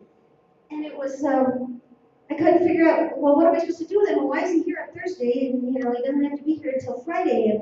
And then, so I picked him up and we took a drive. It was in the fall, so it was a beautiful day. And we took a drive up Poudre Canyon. And all of a sudden, I see the sign, Shambhala Bhakti Center. Well, he'd never been there before, so we stopped in. And we went inside the stupa. And we sat down to meditate. And I hear this voice in my head. Thank you for bringing him here. It's time for him to merge his energies with ours. And what I saw was like this, the globe, the earth, with little pockets, little lights, kind of scattered all the way around. And I got that he carried the Toltec energy. And you know, they have this wonderful energy at Shambhala and it was connecting. And this is what's happening. The lights are starting to connect the different energies, the Native American energies, all these different energy groups were bringing a light to the planet and we're starting to connect. And now when I look at that same vision, the lights are bright. There's 4 lights, and there's connections between them. It is growing. The light is growing. And so we need to be mindful and stay away from the darkness and the mass consciousness and be mindful of our thoughts. Ask yourself, every day, are you adding to the light of the world or to the darkness? And choose love. In every moment, you can choose how you want to show up in the world. You can be haunted by the past and all of the things that have happened to you. Create a new vision and an empowering and light-filled vision for the world. The other thing that my guides tell me a lot is, as you go, so goes the planet. We don't realize that how important we are. As you go, as each one of us raises our vibration, we raise the vibration of the whole. We are so important. Each single one of us, the light you radiate, the love you radiate, you change the planet. Be mindful of that, always. And then, maybe right now, all we need to do is just be. A lot of us are healers, and we've been called, to do these things, and especially in the healing modality. But I'm getting to that. You don't have to save anyone. You don't have to fix anyone. You don't have to be the one to save the world by, individually helping this person, that person, anything. All you have to do is just be. Again, your light radiates out. And you can touch people. Every day we touch how many people? We go to the grocery store, we talk to somebody on the phone, we do this, we go to work, whatever it is. We touch people in a way that we don't even understand. And we don't have to do anything. Because your light is so powerful and your vibration is so strong It changes the frequency, it shifts people, just by being in contact with them. And some of us, I think, are being called to be out in the world. This is where I'm going, and I have some friends with this too. It's like, you need to get out. We've been working by ourselves, and we kind of in this little circle of our woo-woo friends and everything where we feel comfortable. And it's like, you need to get out of the house. You need to get out and be around regular people. Signed up with this temp agency, and now I got a job. I'm working at an Episcopal church of all things. And I go, what am I doing at an Episcopal church? You know, but I can see it. I can see it. They're fascinating and they're very open people. But I sit in church and sometimes I listen to the old doctrine and formal stuff that they do in that, and it's just, Jesus is talking to my head going, I didn't come here to die on the cross and save anybody's sins. I came here to be a teacher. But it's where I'm supposed to be right now. And I'm still there. I was only supposed to be there for a couple of months, and I'm still there. And they asked me to stay longer, and I said, I'll be here until I'm not. Because I don't know how much longer, or when I'm supposed to go somewhere else. But I think a lot of us are just being nudged to be, okay, get out in the world and touch people. What we need to do while we're here is really enjoy this lifetime. Like I said, there is nowhere else in the universe where we can experience so much. And being physical. They don't have pizza, in these other dimensions, when you don't have a physical body. They don't have all this cool stuff. You need to enjoy it. I was having a bad night one night, and I had a bottle of wine, and I'm sitting kind of meditating or whatever, drinking my wine. And my guides are going, we like wine. They lived through me, they experienced through me, and they're going to enjoy it. Everything that this life has to offer. And we humans make us mad, the drivers, the crazy drivers in the traffic, or this or that, or somebody in the grocery store who has more than 13 items, at the checkout stand and that, and we ruminate on these things that make us feel bad. Why? Why do we focus on stuff that makes us feel bad? Why do we focus on what makes us happy? So enjoy this life. Focus on what you want. And then always stay connected to the light. It's there. It's shifting the planet. No matter how much darkness you encounter, the light is always there. And invite that connection in every single day, every morning. Connect with that light. And trust that you're never alone. Because you are that divine spark of God, and you are here to shift this planet and bring light to the planet. So shine your light bright. Thank you.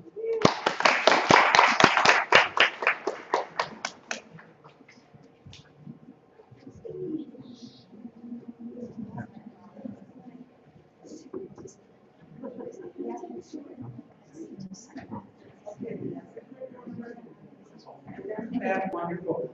We're about to take our dinner break here, so we will see you all at 6 o'clock. And thank you very much.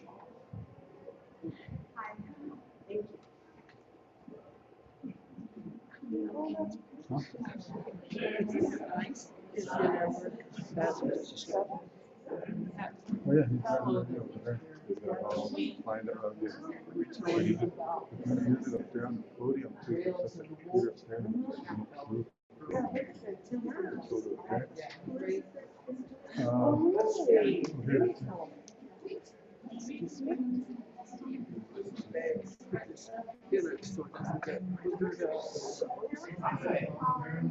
is.